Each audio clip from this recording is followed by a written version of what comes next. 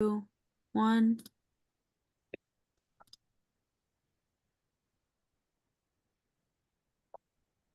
You are now live on Channel 8 and YouTube. Great, thank you very much, TCTV. Time is now 6:30 p.m. I'm Chairman Mike Curry, and I'd like to call this Select Board Business Meeting to order on the 6th day of November 2024. Please stand and join me for the Pledge of Allegiance.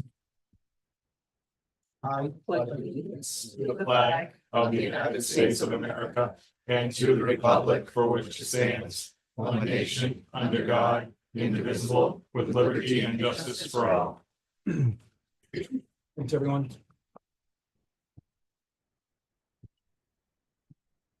May I indulge everybody, please? I don't know if everybody's aware. I'd like to request a moment of silence for two individuals. Yesterday, Chief Dickey's father was buried with military honors at the Winchendon Cemetery, and then there was a celebration of life at the Legion. I was not aware of it as well. I missed it, and I feel horrible about that. But just a brief moment of silence for Mr. Dickey.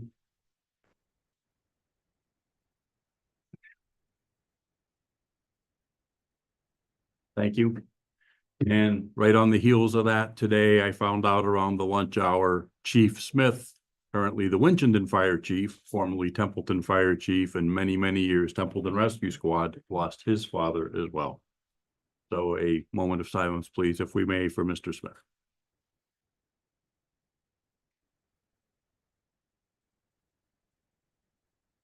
Thank you for that. Thanks, Tim. Our condolences to Mike. Yeah, sorry to be the bearer of bad news. Hey, I would like to remind everyone that today's meeting is being broadcast live on TCTV, Cable Station 8, and our YouTube web platform. For those who wish to revisit any part of our proceedings, the recording will also be available on our YouTube channel. Your subscription to TCTV will also be greatly appreciated. Additionally, if any audience members are recording this meeting or plan to do so, please notify us prior to starting. Also, this evening will feature, all right, we have a full quorum. Our agenda tonight, along with other public documents, is available at templetonma.gov, the official website for town information. Here, you can also subscribe to alerts for all other public meetings and our town administrator's weekly report. For immediate updates, including emergency notifications, please enroll in the Code Red alert system through our website by calling 866-939-0911. Website is the preferred method. This service is vital for staying informed on important and emergency matters. As chair, I maintain the discretion to modify tonight's agenda as needed to manage time effectively, utilize personnel resources efficiently, and ensure public awareness. I reserve the right to rearrange the agenda items to best accommodate our proceedings and honor our guests. And I certainly take the input of the board into consideration when moving items around. If this is your first time attending a select board meeting, welcome. We're really happy to see you here. We are committed to serving our community with patience, fairness, and efficiency. We do ask the same courtesy and engagement from all participants tonight. Let's have a respectful meeting. All right. We are on to approval of meeting minutes. You have a set from October 9th and a set from October 23rd. At your leisure, I would accept motions together or separate for meeting minutes.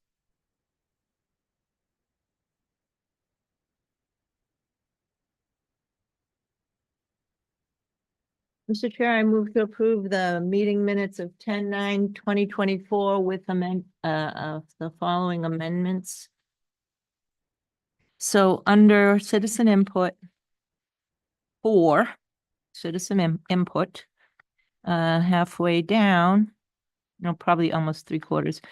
Julie Farrell, they put Farrell. She's Julie Farrell of Myrtle Street requested the board move up item J on the agenda. It's just a little wordy, and the spelling of her name, I might butcher it, Farrell. Hey, okay, thank you. So that would be one. And then Ms. Rachel Herman of Pleasant Street. It's awkward. We're not a city council.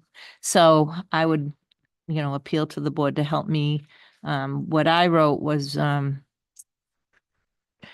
Rachel Herman of Pleasant Street referenced an email to Mr. LaMontagne and brought in a citizen's petition that can be filled out by, so I'm wondering how to word that. So Yeah. Okay. So Rachel Herman of Pleasant Street referencing an email sent to Mr. LaMontagne about action against a pyrolysis plant. Taken by a city council in Ohio. Okay, no, it's awkward because she did reference a case in Ohio Mhm. that a city council did. Right. I just want to make you aware that the capturing of minutes is a subjective action. You know, it's a retelling or otherwise. I get that you want it to be rewritten. It's not written. It may be awkward to you, but that's what the facts were. If you want it to change, to make the edit, I'll totally listen to the edit. I just want to Okay, make a point I that just they're, may have read it yeah, wrong. they're subjective, so. Okay, th- that's But why it is I our asked. job as the board to That's be why I'm able to asking. make sure that the minutes reflect. And then she wants to know if this can be done for Templeton. She wants Did to know you if this rewrite can be it? Did done you- for Templeton against plastic waste incineration to protect the citizens of the town. Are you fine with that? If you're fine with that, I just think it's a little awkward. She wants, I if know you're she, asking me, I think it's fine, but if you had an alternate entry there, then I would support that as well. I would You know, leave out, yeah. she wants to know if this can be done for Templeton. And then I would leave out against plastic waste incineration or it's just awkward to me. I can't wrap my head around it. She wants to know if this can be done for the group. There's a group for Templeton to stand against plastic waste incineration to protect the residents. Nobody finds that last part awkward.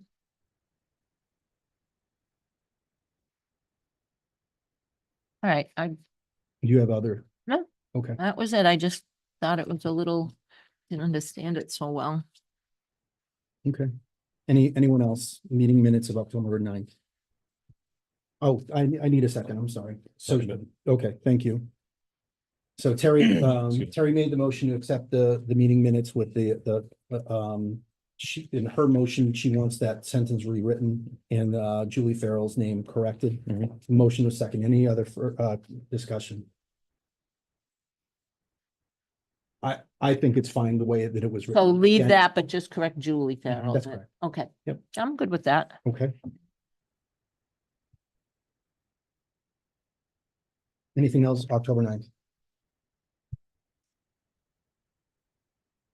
All right, hearing none on the motion to approve the minutes from October 9th with the spelling correction only.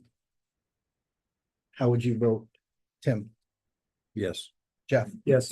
Terry? Yes. Matt? Yes. And I'm a yes as well. Great, thank you. And 10:23. Mr. Chair. Yes, I move to approve the minutes of 10/23/2024 as presented. motion, Second that motion. and I have a second. Any discussion? Yes, I have an item, sir. Sure.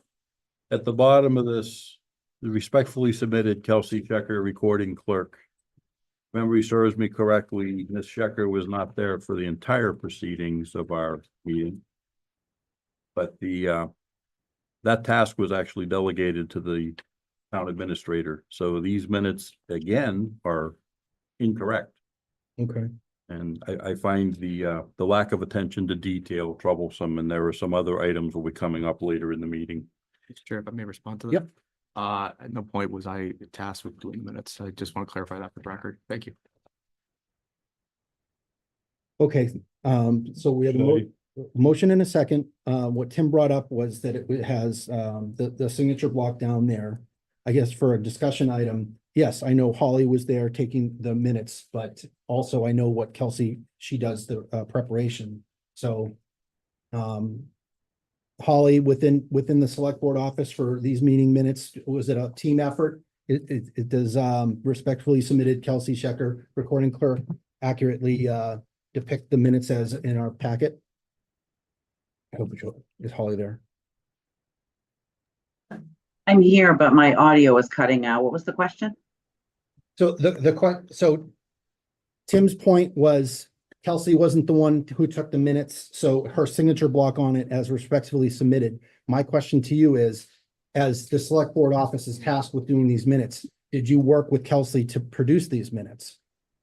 Yes, I took the notes and I did a draft and then she completed it.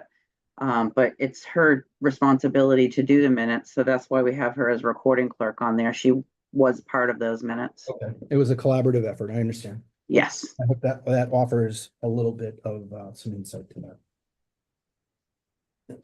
Any other comments, October 23rd? Hearing none, did you want to, okay. On the meeting minutes for October 23rd, for approval, how do you vote, Tim? No. Jeff? No. Terry? Yes. Matt?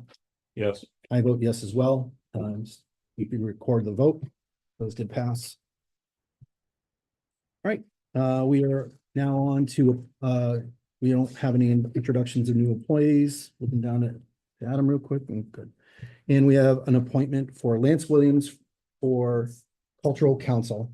Excuse me, you skipped. I totally did. I am so sorry. Oh, You're right. I was so eager to get into. I know. We are up to citizen input. Citizen input, we've got 20 minutes, and depending on how many people that we have come up, I'll be able to adjust the 3-minute rule. How many do we have People tonight? would like to give citizen input? 1, 2, 3? And I'm gonna have just one short. Okay. Okay, 4. Oh, wait. 1, 2, 3, 4, 5. Okay. All right, citizen input. There might be another one, like. Is that about the cemetery? or Citizen input can be whatever you want it to whatever be. you want it to be. So 6. Okay, 6. Let's start it out. Okay, we're closer to the 3-minute rule. Based on the number of people that we have. What is this, You absolutely can sit there. okay, I can talk loud. You're right next to the microphone. You're probably fine, Steve. Okay. Uh, So anyway, Name and address for everybody. my name's Steve Drury, 18 Drury Lane, Templeton, Mass. First of all, 3 minutes is not, I always object to that. We should have Noted. time. We should have the time to do what we have to do. I want to know, speaking to the taxation situation that's going to come here later on tonight. If we're going to have, again, a 3-minute rule to discuss, something that's ingenuous to the fact that the town meeting voted for, such taxes, and you're going to now set some sort of, percentage as to different property characteristics and make them uniform.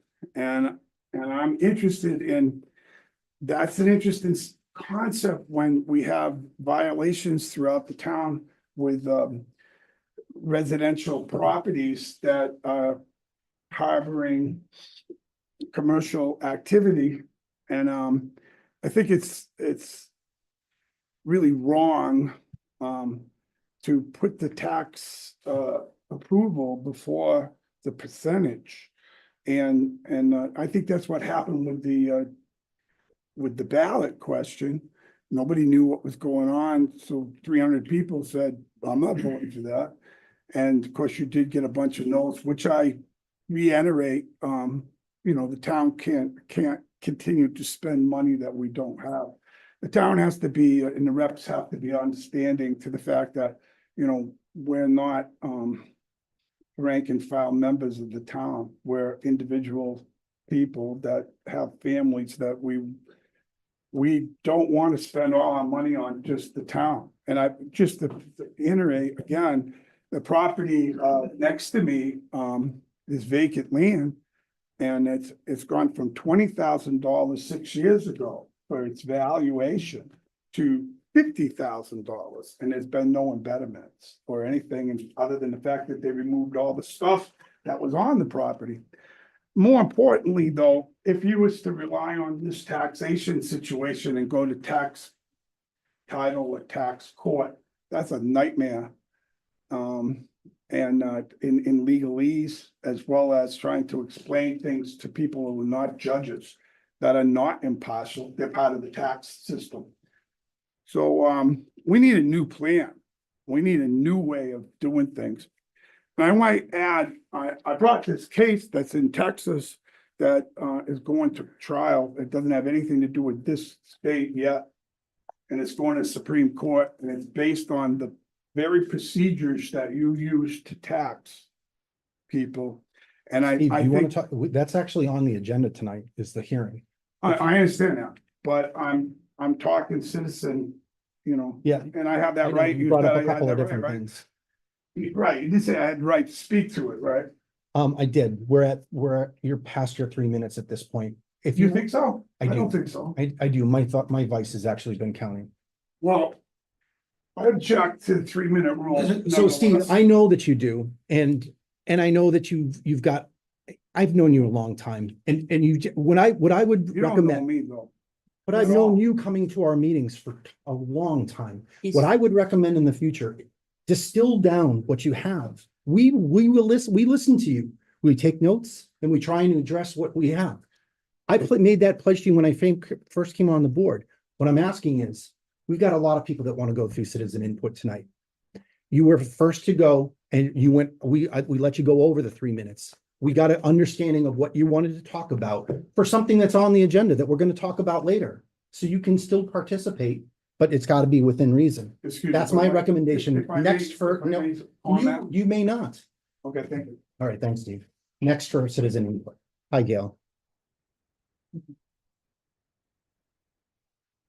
Gail Noel, Winchester Street. Good And- evening. Good evening.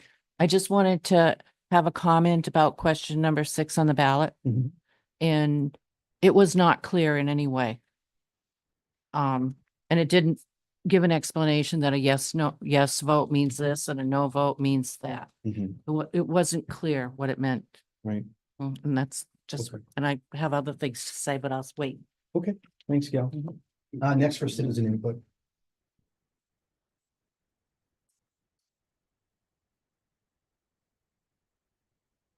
Hey, Liz Toth, Gray Road. Good evening. Keep it short. So last meeting that we were in here, I asked 3 specific questions, right? I asked for agenda items. I neither got agenda items nor have I gotten my questions answered. And I consider that disrespectful that there was no response. You just got through, telling Mr. Jury that you would respond. You don't respond to my questions. And every agenda item I have requested of this board, with the exception of one, has been ignored. So I find it disingenuous and I find it disrespectful and non-transparent. I would Okay. like to know what account the IRS fine is coming out of. And I want to know who, because your meeting minutes are incorrect. I didn't want to know when the welcome mat was put out to the plastics company. Low Valley. Yeah, right. What you mean. I wanted to know who decided to put out the welcome mat. So, Okay, all right, thank you. all right. Thanks, Liz. Next for citizen input, Candace and you, ma'am. Oh, Candace and then you, okay.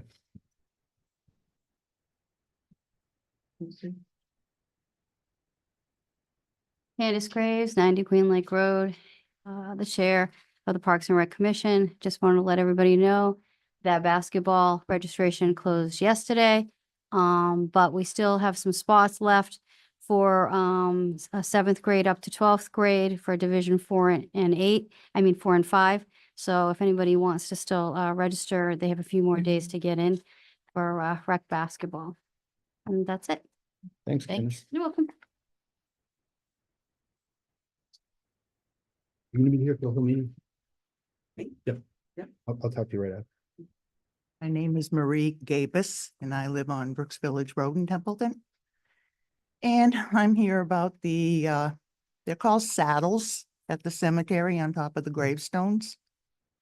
And I called about them because they were picked up the end of last February. We didn't have much snow last year. We've been putting them out for 10 years. So I called the highway department and was told, look up the bylaws. Eventually, I did get the bylaws. And when I asked him about where they were, he says, you can go look in the dumpster if you want, which I thought was kind of rude. So now the signs have been put out. They should have been put out before. We're into $150 that was thrown away. I know it's money, but usually what we do is we put summer ones out and then we take them in, put the winter ones out. Now, across the street from my husband and my parents' grave, there is a stone there with beer bottles. The beer bottles were smashed and they were still there after the flowers were picked up in February. Now, the beer bottles are back. They were standing in front of the stone, on the stone. Now they're flipped upside down with the heads in the ground. What season is that? Because everything has to be picked up 2 weeks after the holiday. What season is beer bottles? If I may, before you leave, there is actually a meeting of the elected cemetery commissioners this evening, and they are talking on the agenda. They're talking about that very bylaw. We went to the Templeton Senior Center. There's Yeah. nobody there. Well, We ended up coming here because no problem. so, okay, I will relay your information to the cemetery. thank you commission. so much. Gaddis. Gaddis. Gaddis. Gabis. Okay, I had too many B's. Thank you. Any other citizen input this evening? If there's nobody, I'm going to take them. Okay.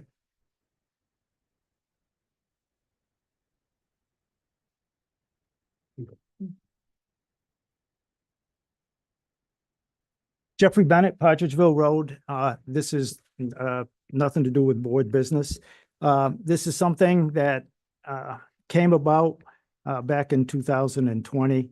It involves Miss Lisa Damon, teacher at Narragansett, in the 5th grade class. This would be the 5th year meeting those kids. She introduces them to Veterans Day, and then the kids run with the stuff. I can tell you, this will be the 5th year. It's not the parents do the thing for the kids and this or that. These kids take it and run with it. And it's not a photo op. It's really relaxed. It's for veterans to meet the kids. It will be next Tuesday, November 12th at 1:45 in the auditorium where we generally have our town meeting. Any veteran, if you have the time, it's a really cool event. The kids do an awesome job. They've done cards, they've done read little poems and stuff. They've brought in boxes of Halloween candy to give. It's their thing that they give, to the veterans. So if there's any veterans out there, you have the time, Tuesday, the 12th at 1:45 at Narragansett. There's not too many things that grab my attention, but these kids, it's a really neat thing to meet them, and it's important. They get introduced to Veterans Day, which is a good thing.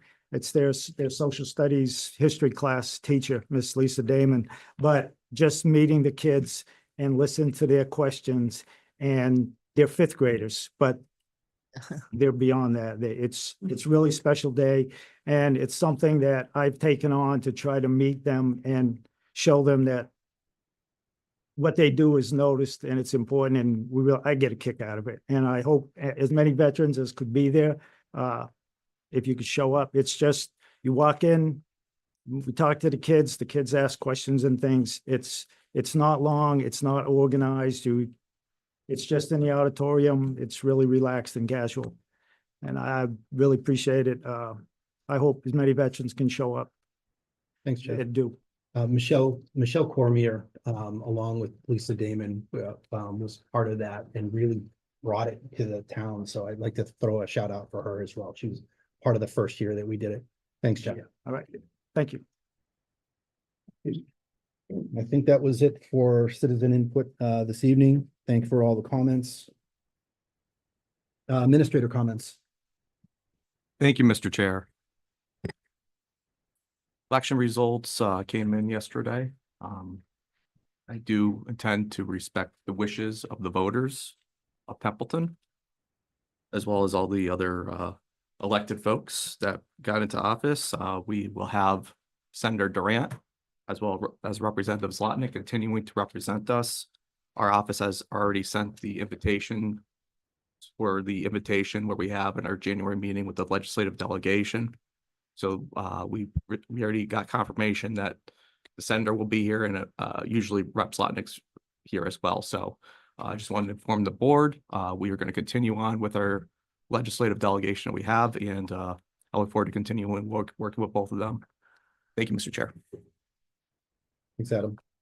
All right, let's jump into new business. We don't have any introductions of new employees this evening. However, we do have one appointment. Lance Williams, are you in the audience at all?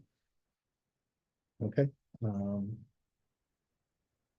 We have a community interest form for Lance Williams. Lots of experience, and first on item was cultural council. So if it's the board's wishes, make a motion. Oh, sorry. Well, Would I'm you- not on the board. Yep, go ahead. Oh, no, I purposely made sure I came to welcome Lance, because, we're really, Name and, oh, I'm sorry. Hi, I'm Lisa Dembeck, 23 Turner Road. thank you. I was very happy to see this in my inbox. So, I was coming here anyway for the meeting, but I was looking forward to meeting Lance, so. Hopefully, we're ready to go. All right. And it doesn't matter that he's from Gardner. It does not. So I move to approve, where is that? I move to approve Lance Williams to Cultural Council appointment expiring 6/30/2027. Second. I have a motion and a second. Any discussion?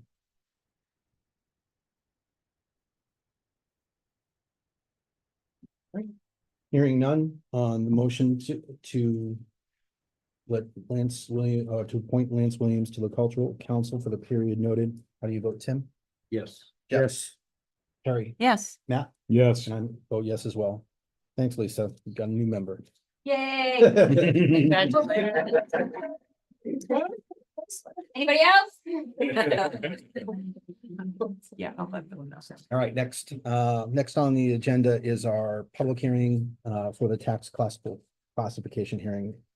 Justice. I believe we have to open that. Yep, we will. Mr. Chair? Yep. I move to open the tax classification hearing for fiscal year 2025.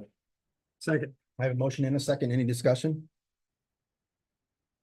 Hearing none on the motion to open a public hearing for the tax classification hearing. How do you vote, Tim? Yes. Jeff? Yes. Terry? Yes. Matt? Yes. And I vote yes as well. We are in public hearing as of 6:58 PM. All right. Hello. Members of the board, before we begin, we have a quorum of our Board of Assessors here, so if they would like to call their meeting to order.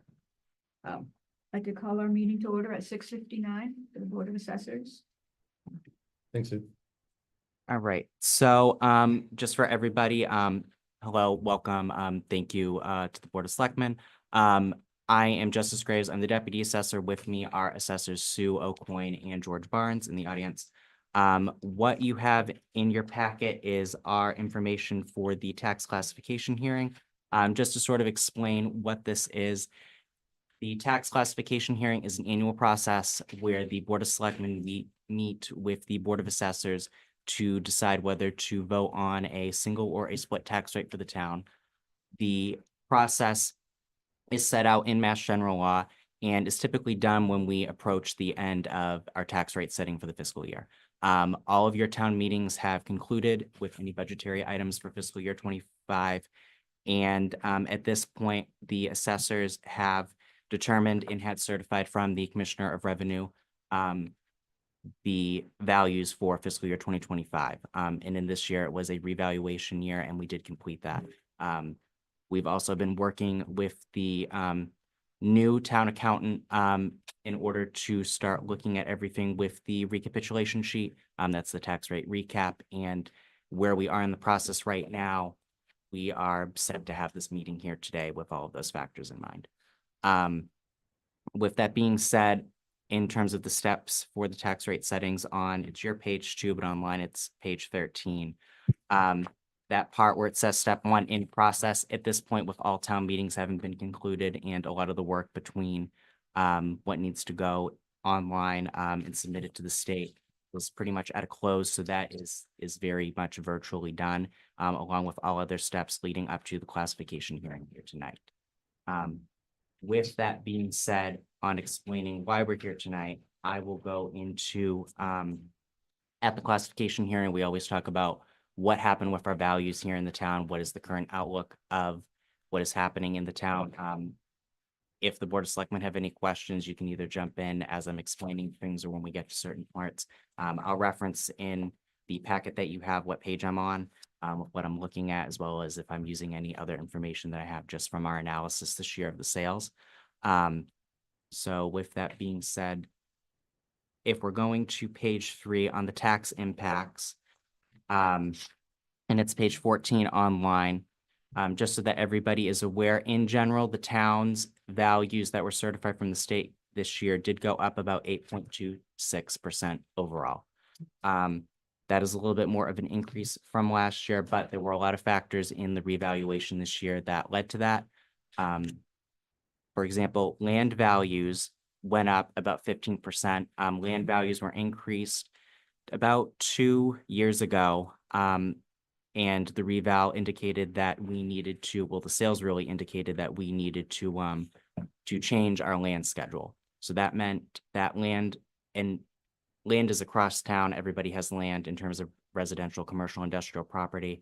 But in terms of how that was scaled, smaller properties, because of the sales that happened in town within the past cycle, which was from the sales were analyzed from January 1st of 2022 all the way to December 31st of 2023, showed that smaller properties with smaller acreage had more of a value impact than those that were larger. So while land did increase 15%, landowners with a significant amount of land did not see a 15% increase in their land. And backland did not change at all. There was no data to support increasing backland being anything in excess over given zoning requirements. So anybody who has 15 acres in a 2-acre zone, those remaining acreage, that did not change at all. This sales analysis that wasn't supported by the sales. With that being said, even with the change in the land schedule, it was still supported that residential values were on the rise over the last several years. Across the board, residential values increased about 7.4%. But in terms of where those increases happened, it was a little different. We actually had some categories of properties that actually went down this year and some that went up. Just some notable differences. Normally, if we look at last year, when I came in front of you, properties either stayed the same in terms of, your capes, your bungalows, your modern contemporary homes, or they went up. But this year, with the land changes and with it being a more involved year with the state, the sales showed that we didn't have to increase as much with regards to individual property types. So for example, Cape Cods did go up about 1.8% in terms of their overall value. Modern contemporaries went up about 3.57%. Some big ones that really changed because they have not been looked at in the past 5 years. Every revaluation is a 5-year cycle. And without sales and without certain information, we can't support just raising values just because. We have to have data to back that up. That's the only way that we can get our values certified with the state. That's the only way that we can justify to our residents why we're doing this. Well, it's because your neighbor bought this piece of property for this amount, or, you know, different classes of people across, or different groupings of properties across town sold in a certain, you know, section. And that's why, you know, land values over there are a certain way. So going back to that, mobile homes had not been looked at for some time. Those went up about 30%. And apartments had went up about 10%. Apartments, that would be apartments 4+. Other notable increases, condos, again, condos are selling really high. They are still selling really high in 2024. I can tell you that right now. In the revaluation for this year's values, they did go up about 11% alone. In terms of notable decreases, ranches, colonials, raised ranches, and conventionals all went down. Ranches and raised ranches, ranches and colonials went down about 1 to 2%. Conventionals and raised ranches went down a little bit lower. But of course, keep in mind that the reason that this is all spread out like this is because, again, land values affect everybody in town. That showed up in the data. And so when we looked at that, we didn't have to increase or decrease specific property categories as much as we had in the past. The other thing that also changed with everything, including on the commercial side, was outbuildings. The last revaluation we did was in fiscal year 2020, which analyzed back into 2019. The costs for outbuildings such as sheds, wooden decks, garages, is not the cost that it was after the pandemic. And so those have gone up, depending on the type of outbuilding. You're talking about increases of, you know, 50% to more, or, you know, 25% or more in those different categories. Looking at everything, some more industrial properties saw more of an increase with that, since we're talking about a lot of those have a lot of outbuildings, a lot of storage houses outside of their main building. But anybody with, you know, additional sheds and stuff, you will see an increase on that on your outbuildings. That was supported by the costing that has been going on throughout the entire country within the last 5 years. Could So you describe a shed very quickly? sure, could I describe a shed? Just a small, And that's not a smart Right. question. That's like, is it on a pad? Is it a permanent structure? Is it the plastic ones that you get at Home anything Depot? that, so it needs to be permanently affixed, or it needs to be reasonably permanently affixed to the real estate. Anything that's taxed on real estate needs to be, you know, terra firma on it. It may be removable with some effort, but if it's permanently fixed there, then that's taxable onto the real estate. Thank you. Some sheds are fairly worthless in terms of, you know, their cheap construction. You know, if somebody puts up like a very, you know, small resin shed or something that, you know, wouldn't change as much as, say, like a decent constructed wooden shed, Okay. especially like a ferry shed or something like Do you that. mind questions along the way? Yeah, no, that's fine. I had Okay. said, I think I had said at the beginning of it that I'm okay with fielding anything from the board as we go along. And just the structure of the hearing, I normally reserve the comment, like a lot of the questions for the board, but I know of at least one person who might have a question near the end of it, so I'll make sure I go through the board questions and then we'll tackle anything that the audience might have. Okay. Please continue. Okay. So that is the end of page 3. If we go to page, oh, well, actually, it's not the end of page 3. So commercial values, we have not had the opportunity to increase our commercial values. There are not a lot of commercial and industrial sales in town, and even when there are, they don't qualify, meaning that there are other circumstances within the sale. You know, sometimes it's not just the sale of a commercial property, it's the selling of a commercial property with a business. So that means that the sale price that's reflected is not indicative of the actual value of the real estate itself and the building of the real estate. This year with our revaluation, we were able to justify commercial values going up about 9.6% in terms of market value, but again, with those differences in land and outbuildings value, commercial values went up 12% across the board, and industrial valuations went up 11.3 from the market analysis, and roughly 23% overall.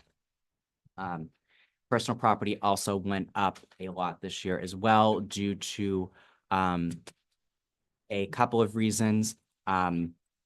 Some things in terms of personal property, I would say there was a one-off with one particular account that has a lot more leased inventory in town, but a lot of the other personal property that was picked up during this year were things that we expected to happen with the revaluation. With regards to our commercial businesses for their equipment pay a personal property tax on their equipment. Also, people with any second homes pay a personal property tax relative to what the estimated value of their interior furnishings are. So just so that people are aware of that. Are there any questions right now, or? None from the board. None from the board, okay. Hang on. Go ahead. Okay, so if we go to page 4, page 15 online, the average price of the average value of a single family home is $366,106 this year in fiscal year 2025. That's up $21,840 from last year's assessed value for an average single family home of $344,266. As you'll see, over the past 10 years, the average value of a single family home has continued to rise. And in terms of the shares of value between residential and commercial, industrial, and personal property, there were a lot of increases within the commercial, industrial, and personal property classes. So actually their percent increase went up a little bit this year, but it still is in line with the trend that you've been seeing, and you can actually see it on page. It's more defined on page 6 online. It's page 17, where you see the percentages of residential value and commercial, industrial, and personal property. Yep. They're still going down as your residential values are continuing to go up due to the increase in demand on the residential side. But it did increase a little bit from year to year from last year, but that trend is still on there. Slowly decreasing. Correct, the share. 11 to 9 to 8, now we're to 7. Yeah. And while we're on page 6, just 2 things to notice. In terms of residential parcels, you had 14 new single-family homes added onto the tax rolls. And in terms of commercial parcels, you had 1 that converted from a commercial to a single-family home.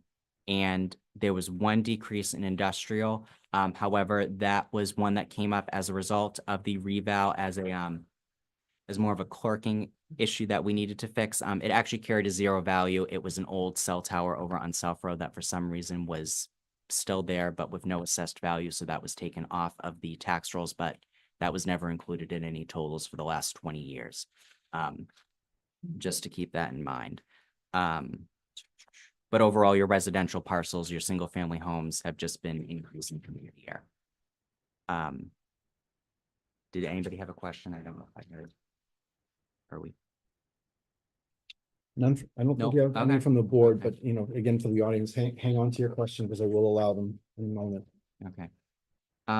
If we're going back to page 5 and online at page 16, you will see that your new growth this year was certified at 227,736.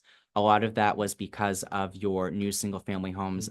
There were a lot of supplemental bills issued in the last fiscal year that resulted in that increase in new growth, as well as just the reval itself. I can tell you that I picked up a lot going to every single cell tower in town, as well as a variety of other commercial and industrial properties throughout the town on top of just residential. So it was, Good point. Thank you.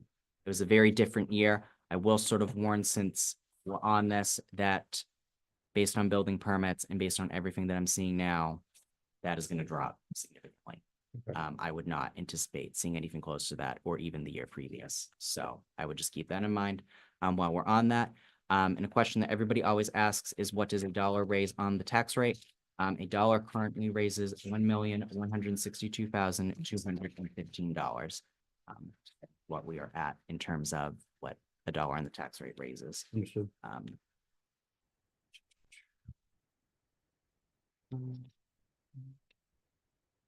On page 7, online with page 18, you will see the top 10 taxpayers. Some moved around from last year, but it was still your same top 10 in terms of assessed value from last year. And again, if you're looking at then page 8, online is page 19, that's just showing what the single family average assessed value is in terms of what an average single family tax bill is. You can see how that has been a trend over time.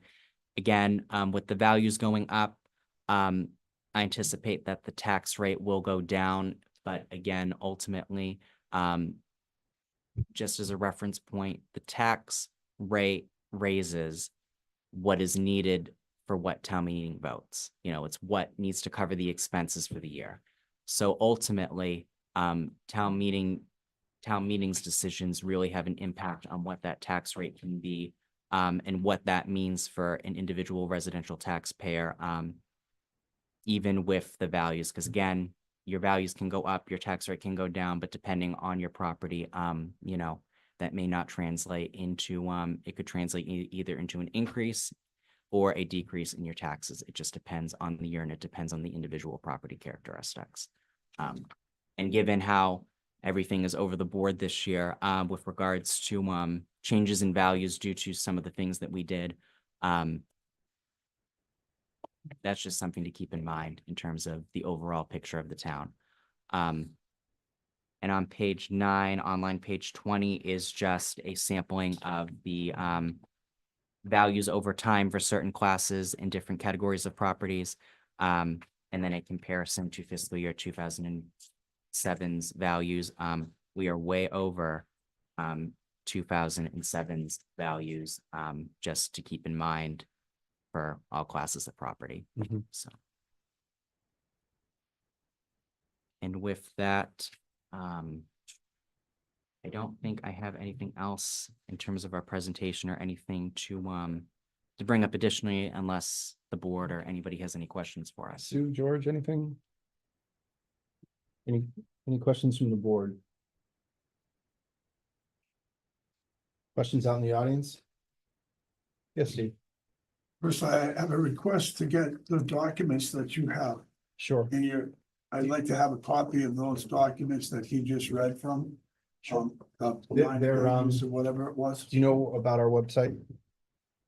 Um, They're part of the packet. I don't want to redirect, but I asked for copies. Can I get copies? Sure. Okay, that's all. And I want to go on to my question. Okay. Thank you. So we're in the meeting now and we've heard that. On hearing. Excuse me? We're in the hearing. Yep. The hearing, yes. And we know that you're gonna vote on an item.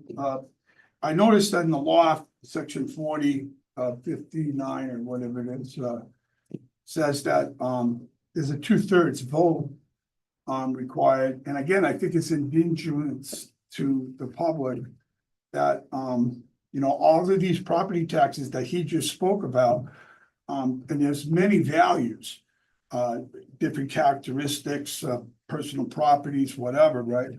And they fluctuate and they never go down. They continuously go up and they're based on what the neighbors did, who knows where, down the street over there and down over here. And they're all based on his bottom line is to pay the town expenses. And what's not included in this either is embedments that are happening. So what's going on is we're getting priced out of our properties. We don't own our properties. We're basically sharing them with you. And I object to that. I'm gonna do something about that. I'm gonna legally do something about that because that's wrong. I believe that I have a right to an allodial property. So the fact of the matter is that if this continues, and it has over years, he's spoken in those terms. And he's even speaking in terms of the past, 1920 and so forth, and now making new valuations and so forth. And I brought up the fact that there's a lot of properties in town that are in zoning situations that shouldn't be there. And we gone through a big process, you said you knew me, over the fact that the last assessors would not allow a 33% evaluation and decreasing due to external obsolescence. And what ended up happening is one of the assessors that's retired continued to decrease that value and eliminate other people around, since it was a neighborhood. Totally illegal and just wrong, because external obsolescence affected the whole entire neighborhood, and they all deserved. And I remember people saying, well, they didn't come forward. They didn't come forward, which brings me to a quorum. I mean, I'm talking, you know, when I'm at a town meeting and I got 79 people and you're relying on that 79 people, I just think it's outrageous that you would even consider taxing everybody in town. You know, that's just unbelievable. And they're so frustrated, you know, that's why they put in Proposition 2.5. That's why they did it. They wanted to, you know, horn this so that it wouldn't get out of hand. And people now, you know, with the less amount of voters, it gets override. And there's an override for this, an override for that, and this and that. And, you know, I don't know about you, but, you know, anyone can live on a credit card. And, you know, and that's what this town's living on. We don't see the red, we don't see the black, we don't see the contributions that you keep piling up. But we do feel the constant taxation, and at some point, we don't eat. You know, we're not eating. We can't eat. And I want you to feel guilty about that, because I have to go to the town to get food. And I don't like that, you know. I like to be able to sustain what I have, okay? If you keep spending the way you do, it will never cease. It will just continue. All right, and then you force people out, one goes, another one goes. And our family's lived in this town for years, Our house cost $3,000. I looked it up the other day. It's valued at $150,000 because I kept pressing the issue, but it would be up over $250,000. Speaking to the fact that the property next to us was $20,000 and it's vacant land, and it's now worth $50,000. Vacant land. You're out of control, and you got to stop this. As a representative, I came here tonight to tell you and speak from my point of view that this whole business of, you know, property down the street, he's got a Cape house, he's on the other side over there. He did this. You know, taxes are supposed to be apportioned to embedments and their values, not because someone sold a house down there and someone sold a house over there and he got a good price and now everybody has to pay because that guy paid. That's what this case is about, and it's going to go to the Supreme Court, and you're going to be screwed when this goes through, because you're not going to be able to do that. So you're looking at bankruptcy. So you can look at it in the eyes of the truth. Stop spending. Or you can turn around and say, you know, maybe we should go into business and do something that makes money, like the Templeton Light and Water, you know, where they hold their own meeting on the other side of the town, where they don't come, all right, where they charge people for things that they don't want, you know, and we're ratepayers. Yeah, just could you make your point in Well, am I still on 3 minutes, even at a meeting like this? well beyond 3 minutes? I Well, I wouldn't want think you so. brought up a lot of really good things. Like, I think you did a good job trying to stay to the All right, issue at excuse hand. me, let me finish then, please. I That's respect what the I'm fact, asking you to do, yes. I don't want to interrupt the chair, but more importantly, I understand. I really hate it when judges interrupt me and when people that are in charge, authority figures interrupt me. Like, it really. This is it- our hearing. It not your ruins, it hearing. ruins it. I don't care about time. We all came This is here yours to too. understand Mr. Chair, something. decorum. We need to work this out, okay? And so I could come here with solutions, but I'm not even forwarded the paperwork. So I mean, I could figure things out and I could sit here and say, well, we could do this, we could do that. But the problem is, it's not on the floor. What's on the floor Could I ask? what's on the floor is you're gonna increase the tax. Did your board meet to discuss this? Oh, Yes. Was Mr. Drury present? No. Excuse me? There are other meetings that this is what Justice has done a good job is to basically say, this is the work that the board has accomplished, and this is the culmination of that. You're making it out like it was done in secret and there was this and all of this. No, paperwork. not. I object to that. I'm not saying it's That's done what in I'm hearing, secret. but I'm just Well, trying to. maybe probe that's this what point. you're hearing, Yep. but you keep interrupting me. And your evaluation of me is not maybe what other people might be thinking, because I'm speaking to the truth of the continuum. I'm talking about the taxation that keeps going on and on based on unrealized taxes. You can unrealize the tax on a property and then next year realize it, but it really never got realized in the first place for betterments in things that the property might have been more valued for. And this is the problem with the system. So, but the bottom line is I'm not making personal situations, which you just referred to. I refuse to deal with the moderator when he argues with me. The fact is, I'll respect the fact, but if you're gonna interrupt me, you should do it legally in respect to the say, point of order, I wanna say something or whatever. The fact of the matter is, I came here tonight because I'm at the end. This is the end, okay? We're gonna do whatever we have to do to fix this, and we wanna work with you, all right? But, you cannot keep taking money from all of the tax owners in this town to run your show, okay? Because it's just not working, and it's not working for us. Thank you. Thank you. Next, and this is a public hearing, so whether you're offering or have a question, remember, we come out of hearing, the board deliberates and then makes a decision. So really, it's about Justice's show and the Board of Assessors. Gail, and then Rachel. Gail Noel, Winchester Street. And what I heard is that this department has gone through every single property and reviewed it, whether it's commercial, industrial, or residential. And then within residential, you went through all the types of homes and then land and sheds and so I hear that you did a very thorough job. And then, based on sales in neighborhoods and everything, tax rates go up, and I'm sure we're not the only town that follows this rule. They all do. Rachel is first. Yes. Mr. Drury, right? Yes. Do I get a microphone? Or do You can come up closer to the microphone. borrow? Sure. So the microphone does not project. The Thank you. microphone just I want to be heard equally, if you don't mind.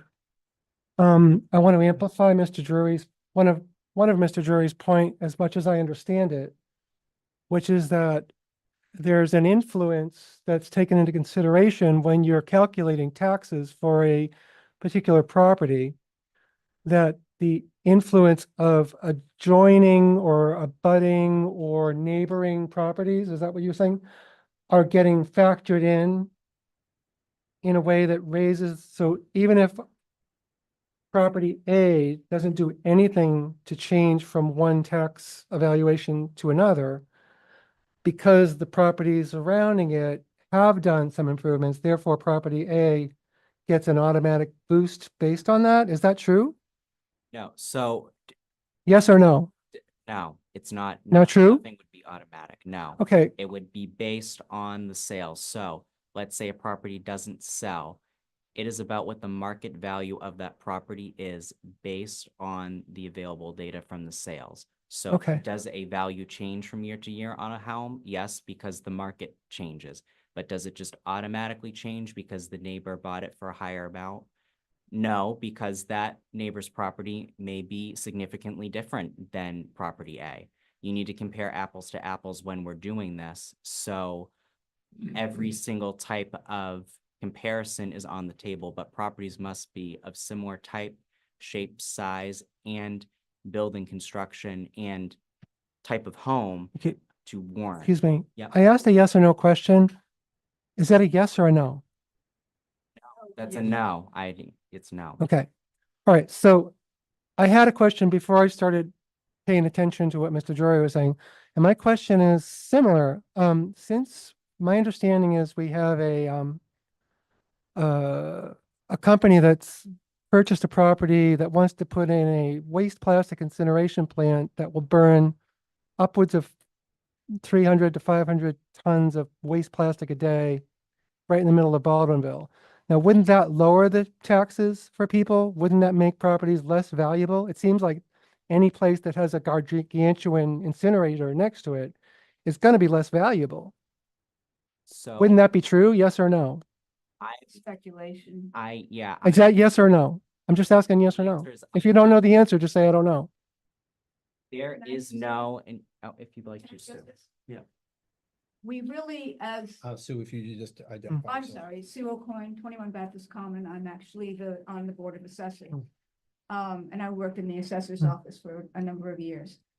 The way that would be a yes answer would be if the sales in that area went down. So if you wanted to sell your home and your home sold for considerably less because people don't want to buy it because they have this factory there, then yes, the homes in the area's assessments would go down as well. However, it would all depend on who is buying your home. Would it go down simply because you have a factory in the neighborhood? No. It would not. Thank you. And can I just add something I just want to add something ahead. to, because again, after working in the office for years, I don't think people realize that the Board of Assessors answers to the Department of Revenue of the state of Massachusetts.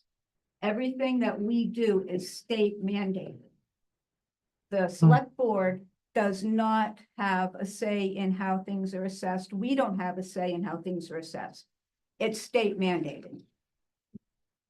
Everything that Justice figures is on a spreadsheet that is sent by the state. This is how you do it. Everything he does has to be approved by the Department of Revenue. So Thank you, Sue. we can't do things at a less amount because it's close to a factory that I don't want either. Mr. Chair. Yep, a point of order, once your point of order. So, I can't hear you. So, yeah, I don't hear. So that's why I was trying to ask yes or no questions. we're in That's here. how I'm getting access to this meeting. But the follow-up question is, the town had the opportunity in July, after a ruling by the judge at the land court, to take this very same property from the waste plastic incinerator planners. This is. And this is- yet You're beyond what we're doing the hearing for. we're talking about taxes. But you're talking about something, do you have a specific question for the assessor's office? Do you have a question? Stay on track for the tax classification. So here. you don't want to talk about the missed opportunity to get the I taxes. want to make sure that we're staying on with the tax classification hearing. Okay, Are you finished with your question? that was my question. What happened? Why didn't we get those taxes? In terms of, Justice, so you're talking, Thank you. so, I'll take this. okay. I was gonna say, in terms of that, issue, on Holman Street that Mrs. Herman's referring to, at this point, the assessors, we don't deal in land court and we don't deal with anything, I in understand. between with the purchase and sale and the in between with that. So there's nothing that I could really, So it's not part of the Give tax more- classification process? no, it is not part of the Okay. classification I think we process, can- no. I just want to clarify, because a lot of information just got thrown out. I know, but is it So there's no, consistent with? no, keeping it's in- important for the public to know this, because a lot of information is being put out there. There's no building Sue, I'm not saying- plans submitted. Stop. Okay, I- well, I understand. A lot of fear is being put out there and I think it needs to be Yeah, corrected. we will address it in another forum. We're gonna stay on with the tax classification hearing. There's another question, Mr. Drury. Yes, I heard the, assistant, no, assessor. Tax, your assessor. Deputy assessor, yes. I'm Mr. deputy Graves, assessor. if I may. Yes, I heard him speak into the back. And he didn't answer the question, a yes or no, when she asked whether the Yes. cost, wait a minute, whether the cost of the property down the street would evaluate the property that was not for sale. And that's basically actually what we're doing here, as if you read section 4059, the Attorney Revenue Service conducts the meetings only after we have debated the situation and concurred. And the fact of the matter is that's why we're here. We're here to discuss these things. And so that all that whatever is said is not presented to the tax people, because all they know how to do is say yes or no. So they're easy to deal with. Our problem here is that we're being taxed, and he's taxing us on a continuum of taxation on all properties that have been never realized the last taxation, whether it was property tax or whether it was the building tax on the property. Because they vacillate these two numbers, which is confusing to anyone out there that doesn't know anything about taxes, because it's then based on a tax form that comes through. And again, he's trying to hit his numbers. He said it straight out. That's the most important thing he said. So I ask you, what, how? Sorry. I ask you, why we're having this meeting is to, in the end of this meeting, you're gonna make a decision. And we're correct on, you're gonna say yes or no. They're gonna make a decision on the characterization of the percentage of whether it's personal property, whether it's commercial property or private property or residential property, considering zoning and all that aside. The fact of the matter is you're gonna set a percentage on these properties. So, And they're gonna approve it tonight so that you can present it to the Attorney Revenue Service, because that's what the law says that you're about to do. thank you. Am I right or wrong? You're wrong. you're wrong. All right, so tell me where I'm wrong. Let's keep it to Please. quorum. So we do not assess values in order to hit a certain margin with the tax rate. We assess properties based on the market data. Regardless of whether or not values go up or down, the tax rate is to meet what town meeting appropriates.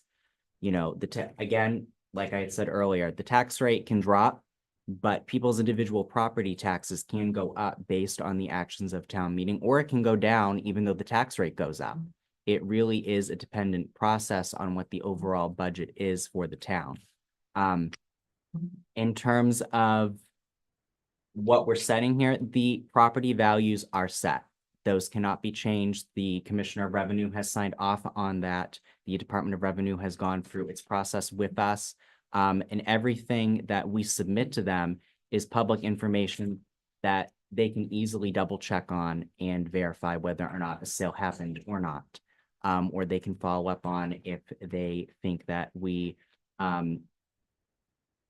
had certain characteristics on it appropriately or not. We go through a detailed review with them, especially in a revaluation year. We value properties and reassess them every year, but especially in a revaluation year, they take a really hard look at what the town is doing and found that we were compliant with state law.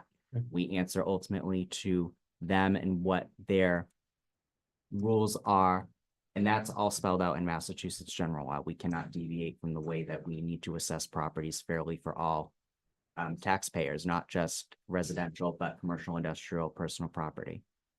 Thanks, Justice. So final board questions. Start with Terry. With regard to what Justice just said, it's not about justice, it's about accordance with MGL Chapter 40, Section 56.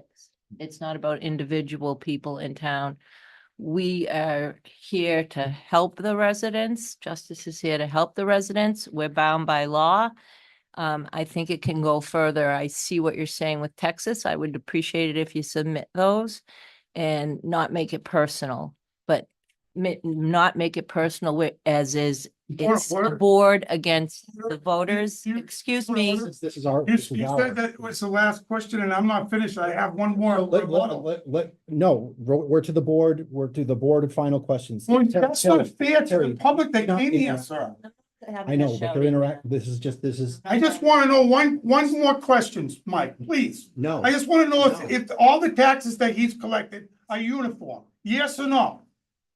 Yes or no? They are in accordance with state law. See, he won't answer the question, yes or no. He just said he answered. No, I the had question. enough. Fine, okay, I final had board enough. questions. Tim, do you have anything? It's all bullshit. Jeff? Mr. Chair, point of order, Just, under decorum. Yep. just Mr. want Chair, to- under point, regardless of how we Finish with your vote. point. Finish with your point. I of don't order. want to cut Jeff off. Well, you did. I'm sorry. I apologize. Mr. Chair, point of, whoa. I'll make it, I'll make it, Jeff, and The final say on Get you the an app. tax rate I have one. comes down to the Department of Revenue, unless I'm mistaken. They're the ones who have the final We say. submit to them and once you ultimately they submit need the to correct. information. Correct, yep, to Mr. Bennett's point, what we submit to them, the full and all the schedules that go into the tax rate recapitulation sheet, the Department of Revenue has to approve and say that that is compliant with state law. So ultimately, we submit the tax rate, but the DOR says that that is our tax rate. And all this information you'll be able to find on the Division of Local Services website, probably as soon as the paperwork is sent to Boston and they It- approve it, you'll be able to see it like, pretty much like the next day. They're really good about it. And once So, it's, thank you. no, and once it's approved, it's instantaneous. They've gotten really good about their services. They have a lot of new DOR, DOS. The Department of Local Services has a bunch of different informational things for the public, but we use it in our assessor's office as well. They're really, when things are signed and submitted, every piece of detail that you could possibly want, although there may be more that you would want to break down, is usually available. So. first of all, Jeff, my apologies. Okay, a point of order, Mr. Chair, under our select board operating policy, section C, conducting the meeting, item 4, decorum and discussion.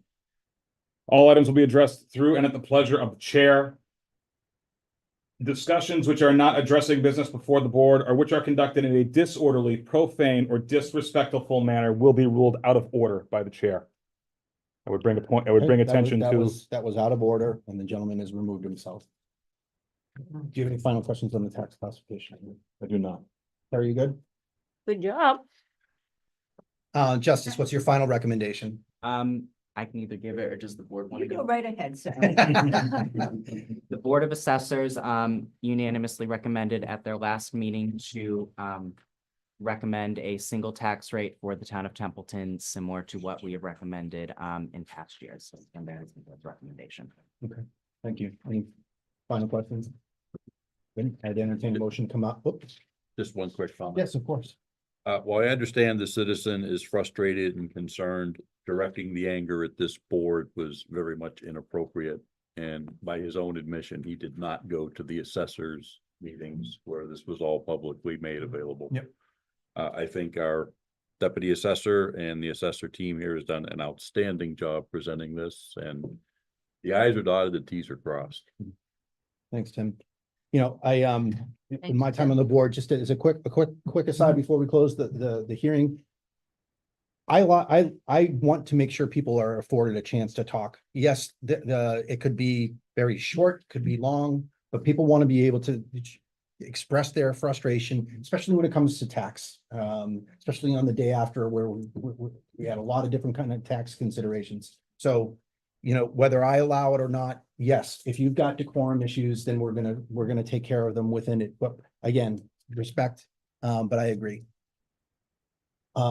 Any other parting shots? I would entertain a motion to come out of public hearing. Mr. Chair, I move to exit the public hearing re tax classification. Second. I have a motion and a second. Any discussion on coming out of the hearing? Hearing none on the motion to come out of public hearing. How do you vote, Tim? Yes. Jeff? Yes. Terry? Yes. Matt? Yes. I vote yes as well. We are out of public meeting, public hearing at 7:44 PM. And entertain a motion from the board so we can deliberate and decide. Mr. Chair. Yes. I move to vote in accordance with Massachusetts General Law, Chapter 40, Section 56 as amended, the percentage of local tax levy, which will be borne by each class of real and personal property relative to setting the fiscal year 2025 tax rates, and set the residential factor at 1.0000 with a corresponding CIP shift of 1.0000 pending certification of the town's annual tax recap by the Massachusetts Department of Revenue. Second. I have a motion and a second. Any discussion? Just one comment. Yes. There is when you have a public hearing, generally everyone who wants to talk can talk, but it's an agenda item. It's for tax classification. Mhm. We're not going to change the mass general law. We're not going to change the process here. We don't have the power to do it. So I understand people are frustrated and there's parts of this law and a lot of laws that I don't agree with, but it's the rules that you got when you're gonna play the game and we're stuck with them. And until it changes that way, we're gonna be doing this. It's the process we're stuck with. It is what it is. And I know it's frustration, but you know, this guy's house sold, how come my bill goes up? You gotta talk to them people down there in Boston. It's not the Board of Assessors. It's not this board. It's the rules that we have. So that's all. Okay, thank you. Terry, did you have anything to add? I know. Oh, just a good job.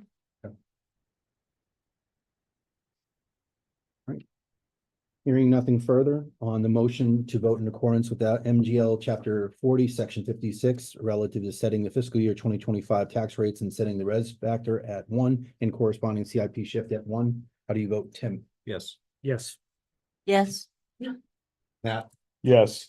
Well-oiled. And I vote yes as well. Thank you very much to the Board of Assessors for all your work. I was actually thinking this is my sixth and last. Good. classification. Mr. Chairman, Yes. the Board of Assessors will have to adjourn their meeting. Oh, I'm There you sorry. go. Okay, yes, please. All right, I had a couple of moves that I would like to make just based on our business and the people in the room. I'd like to move items F up, items H directly after that. New item R up as well, and old business A. And based on that, then when we would come back to item, I would move all those ahead and we come to actually we'll do the presentations first. And then the action items would be H, F, R, A, and then falling back in on item G. Does that make sense? So I basically. Could we take care of the residents on the town property use? They don't have to sit Okay. here through. All right, yeah, we've got, I mean, there's a lot of people in the audience, let's see. I mean, it's. the For government the pass- presentations, you know, I know we have a lot of business tonight for development services and community services, if we could brief by exception, when we do those. So based on who we've got in the audience, okay, all right, so that I will arrange those as we go along, but if it pleases the board, then we'll go into our two presentations, development services and community services. So let's go with the development services first. So folks out in the audience, if you heard your item agenda number, we'll take care of you and then we'll go to board business. Hi, Lori. Good evening. How are you? Good. We're gonna try and brief by exception, anything that you want to, as they say, the wave tops, and the board can ask any questions if they. Absolutely. Okay. So My quarterly report is very much the same every time. Anything, there really isn't anything out of the ordinary in it that I can think of. Already got one question. Go ahead. I'm ready, I think. Go easy on me. Return the I favor. will. All right, go ahead. Under Building Commissioner Administrative Assistant, 90 building permits were issued from July 1 to September 30th. Is that consistent with previous quarters? Actually, it was a little lower than some of the other quarters, but we're back up. Oh, okay. And the cycle continues. Okay. Have you seen is there any trend there that you're seeing over the course of, last couple So of years or? Yeah, we've been extremely busy for the last 4 years. Okay. We've had a lot of people move into town, build single-family homes. And I think if there was more land available, that would be continuing, so hang on to Yeah, right. a little while. Are you starting or expecting to start seeing a drop? We are seeing a slight drop right now, except for people rushing in to try and get things done before the snow flies. Right. The small jobs. Yeah.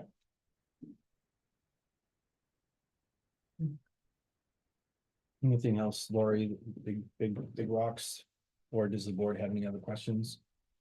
Just one quick clarification under conservation site walks, 26 total. Mhm. 526 Hubbardston Road for BZ questions. What is BZ question? I have never heard that.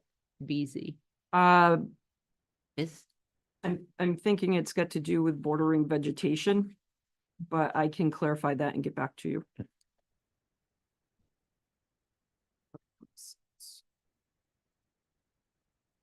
and congratulations on your web-based crisis information system for situational awareness, training, testing, and tabletop exercise. I appreciate Buffer it. zone.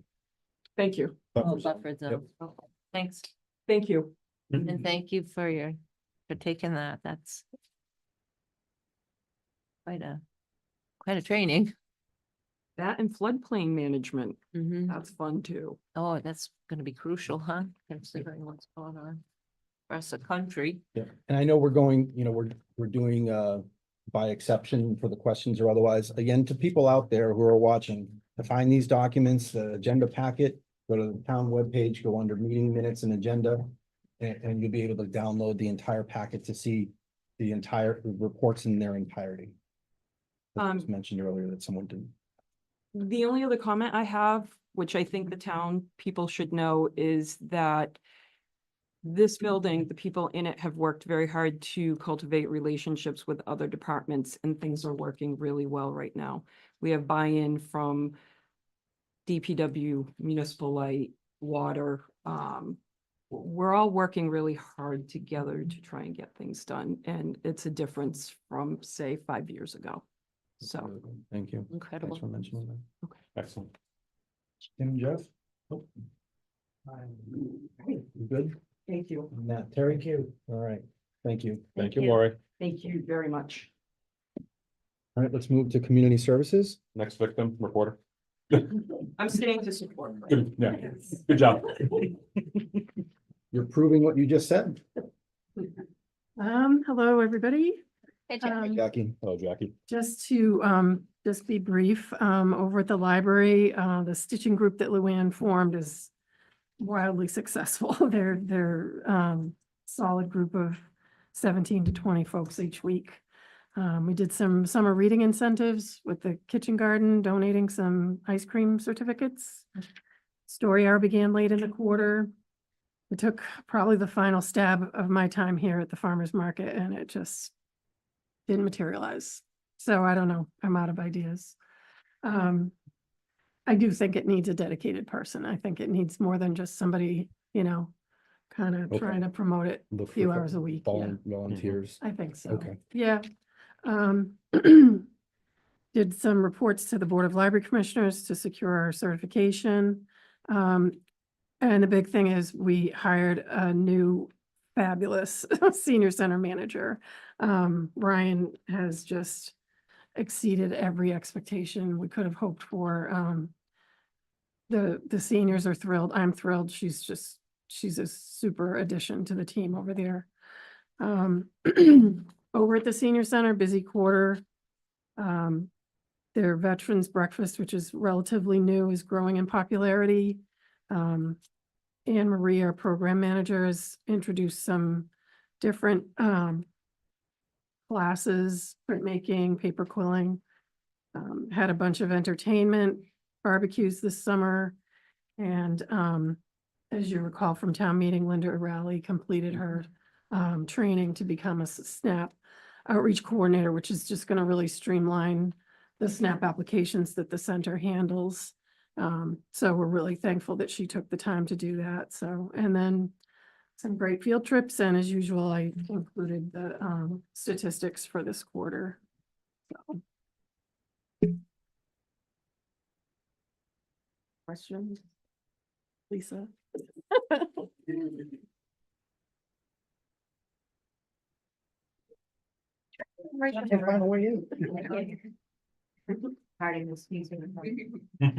Lisa. Hi, everybody.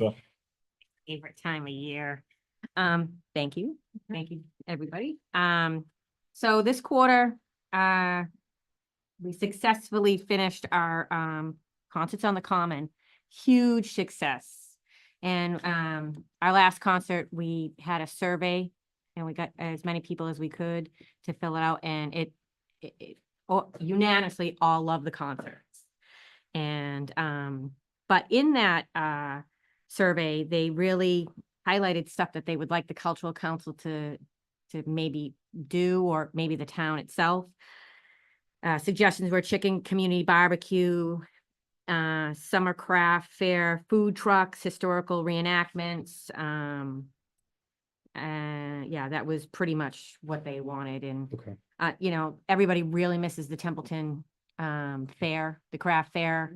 It's huge to develop, so you know, you would need a huge committee. So I don't know. I mean, as far as the Templeton Cultural Council doing that,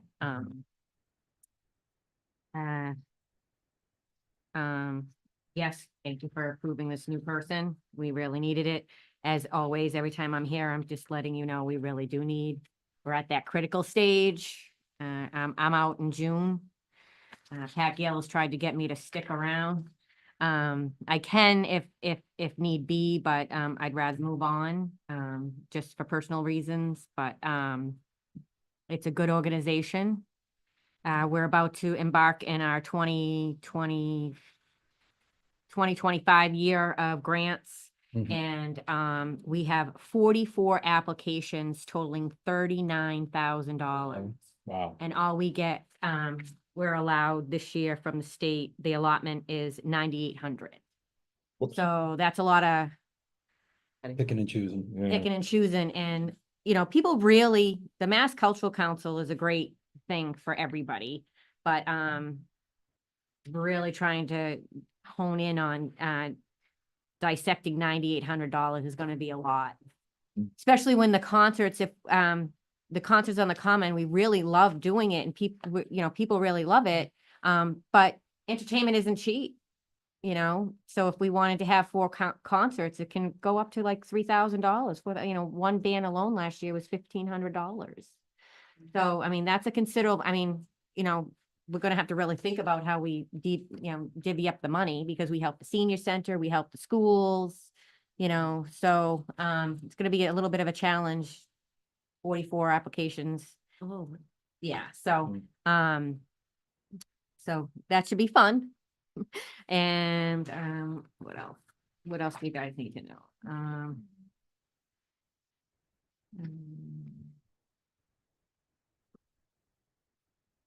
Oh yeah, we sponsored Bob Jordan for the Templeton Farmers Market, because Jackie was really trying to get people to come.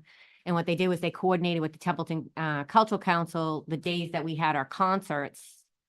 They had the farmers market, and to Jackie's point, it just is not sticking, whatever they do. So I'm not really sure how to help the farmers market either, but definitely need someone to help out with that. And I printed the wrong one, so That's really all I have Okay. for, and again, I can't stress it enough to the public that we need, volunteers to come on to the, Templeton Cultural Council.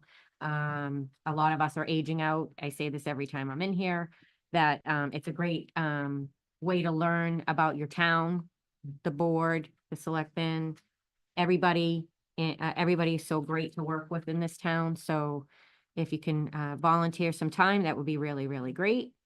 And that's all I really have. Thanks. Any question for Lisa? Adam?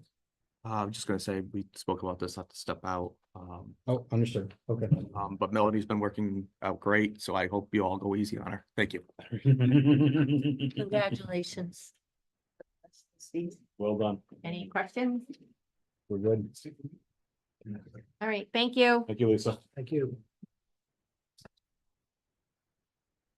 Any other within community services? Going once, twice. All right, we're gonna move on. You had veterans and TCTV in your packet, to review on your own. All right, Jeff, this is what I've got. Lisa's, I'm sorry, Sue is sitting right here. Let's go ahead. Let's do the Lions. So that is item J, action related to town property use permit, Lions Club, Christmas tree sales. Yes, good evening. Good evening. Board. Thank you for having us. Sue Larrabee representing the Templeton Lions Club. So, again, this year we are, would like to use town property to hold our Christmas tree sales. We generally, that is our biggest moneymaker, to be able to support town, events, scholarships, Christmas tree, pumpkin patch, Halloween, Easter egg hunt, senior lunch and dinner that we're gonna be having in a couple weeks, and many various other projects. So we plan on having, our Christmas trees are supposed to be delivered on 11/23, which is a Saturday. We have the Boy Scouts in line to help us unload the trees, and a number in, obviously, some of our members. We would start selling them the following day. We plan on setting up the week prior to, so, 4 or 5 days prior to the 23rd. And that entails on bringing in Scotty's porta potty. Tom Barry puts up a light box and connects that up, so we have, power just for our Christmas lights and a little stove in our little hut. We put the hut on the property and, have our Christmas tree trailer brought up so we can store Christmas trees in there. Set up the stands and start selling trees, and it's usually, we've got 400 trees coming this year, so it's typically, we're sold out in like 3 weeks is generally the time frame. That's what we hope for. We start selling right before Thanksgiving, and a lot of people want to set their trees up for Thanksgiving Day or right after. Our hours of operation are, Saturday weekends are 8:30 to 5, and during the week 4 to 7. So that, and we have, a couple people manning the hut during the evenings, during the weekends, during the weekdays. And then 3 or 4 of us at least, throughout the days on Saturday and Sunday. And sometimes last year we were able to recruit, some high school kids that needed some community time, which worked out exceptionally well. So we'd like to have permission to, do that again this year. So you're coordinated with the police department? Holly does that. Okay. Yeah, Holly You does. haven't had any issues in the past? No, Okay, no. that's the only question I had. Any other questions for Sue from the board? Yeah, we're very conscientious about making sure people keep their vehicles when they come and. That's pick up their really what, trees yeah. Off the property line where, the designated line, I should say, where the fire and emergency apparatus can come in and come out without anybody being in the way. Okay. So we're very conscientious about that. Yeah, and like point of contact and otherwise, like definitely make sure, we should make sure that your, contact information is. It is on here. Perfect. And I'm there Yep. all the time. Okay. It's really hard to get, we're like, like Lisa said, we're an aging club as well. We've got like, 8 active members and, we're all 70 plus. Oh, boy. And yeah, and it's hard. I mean, I don't know how I'm gonna do it this year, lugging Christmas trees when I've got a bad shoulder, but we do what we do. So if there's anybody out there wanting to help the Lions Club or become a member or even donate some time, 23 watching, so potential 23. donate some time. You don't have to be a member. You can just, Yep. get a Lug hold trees. of us. Hey, tree luggers. You heard of tree huggers? Yeah. Tree luggers. Get a hold of us and Any come tree down huggers and out help there? set up some trees on a Saturday morning and that kind of thing. It's a lot of work and effort that goes into it. Yes. Any other questions for Sue? If not, I'd entertain a motion. Mr. Chair, Yes. I move to approve the town property use permit for the Lions Club Christmas tree sales to begin on November 23rd, 2024, ending on January 5th, 2025, and for the fee to be waived. Second. Or a second from Terry. And, there is some setup time in that, I know. Any further deliberations on town use property? Just a comment. Yes. This is an institution here in town. Mhm. I'm coming up on 26 years in the community this month. Mm. And this has Congrats. been every year.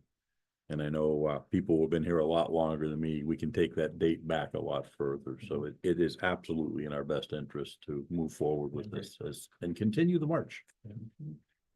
Mr. Chair, Yes. I agree with Mr. Toth because I remember every year my kids say, are we going to the town common to get our Christmas tree? So this is a wonderful thing that the Lions Club does for the town, and I support it wholeheartedly. Money I'm comes glad right they back do it. into the community. Yep. Yep. Exactly. Anything else? Okay.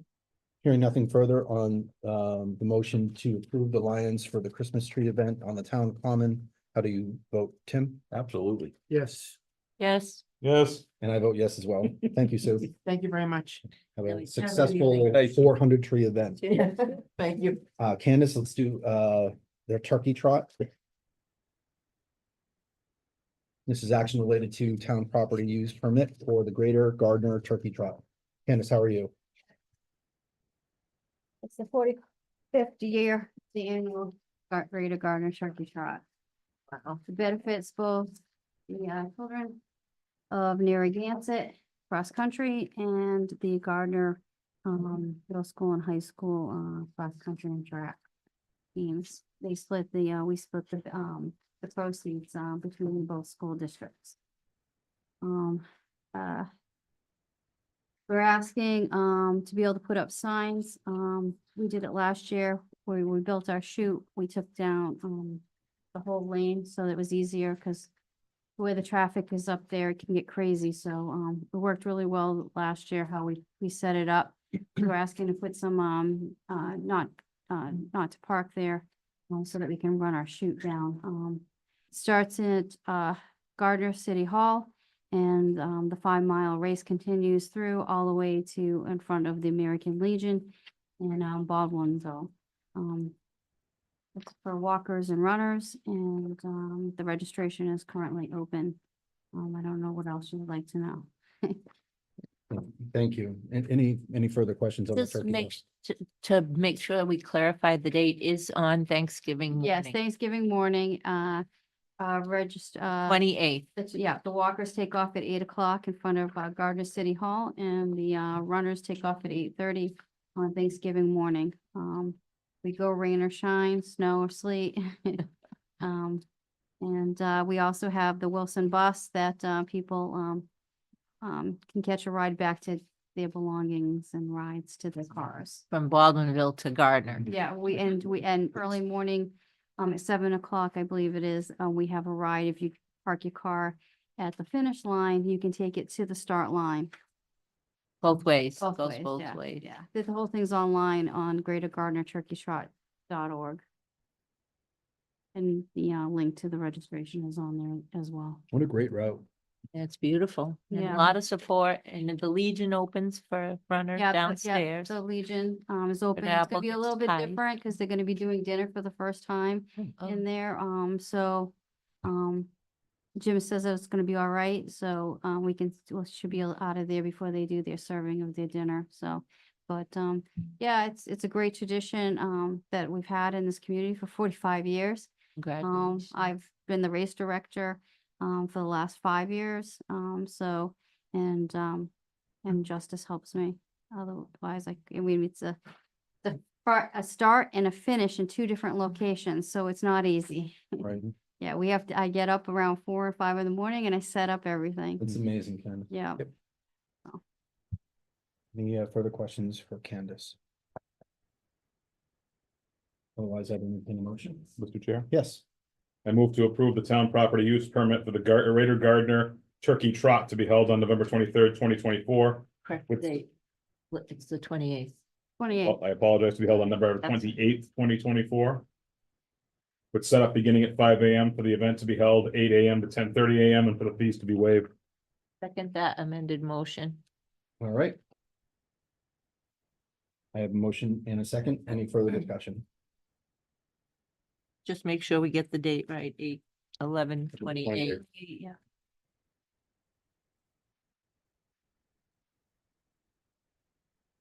Okay, hearing nothing further on the town property permit for the Gardner Turkey Trot. What year is it? 45th, 42nd, 45th. 45th. Yeah. We have Um, 45. The craft fair this You got your weekend is 42nd on. 44 because we were the same, but we went during the pandemic, so we're 45. Okay. Okay, for the Greater Gardner Turkey Trot, how do you vote, Tim? Yes. Jeff? Yes. Yes. Terry? Matt? Yes. And Mike says yes. Thank you. Thank you. Candace. Thank you, Candace. Melanie? Oh, yay. I am ready. Melanie, welcome. Thank you. Welcome. Melanie. Hi, Happy to Melanie. be here. Melanie, Adam had to leave for childcare. He wrote a memo that's in our packet. Yes.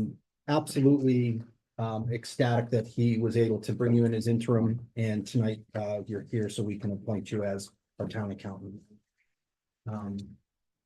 Yes. For everyone who doesn't have the packet in front of you. Dear select board members, since the select board meeting of October 9th, 2024, the approved agreement with minor adjustments with Aponte and Aponte resulted in them withdrawing. I do appreciate that Fred Aponte considered coming back to Templeton to help us with this transitioning relative to the accounting department. Fortunately for us, we received an application from Melanie Jackson for the position of accountant. I had the opportunity to interview Melanie, and I believe she has the necessary skill set to perform well. She already has her treasurer certification, MCPPO designation, and a certificate in municipal finance management from the Moakley Center for Public Management and the Massachusetts Municipal Association. She is familiar with payroll as well as our Vadar system that we use in Templeton. I believe that she will work well with our assistant town accountant Nancy Tiros, as well as all the others on our financial team. She also has experience working with budgets. This will be extremely helpful as we get into budget season for fiscal year 26. I could even see her being a successor for me in the future. That is how confident I am in her ability. We are lucky that she has decided to come to work for the town of Templeton. I highly recommend her accountant confirmation. Sincerely, Adam Lamontagne, Town Administrator. Melanie, you have anything? I don't know what to say about that, but no, not really. I've been here for a few days and it has been fantastic. And Nancy has kept you guys afloat so well. She is a joy to work with. She knows her warrant stuff very well. And I'm just looking forward to continuing to dig in and do what I can. Thank you, Melanie. Any comments from the board? I just have one thing. You're a certified treasurer, Massachusetts Municipal Certified Treasurer. So my question is, you'll be able to navigate the accounts portion of the very important tax recap sheet? Yes, actually, we've already done the tax recap. Yeah. We've done. Okay, Yeah. it's just, that's, right I now, was- I think that's the most Yeah, important thing. to I have to get say, done. I was very fortunate when my accountant in Phillipston was doing the tax recap. Jared Curtis from DOR actually let me sit in with him going through the entire thing. So I was very fortunate. Yeah. That's Yep. all I need. That's Okay. most important thing we got going right now, in my opinion. Thank you. You're Thanks, Jeff. welcome. Tim, Terry, Matt? I'm happy for Nancy.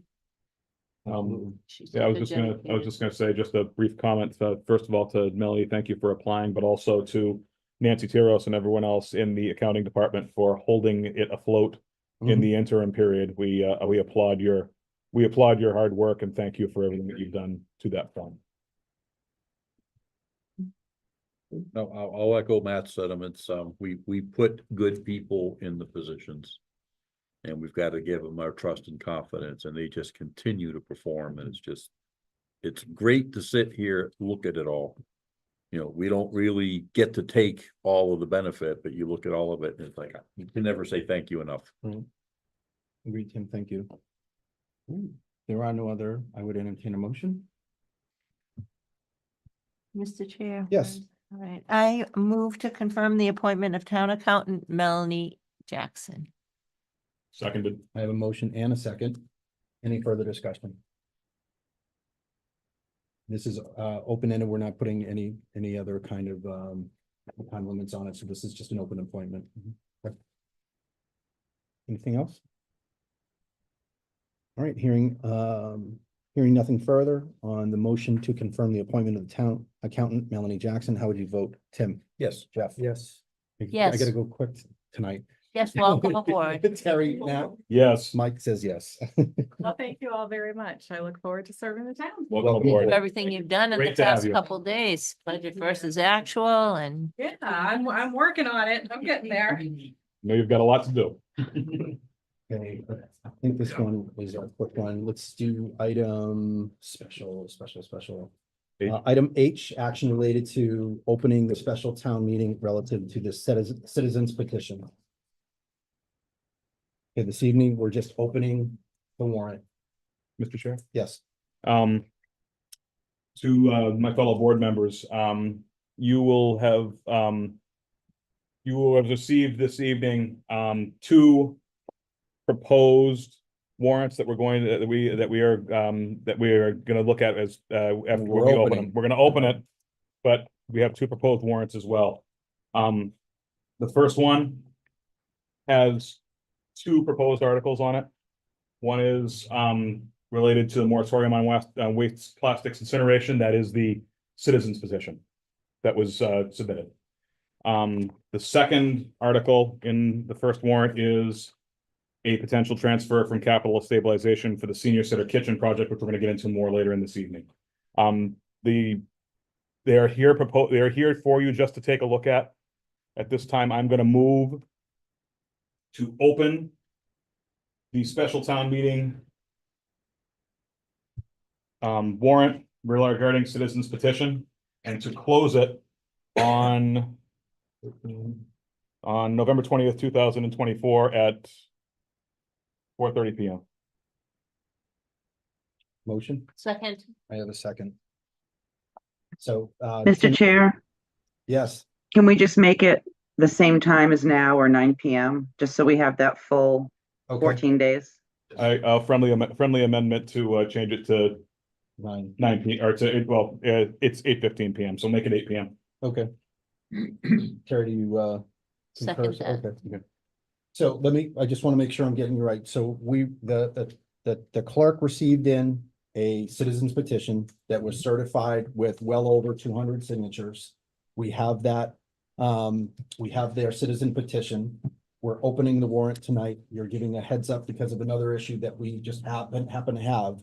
That the select board intends to, during that period, open warrant period, to add an article to this special Potentially town add an meeting article. warrant. Potentially, correct. Right. So Right. the warrant will have one, because it will have the citizens petition on it for Correct. sure. And it may have two, depending on the decision of this board. You're just being proactive to That's be right. able to say that's the intent of this open warrant period. That's correct. Yeah, okay. I just wanted to clarify. Yep. And also just for everyone's reference, there is a note in our packets this evening from Carol Harris regarding this entire petitioning process. Since the select board is not meeting until November 6th, which is today, if we want to keep the meeting on a Wednesday, there are only two potential dates that the special town meeting could have been held. Wednesday, November 27th, which is the day before Thanksgiving, yuck, or December 4th. So if to hold the meeting December 4th, we would need to have the warrant signed and delivered to the clerk no later than 9 AM on Tuesday, November 19th. The week before would be better. The moderator and myself in the auditorium are available on December 4th. So as a matter of fact, I just thought about the time. Yeah, that doesn't The work. time frame doesn't work. We have to have 14 days open? Yep. Yes. Has to be Yeah. open for 14 days and then posted for 14 days. Right, open for 14, posted for 14, so Mhm. that does not get us to December 4th. I'm not sure if you saw my email earlier with the warrants. We changed it to the 5th, and Carol did look into that because you need to have at least 14 days. So Mhm. just to give us that plenty of time, it'll close on the 20th. Yep. And it can be posted the next morning on the 21st for the special town meeting to be held on the 5th. Okay, so we're okay there then. Which is a Thursday night. It is, yep. Yes. Yeah, as long as we're collaborating and making sure that we're getting the calendar days right. Okay, so Okay. So we're okay then. with your motion as it is. With my motion as is, we're okay. Okay. Yep. Any further discussion? This is just to open the warrant. Just to open it. Yep. Give me 2 seconds. Anything with the board? So I always go through we that. changed the date from the 4th to the 5th For the town meeting, Yes. for the town meeting. for the town meeting. Thursday, the 5th would be the day that we have to hold it.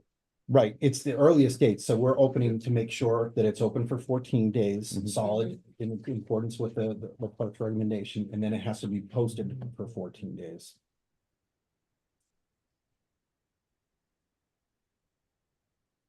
Okay, Okay. okay. Anything else from the board? Go ahead, Liz. Is the auditorium open, available on the 5th? Yeah. Has that been confirmed? I don't know the. Carol Harris is, I believe she's confirmed it, yes. Nope, it says, the moderator, myself and the auditorium are available on December 4th, Polly, but the email says 4. Yeah. Polly, would you But know? more to your point. Yes, yes, Yep. I talked to Carol yesterday. you. And she realized with the timing that we needed to move it to the 5th, so she did look into it and she has that confirmed. Okay, perfect. Thank you. Any other questions? I'd opened it up. Okay, hearing nothing further on the motion to open the special town meeting relative to the citizens petition. And to close at 8 PM, November 20th. Mhm. How do you vote, Tim? Yes. Jeff? Yes. Terry? Yes. Matt? Yes. And I vote yes. Um. let's see. G. I've got, I wanted, so when we were talking about just taking care of business of people that are in the room. I would recommend Gage, then Glenn, and then bringing up Tim's discussion of the ACO response directly after that, just based on our audience. Gage, is it, how long do you think it's just a 3 minutes if there's no question. that's horrible for me to ask that, but if the board is good with that, I'd like to go, the Scout Hall security, then I'd like to go to the edict requests, and then I'd like to go to the ACO response. Is that all right with everybody? Yeah. I'm here till 6 AM. so I don't- Come on up. Mr. Chair, Yes, can I just confirm with you, did that motion include actually holding the special town meeting? Because I think we need a motion for that if it's not included in that one. One to open the I warrant thought and we one were to actually hold it. We were opening the town meeting warrant. When we close it, wouldn't we specify when it's going to occur? I thought it was now, but that's okay. I think we're good with that. Open and close. I don't think to make an amendment to it, I don't know if that hurts anything. We're basically just amending that motion that was approved to include the town meeting date of December 5th. What about a separate motion just stating that the town meeting date Okay. will be, It's on the warrant. given to Well, us with the warrant. December That 5th was is, so that was we're opening it. That was given to you as a draft, just to say, this is what it's gonna look like, and the potential for the select board to add to it, but yeah, But the okay, date's already been identified. yes, Even though this is a draft and a working copy. that is correct. So I think the intent of what day will the meeting be has already been met. Okay.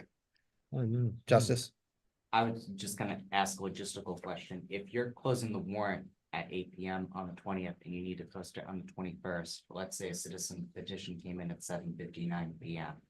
How are you going to certify that? And just from a logistical standpoint, because if you're opening the warrant, isn't that opening it to more citizens petitions? That is correct. So I. That's don't how know. what the select board is adding on Okay. a funding question. Okay. But if a citizen petition came in during that time, then how would you address that before the 21st? That's just my only question. I'm just throwing that out. We would, so we're meeting on the 20th to approve Right. warrant. If we got something in at that time, then it would. What would be the added. timing have to be? Because, The meeting, our meeting on the 20th to approve it. right, but it's closing at 8 p.m. on the 20th. And it would be delivered to your office and then it would be delivered to the town clerk's office for Are you- signature verification. Is it So your, how would that work in terms of verifying all of that and getting it in front of you guys? that's their burden of Right. proof to be I'm able, just- yeah. I understand what you're saying, and I thought you were gonna key in more at the 8 o'clock, and I was gonna say, have you Oh. been to our meetings lately? Wasn't- I'll just put it later in the meeting, so if it comes in at that. No, I wasn't questioning that. The board, your select board can always set what time your meetings are at or how you want to adjourn. Yeah. Adjourn your schedule, but it's just, I just want to point that out because I just. That's the burden of proof for someone submitting for during that time. Okay. So if someone comes in, they're not gonna meet, they're not gonna meet it. If they come into the clerk an hour before and the clerk's not even, it doesn't have a duty day, or they're closed for the business day, they wouldn't be able to certify. But the business day closes at 4:30 Right. p.m. The burden isn't on the warrant, the burden is on the petitioner. Okay. But good discussion. All right, so we're moving on. Good evening, Gage. Good evening. Hi, Gage. The select board and TCTV made the mistake of putting a cybersecurity professional on the cable committee. So I am now the official broken record for security measures at Scout Hall and otherwise. So we have a basic proposal to do a POC not only of cameras at Scout Hall, but also a key card access. We already have the infrastructure and software in place. We just need to make sure that it's okay that we actually start putting equipment on the walls. And that's what I'm here tonight to confirm. I actually have a brief write-up, just a 2-pager. I don't know if that was included in the packet or not, so I have a copy that I can leave with y'all so that you have more of an official write-up. But what it boils down to is 4 boxes, 4 cameras, readers, exit buttons, and the proposal for in the future a battery backup for the system so that even in the case of a power outage, we still have security cameras and door access for the building. I wanted to open it up for questions and comments and get your feedback. The what? What's the total cost estimate? I wish I had the Is it correct. over $10,000? No. Okay. No, I want to say it was more in the ballpark of $2,000 to $4,000. Tim Do you have that electronically that you could send to the board? Would you have Yes. it now, copies now? I have a copy now, but I can also send it electronically. Thank you. Okay. I'd also be interested, Tim, because I know you've talked about key access, universal. I'd like to look at, that's 2 to 4 for just that built facility. I'd like to look at something larger than that. I know that you've been talking about it for a while. If that's like sliced out capital per department, is that, how would we go about that? But I would like to seize that opportunity to be able to say, this is, if we've got the funding source or otherwise, that we should take a look at this. So Thank you we'll for that. we definitely want to consume what you put together there, so we can consider it. And I think we have a little bit.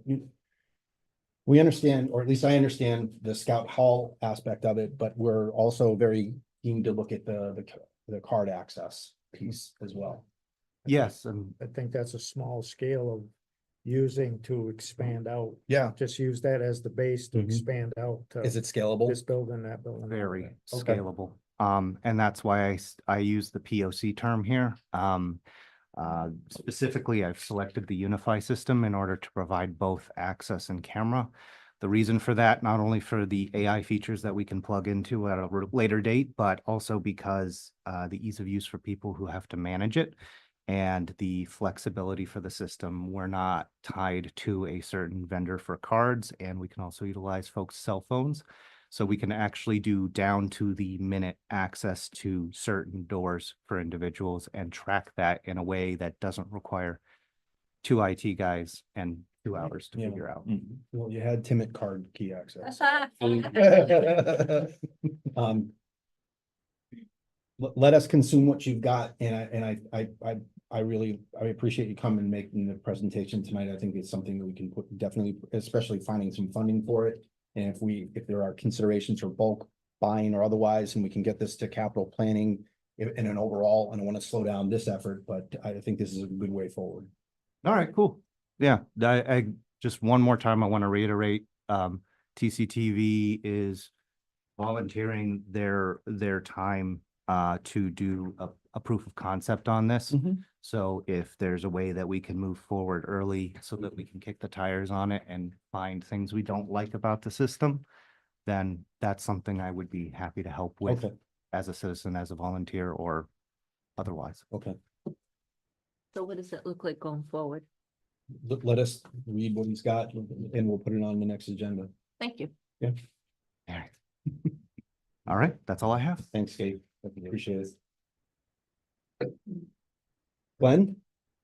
I'd like to go in 3 minutes also, but I do make note that the animal control is, I mean, if you put me in front of them and I need help from them for my dog in the future, it's on you, Mr. I just want to make that clear. Look, Doug, I have a ton of questions. I'm just saying, I'm just saying, I've had the call before.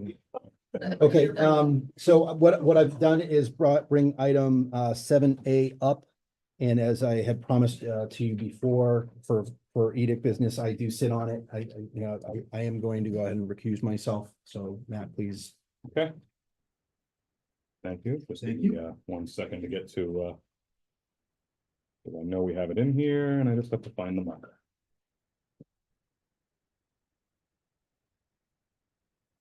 Oh, here we go. Okay. Moving to old business item 7A, action regarding approval of edict requests. In your packet, you will see, I believe this is all the same information that was provided to us 2 weeks ago at the select board meeting we had at the before the fall town meeting. Including the draft request for quotes there's one for civil engineering services, there's one for quotes for market assessment services. Legal services. I'm sorry? Legal service. There's one for legal services. I think it was 3 total. Yeah. Yeah, so, and we have Glenn Eaton here from the EDIC in the hot seat, and I'll let him have his 3 minutes of glory, and then we can we can decide where we're gonna go with this. Mr. Eaton. Sure, thank you. The bottom line is that, there was an issue that the board had about, having the town administrator do this, and we're happy to take care of the procurement management. I've been in public service in Massachusetts for 38 years, and I've done procurement for 37 years. So I'm happy to take care of the task.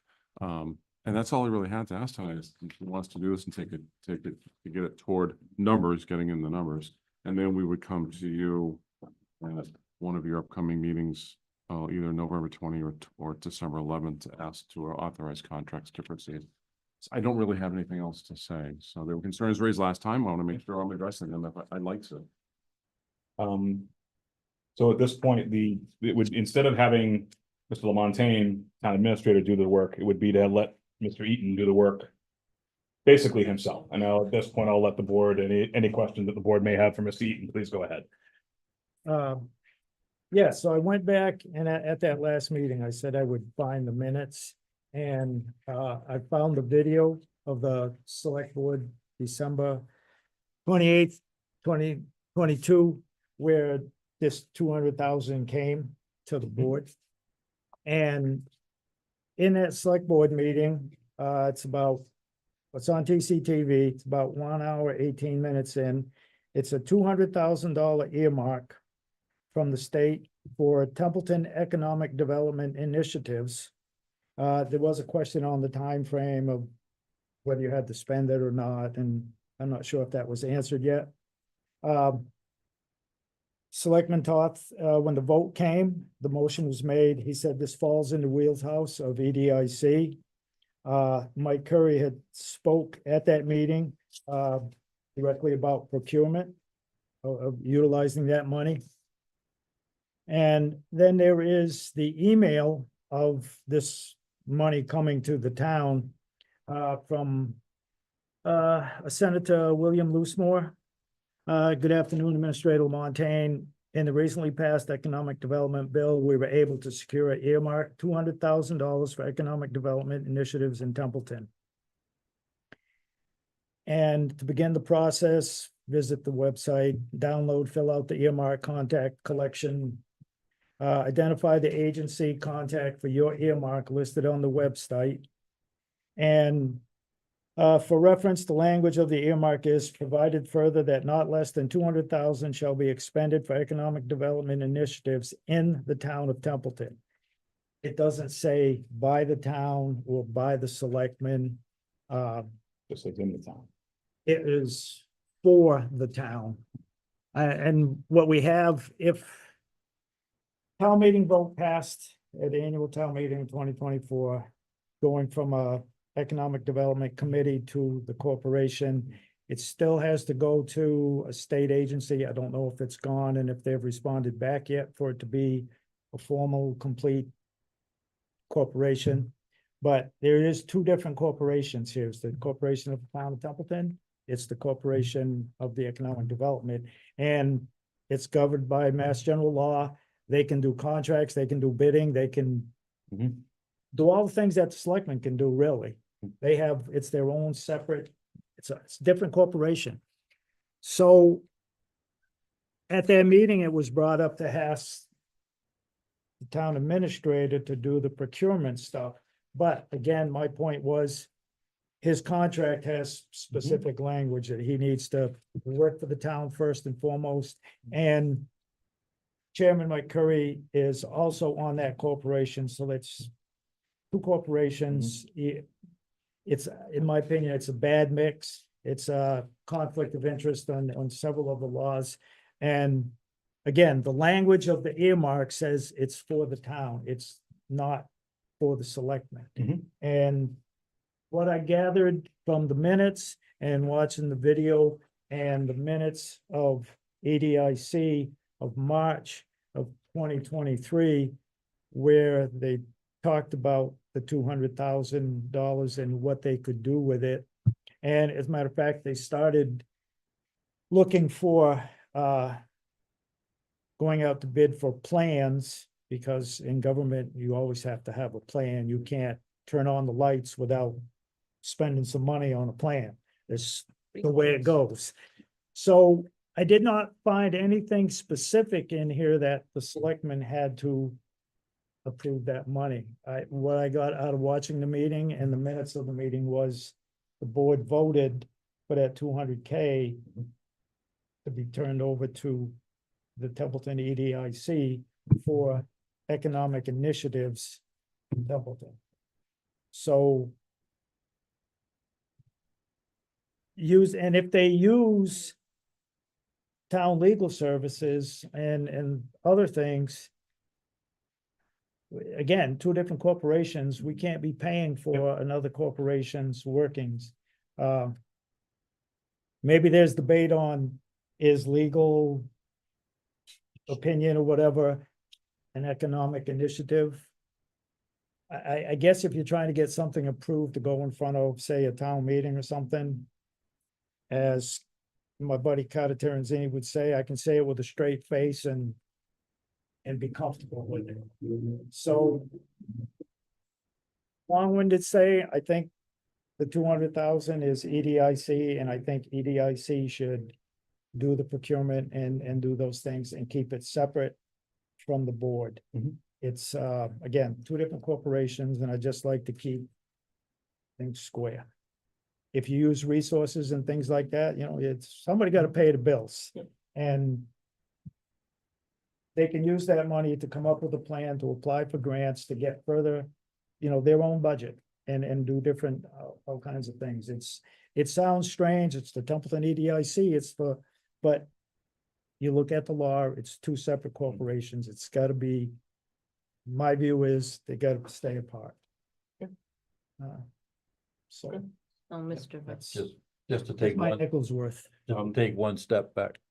I apologize, Tim. Terry was Okay, first. okay. Go ahead, Terry. So with what Jeff was saying, the language on this is confusing too. Templeton will compensate the legal firm. Is that because right now it's assumed that we're gonna be doing the way this is written, it looks like we're paying the bills.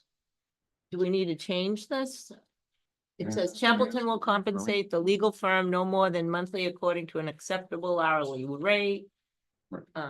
Sounds like you're reading from the procurement document. I'm not sure. Yeah, what? Okay, can I, Tim should speak before me. I'm the guest, you're the board.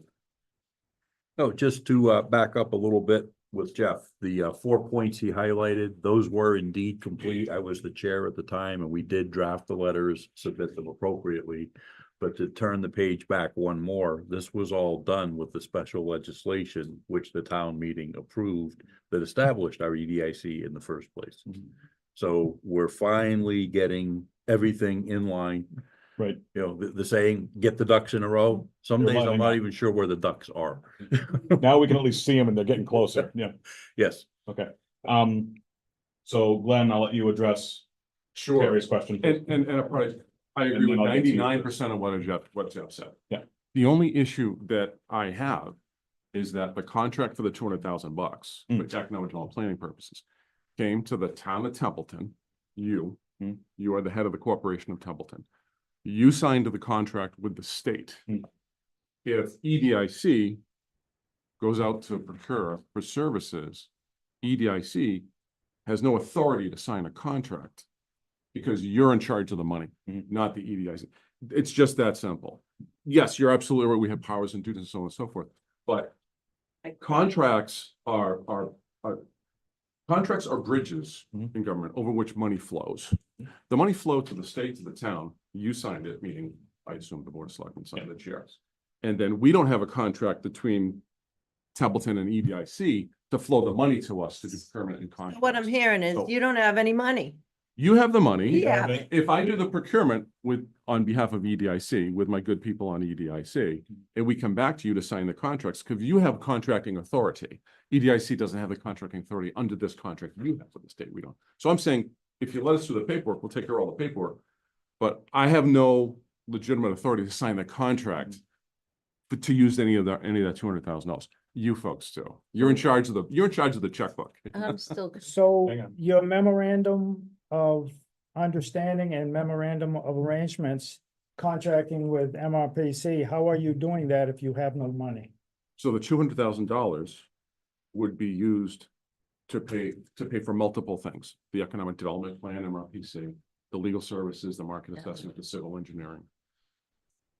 You would sign the contracts with the vendors. We would recommend who gets hired.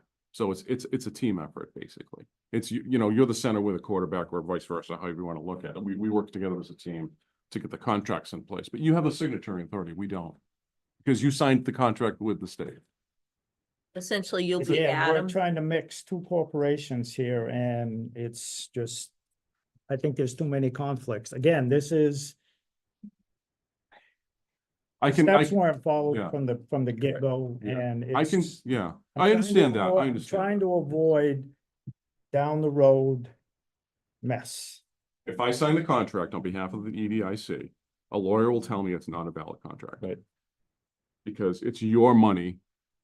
And we're just working together to say, have the right entity sign the contract. That's all it is. And honestly, I could have just gone to the EDIC and said, we'll just sign in and rock and roll. No, because I've been in public service for 38 years. I'm gonna retire soon and I don't wanna lose my pension. So I'm trying to do my due diligence and do things correct. So if that's the case, Yeah. then EDIC talking with MRPC is null and void, because you have no money, you can't go for, you can't. We're asking you for authorization to sign a contract with MRPC to deliver the ED planning services to the town, and the EDIC will manage the process. But it's, so that should have started with the Board of Selectmen then. You see, it's, the pieces are already out of play if you want to go And along. If with we didn't that communicate thinking. properly on that, then I take responsibility as chair. I thought there was communication through our liaison, so. Because I'd also like to, I have Mrs. Toth that's waiting to speak as well, Tim, so. Yep.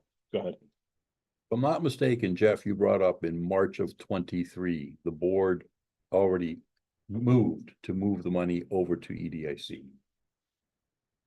In December minutes, in the video. in December of 22. 22, December 28. So And then in March, beginning in March of 23, the EDIC started talking about spending money, $29,000 with a possible 10% contingency is authorized only by vote of the EDIC. Before it even went to, that's before the EDIC was even created, was even approved by town meeting as required by Mass General Law that was used to create the EDIC. And then in May 2024, they again, this is the minutes of the meeting, again, talked about using that money for various things. And that's before the annual town meeting of May 15th. Again, this has not been done right from the get-go. And I would just not like to keep mixing things. I mean, if it belongs to the Board of Selectmen, then what do you need the EDIC for? To do economic They would development. have to get a budget, and I don't know where they're gonna get a budget. Because they have zero to start with. No, they have 200,000. Somebody has 200. somebody has Somebody 200,000. has, So, so to your point, Jeff, earmarked for EDIC. I hear what you're saying. We had an earmark. I'm looking at this, and if you remember a few years back, I was really on top of the ESSER funds and how our ARPA came in. and all of that. I'm looking at this in that same light. We had an earmark. We're the pass-through. It went to EDIC, What went to EDIC? the 200,000. We don't have the money, you do. Conversely, if you wish us to set up a bank account, I'll go to GFA tomorrow or someone, or work with the treasurer. Set up them, and then someone can authorize the transfer of the 200,000 to the EDIC. That's another alternative, and I'm trying to work, to find alternatives, so. You spent any of it? No, because we can't, you have it, not we, not us. All right. Hang on. Okay, I'd like to go to Ms. Toth and then to Ms. Noel. Ms. Toth, So please. two main questions, Yes. I think, two, Okay. I think. All right, so initially, the select board Mhm. appointed me to the EDIC. So if we really want to say that the EDIC didn't exist, then what the select board did initially is null and void because the EDIC didn't exist. So I want to start with that, all right? Okay. Then second is, do we officially have an EDIC corporation as of this point? Okay, so those are my two things. The select board appointed. I don't know what else to say. When I volunteered, I assumed everything was done correctly, in place, blah, blah, blah, the whole thing, right? And now I'm hearing, yeah, we may have done it. It was an Economic Development Industrial Corporation Committee. It started out as an Economic Development Committee when Mr. Eaton first brought this back 7 years ago. 16, 17, 14, yeah, 15, 17 or somewhere. 16. I've lost track. But that's not what I was appointed And to. then it was, you look at the minutes and you would look at the postings, it was the Economic Development Industrial Corporation Committee. Incorrectly posted. Yes, we posted incorrectly. We should not have had the name committee after EDIC. So I just want to clarify for everybody, that's all. But it said committee. Yes, and then we And corrected then it. after the annual town meeting, all of a sudden, everything, you can still find the TCTV that the videos of it says EDIC committee. But if you go look at the minutes and the agendas on My Town Government, it says simply EDIC. Right, and So- we've corrected it since then, but that's a valid point. That's history. So how do we move forward correctly? I want to make sure we do this correctly. That is my And- biggest concern. But what I was appointed to Mhm. was not a committee, it was to the corporation. Like to get to Ms. Noel, please. I don't know what to do with it beyond. Right, Okay, I took notes at our pre-town meeting. yep. In, May. Mhm.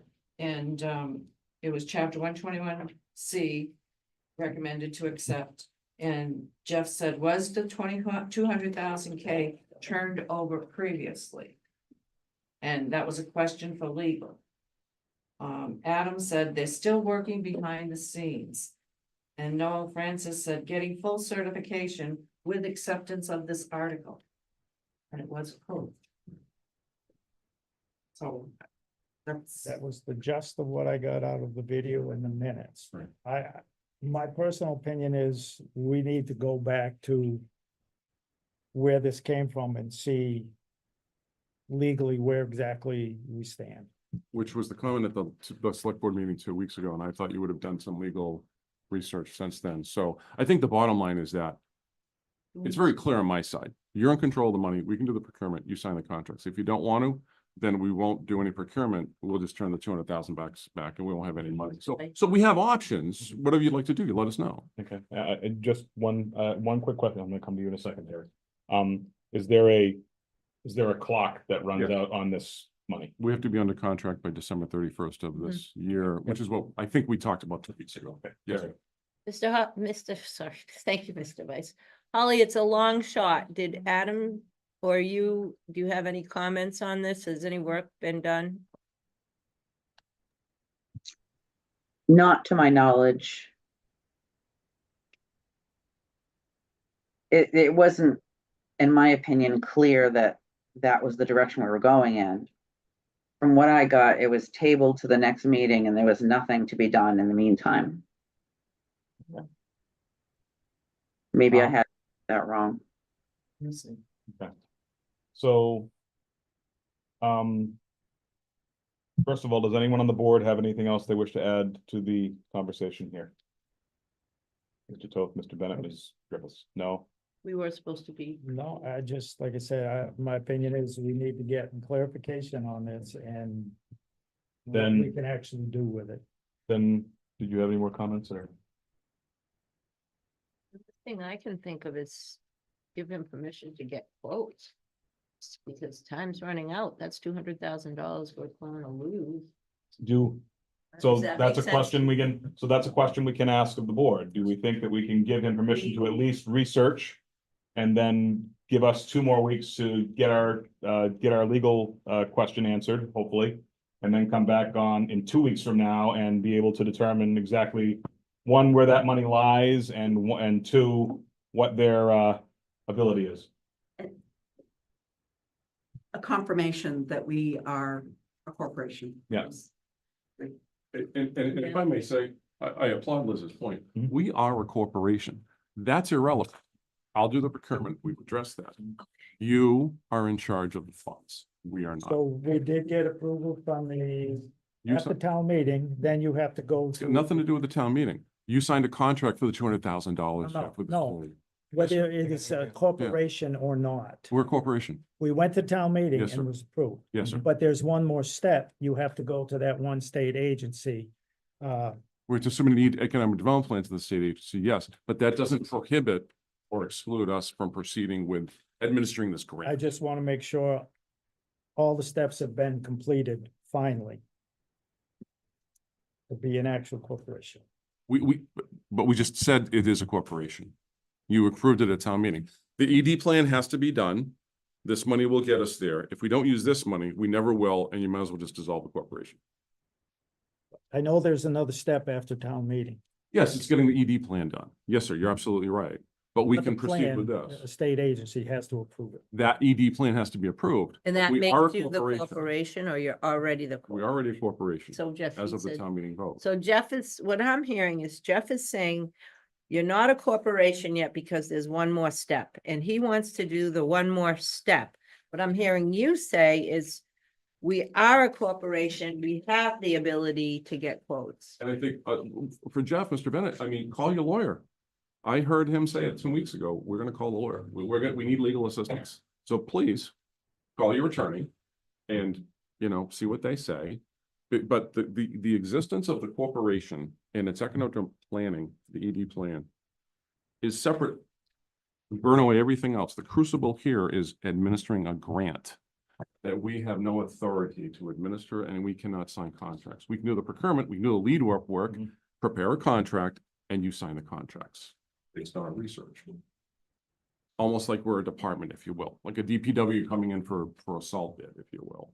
It's a paperwork task because it's it's like you guys get, okay, in the past, you guys have received community development block grants.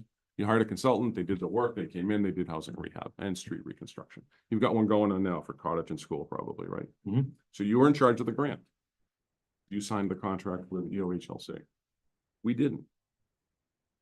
And that consultant didn't sign the contract. You hired the consultant to manage the contract, but you have to sign all the paperwork. That's the best analogy I can give you. So, but you're in charge. Like I said, I was not going to go off into procurement and sign contracts because our corporation, EDIC, has no authority to do it. You have the money. We don't. But it- Alternative, have the treasurer write a check to a bank account. I'll set it up tomorrow, and then we can do everything. It's your call. So an action item is, and I'm gonna ask Holly, through the chair, vice chair, to get a hold of the attorney first thing in the Tomorrow. morning and get the answer that we need. Is there one more step? Or, so how would With all due we? respect,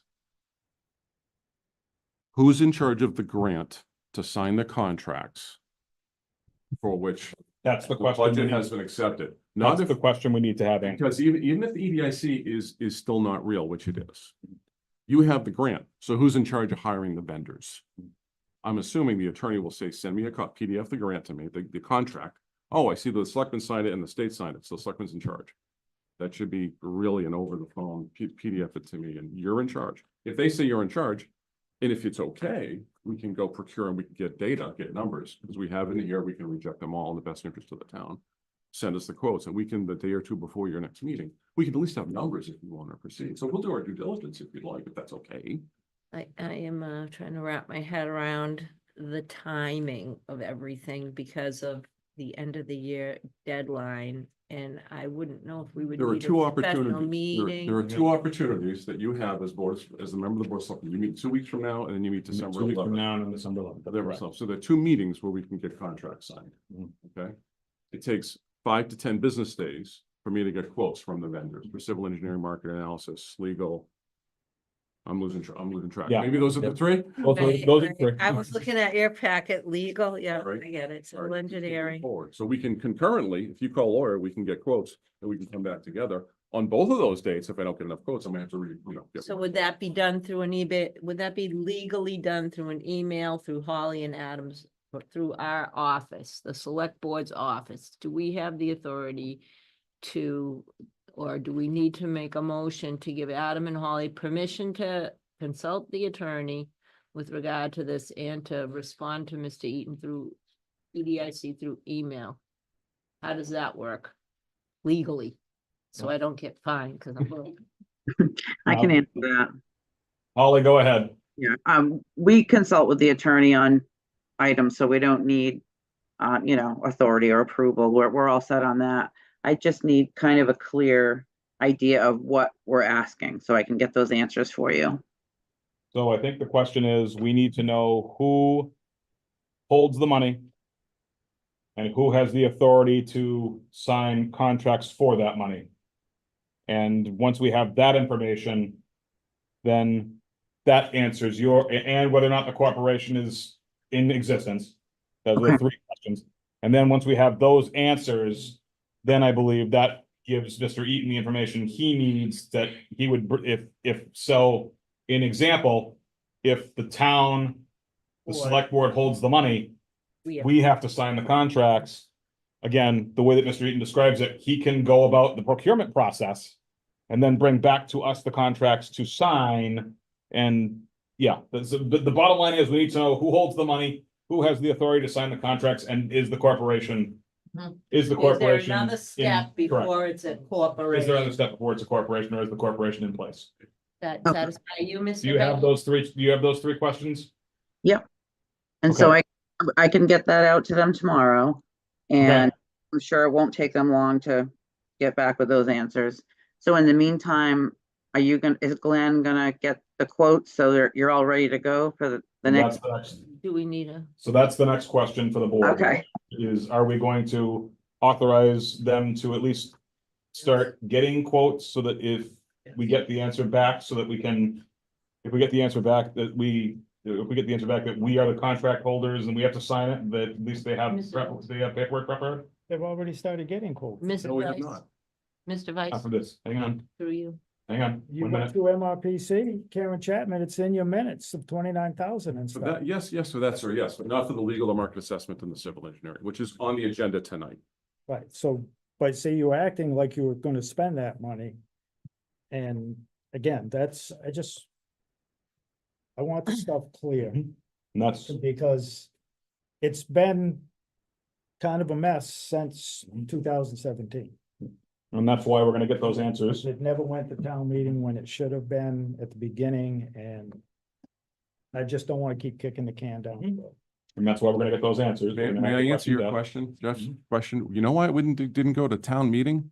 Because Carter Terenzini told me not to go to town meeting and take this to the Yeah, town well, meeting. to me, it doesn't matter why it went. It If doesn't- you're it talking never about went. facts and history, sir, I'm giving you a fact. So I think that's important. Yeah, honest. Yeah, no, I'm good. Okay.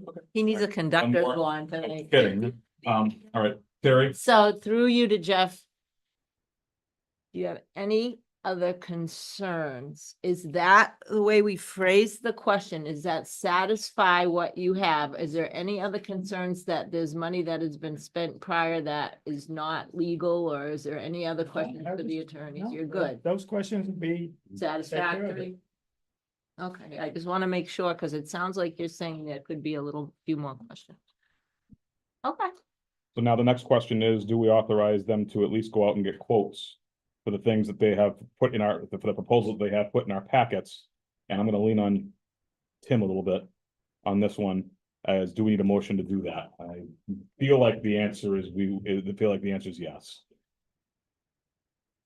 I don't believe we do have to. No? They've already got the authority.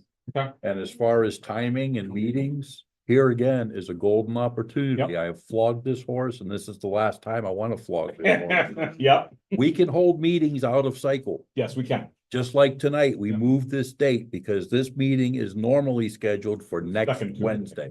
The second one. So to Glenn's point, we have 2 meeting dates. We have potentials for Sure. other days. Sure, So we could stick one in, we don't have to wait for 2 weeks to take an action. I got they it. could have 5 And- meetings. and I that- mean, A single topic meeting can be done on a Zoom call. Yep. And we can make it available so people can see it, Mhm. and it meets all the requirements of OML. Yeah. So you don't think we need to go with, you don't think we need to move to authorize him to go look for quotes? He can go ahead. and do I it don't himself. believe that we do. Mr. Eaton, Yes, sir. have fun.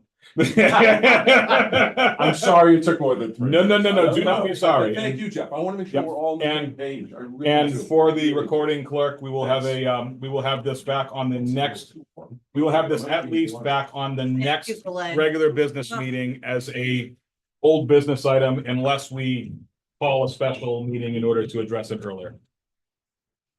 Does somebody want to get Mr. Curry back? Hey, he heard me. It's on coffee break. All right,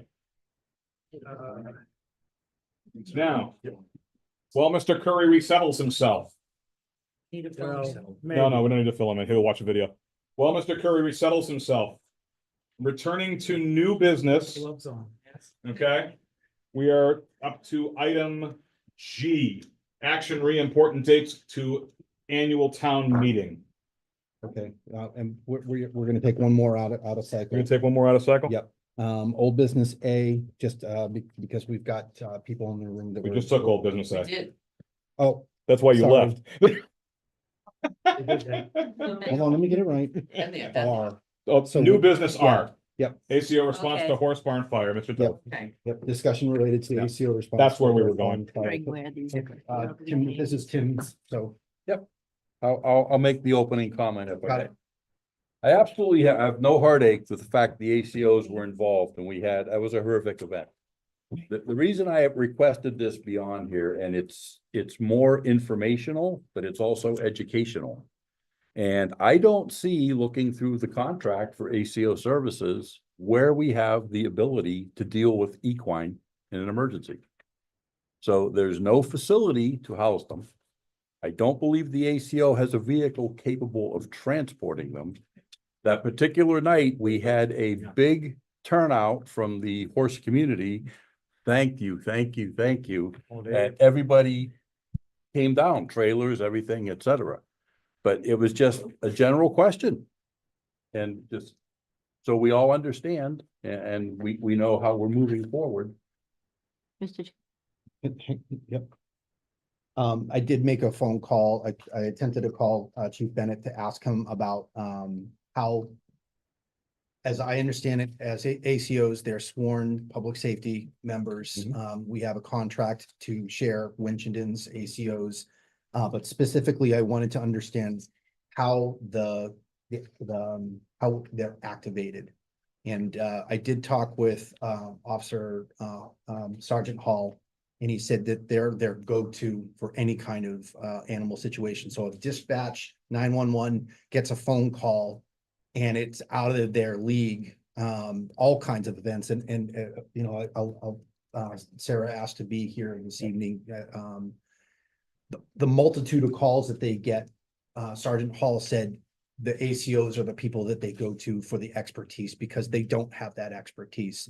So from a process perspective, regardless of what the emergency is, it's like it's a 911 situation. This is what's occurring, at least from the police.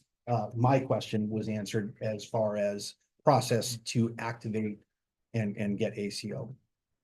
That's what I had. I think if you look at our bylaw, it's pretty much, and I think it's like goes back a ways, but it's pretty specific, like to dogs. It's, it's ACO about dog. Mhm. But if you look at the Mass General Law about animal control officers, they're supposed to, they can respond to all animal calls. I mean, what are you gonna do? Call the fire department? If you find out you got a goat in your yard, you're gonna call the police, hey, I need AC animal control. I mean, that's what people are gonna do.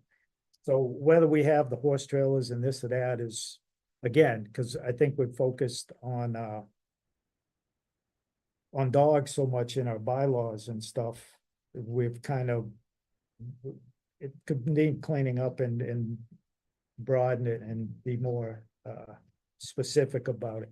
I look at the horse thing that happened and, the ACO pickup, I don't know if we have any horse trailers, not, kind of like the shelter thing where it was all about people. Then everybody realized that people don't leave their homes without their dogs. I mean, they won't go. So we've adjusted that and they've worked on that, and now cats can go into the shelters with the people. They working, I know Rich Curtis had looked at, we're getting crates and things like that. So a bylaw may not mention horses or other animal things, but who people gonna call? I mean, what are you gonna do? Like I said, you walk out in the yard, somebody goes, oh, I got 2 skunks. Animal control. I mean, that's what they're gonna call. Eric That's made the it a point go-to. to basically say, subject matter experts.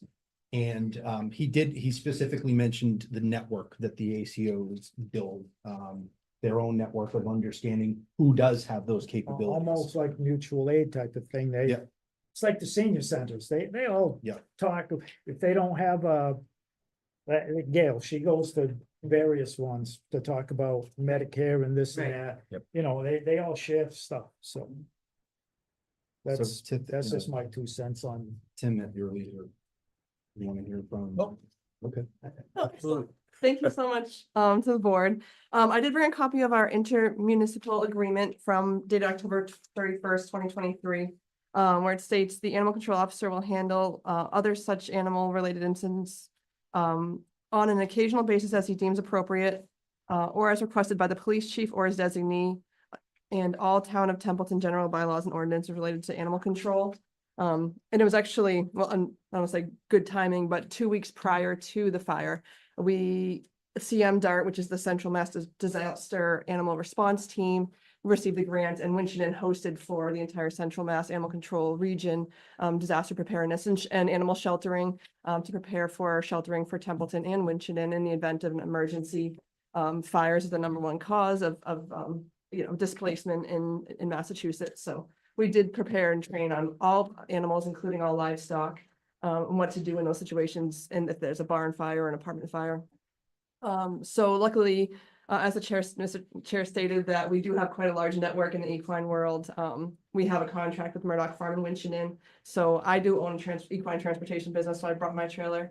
And then contacting Murdoch, they brought 2 large trailers, and there were 2 volunteer trailers that arrived. From that disaster preparedness training, we have this form which I filled out for each individual equine, which shows the description of the animal, as well as I made marks on like the halter we put on, because a lot of horses didn't have halters. I brought a ton with me. And then on the back, I put which trailer the horse went into, which I assigned an order of which barns the horses went to, as well as the owner contact information. So the following day, we had the availability in case someone called saying, "Where's my horse?" Due to the time of the fire or being overnight, I was prepared to address that. I also followed up with the majority of the barns in the area that did take horses the following day to ask the conditions of the animals, and if there were any health concerns, and then followed up with the barn manager from the original facility that burnt down, to see how they were doing regarding supplies, because there were quite a bit of donations that rolled in. In regard to supplies, she handled the monetary donations. We didn't touch that, of course, but buckets and hay, the community was very supportive. So we documented everything per what our training with the law.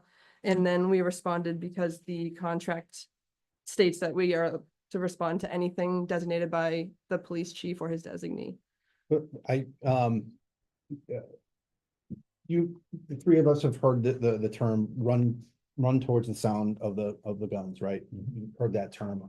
I think that Sarah, when they got the 911 call and recognized what the situation is, it's run towards danger. And I think that's the sentiment of what you started with, is they reacted and they saved 26 horses. Derek did tell me that a chicken did. Yeah, we lost chicken prior to our arrival, unfortunately, yes. But again, it's being able to react, and then if we need to sort out if our agreement isn't correct or if our bylaw isn't correct, then we need to be able to change these things to accommodate how our community. I mean, I've got horses on property. I know you've got animals on property. We're a right to farm community that absolutely shows that fact. If you drive around town, we know that. So we've got to be able to react to that. Absolutely, absolutely. And like you say, we get loose livestock calls all the time. So luckily we do have trailers in both communities, with residents that own them, or like, so we have the town contract with Winchendon for them to pick up just straight livestock as well. So we do have those plans in place. So that's why animal control was a response to those. And that night we wanted the first responders to focus on, fighting the fire, keeping the public at bay, while we kept all the volunteers safe in the back, because we were kind of stuck behind the building where the fire was located. So we had to keep volunteers safe as well as the animals safe and secured in that high stress environment. And so that could have been a mass casualty, animal event. So we definitely were there. And I've received multiple years of experience in the Mass National Guard responding to multiple natural disasters. So that's something that I definitely specialize in. And I was grateful to have been called and been able to help the community. And that's I think that's everything. Terry, I'm sorry, you had. Well, I was just thinking, are you debriefed? That wasn't my original question, but did you debrief from that high stress situation? Absolutely, absolutely. I've been through a few times. So No, it was really great. And like I said, without having all those volunteers, it could have been a very different story that holding the horses and at one point, like the big metal wall of the riding arena collapsed right by us. We had to move everybody back real quick and the fence was melting, the buckets were melting and we were just so close to the fire because that's where the paddocks were. So having those volunteers holding the horses and helping us capture them at first was critical in that time. So And then my last comment would be, I was gonna mention CERT. Sometimes they can get grants. Would that be something that might be helpful in the future if the CERT team could get a grant for a trailer or something? I'm not sure for livestock, because like I said, we have Murdoch Farm in Winchendon who would cover both towns. So when we do have loose livestock, we call them and they are great. They have a place to hold the animals. Then we do have our disaster preparedness trailer with all our kenneling supplies at Templeton. And then Winchendon Town Hall has all of our Winchendon kenneling supplies in the event of evacuation or, everyone at the shelter, like you guys had stated. So, I mean, it certainly wouldn't hurt. 'Cause our Rich, truck- our emergency management definitely works with. Yeah, Yeah. they did train for Mhm. shelter of the animals, but horses, like Tim said, unprecedented. Yep. But it helps And- being in a community like this. I'm sorry, I didn't mean to interrupt. No, Having but- so many horse farms in town made a big difference. No, it was absolutely not my spirit and intent to be slinging arrows, I'm very grateful we had the response. This was more educational, informational. And let's look back a couple months now, the Big E event, where how many animals were injured and or died. And thank God we did not have that scenario. Yes. I would not want to be anybody in that part of the state right now that had to deal with that fallout and aftermath. Thank goodness they had sprinklers. That would have been really bad. Yes. Way worse. No, I'm good. Okay. Thanks for hanging in. Thank you. I appreciate it, yeah.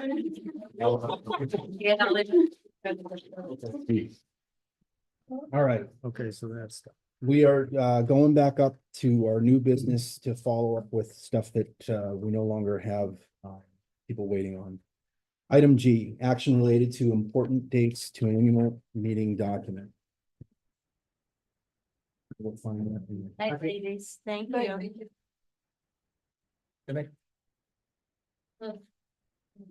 I'm sure if Adam were here, he'd probably say to you that, Yep. and Holly's here too. Holly, do you wanna Sorry. outline this then? Does that count up? Yeah. Which item are we on now? We kind of got jumbled Item up. 6G, Holly. Item G, and this is the count up to 2025 annual town meeting. Okay.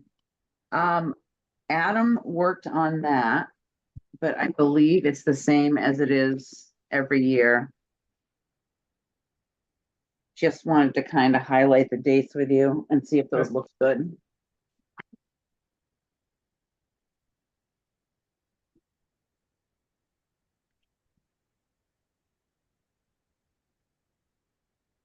No dates.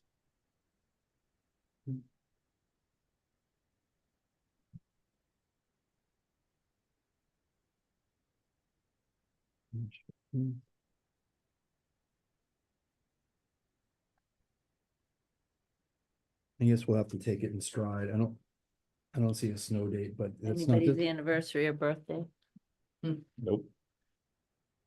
Usually We can schedule. When St. Patrick's Day is that March 15th? Saturday? no, No.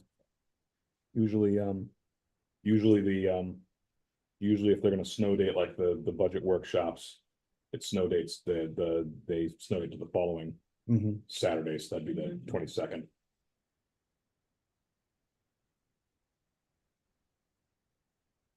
We in line with the state? Anything for the state? I don't have any questions.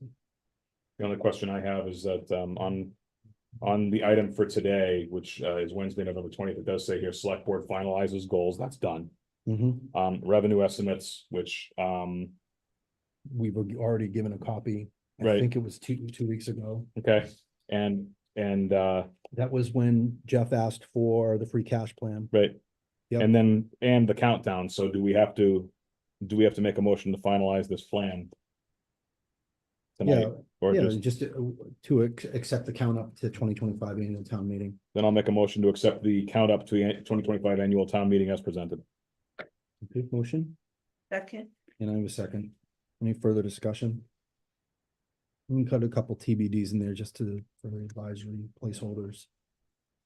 Yeah, they usually don't schedule until they get the warrant in their hands anyways.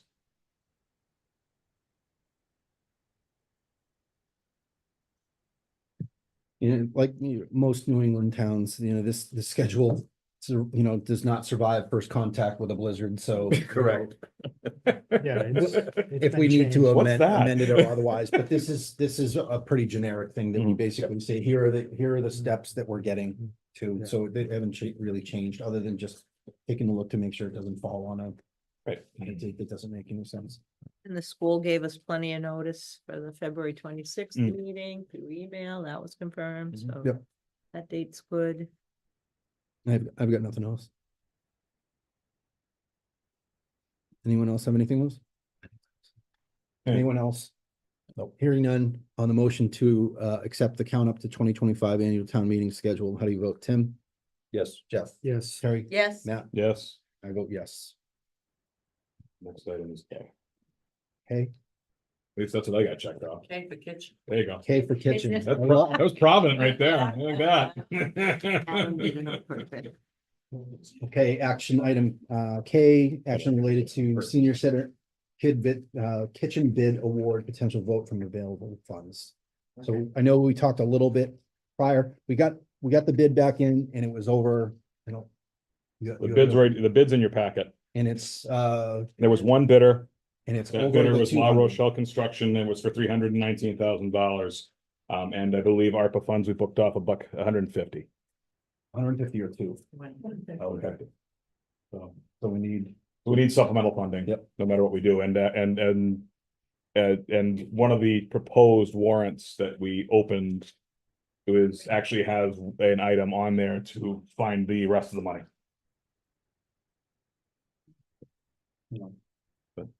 so we're basically finding the delta so we can move forward with the kitchen project.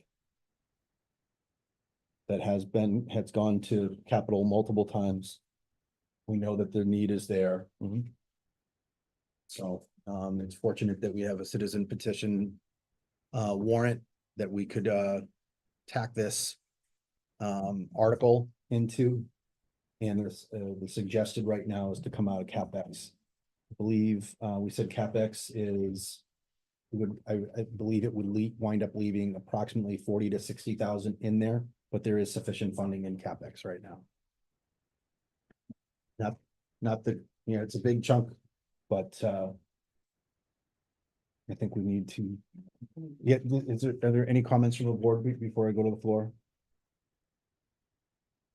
No, it's definitely needed. It's been a long time in the planning and there've been. It's just needed. Yeah. You may. So since I heard what the bid price was, I've made attempts to contact friends. I've heard back from them, and I also contacted the Attorney General. And I believe I will hear very soon how much friends may donate. So like if in your town meeting warrant, an amount up to 169. I think we'd say not to exceed, and Right. if there's FOTE Yes. funds. money, that could help with contingency. Right. Yes. Yes, Mhm. because I think I understand the dollar amounts we're talking about, Mhm. but that would be helpful for contingency. Yes. Mhm. So I've been working hard. Oh, thank you. Thank you. Thank you, Gil. How could, Those terms. Liz, Gray Road. There you go. I got you, How- Gordon. How could we underestimate it, the cost of the kitchen by I mean, it, was budgeted 150 and it came, I can answer that. how on earth can we be that much Yeah. off? I don't know, but that's the bid that came back and I'm going with that. I know that we had originally looked at $200,000 out of the ARPA. The ARPA was really arbitrary to say, this is what the estimates that we had before. So originally it was 200. And I think just to make other things work, we were trying to tweak a bunch of different things. We dropped it to 150 and thought that that would be sufficient. So there was not a lot of technical expertise and saying, well, I bet we can go with a KitchenAid, you know. So that's what brought us to this point, to answer your question. And it is an industrial serve safe kitchen. Yeah, well, I'm not questioning the amount of money. I'm questioning the budget. The just dark. Yeah, you know, so complete wild ass guess, got it. It was like moving appropriation towards the bid, and there was not a lot of thought into trying, making sure that it was sufficient for what the requirement was, especially after Andrew completed, Oh, yes. completed the assessment. So I think there was a learning curve that, to your point, was a little bit too wide. Candace. I mean, I price a lot of stuff. I did the bathrooms. I did the sinks in the concession stand. I see a lot of refrigerators and stuff, you know, on the sites and stuff. And I just don't get it. I mean, there's a lot of work that's already been done in that area. I've been in that area. It has a lot of plumbing and stuff already. It has a lot of electrical things. I just don't get it. Why, that big a price tag? It doesn't make any sense to me. It was sealed, yes. It's just, I don't know, because It just seems, I just feel like I wish you guys could go back to bid because Right. it just seems very. That was my question. Hang on one second. Well, I can offer you this, Candace. In a previous life, I managed all of the kitchen equipment for the Massachusetts National Guard. We outfitted dining facilities all throughout the state, and it was not cheap. I know it's not cheap for, I mean, one of those big giant refrigerators. Right. Costs you several $1,000s. What I don't have like I don't, again, it's like trying to figure out what did we have in place, what might have needed to get changed, service, electrical, all the different things that would get us to what the configuration that is acceptable for our senior center. It came back at 319. Go ahead, Gail. I did inquire of friends, where the dishwasher is that is stored. That we prepaid Royal Steam for all their work, and please provide receipts and minutes for that. And, I did ask them all those questions, and I have not received a response for that. Yeah, well, we got this bid in front of us, so, You know, but that's for informational purposes tonight, is it under action? What, So we would add it. yeah, So what- the action tonight would be to add this as an article, that would be my question. Mhm. What's the deadline for that to make sure that? 2 weeks. Tonight, We we'd can say have to tonight. do it tonight. for right, 2 the weeks. same as the other article, right? Oh. Yeah, we would Same make a time. motion to add the delta of the bid that came back to with an appropriation from CapEx onto the town special town meeting warrant. Sounded like a motion. Up to, Sounded like a motion. Not to exceed one. Oh, it's not to exceed, So- I'm sorry, what is the $69. delta? 169. And it's 169 is the delta. Not to exceed 169. Mr. Chair, Yes. are we sure we're gonna get money from the Templeton Elders group? Because That's good that she's adding it in it, and I understand how we could use it, but it's not part of the equation. Correct. okay, because Adam recommended going with the 175,000, so we have a 6,000 contingency. You never know what's gonna happen with those kind of projects. I'll adjust the number to 175, Thanks for breaking 175,000. it, Holly. Yeah.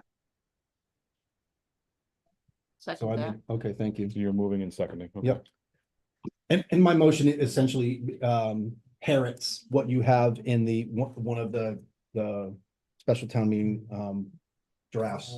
And so it's, Just make sure that that we're, the language in there, it's one, not to exceed 175. It is. Okay. and we don't have to put anything in about pending results of Templeton elders, No. or that's just. That would be icing on the cake.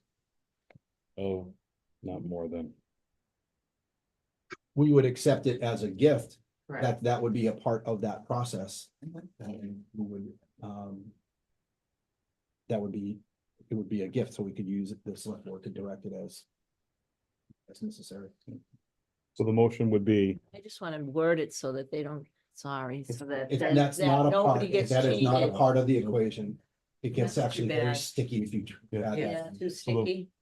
so the motion would be to add an article, the special town meeting warrant for December 5th,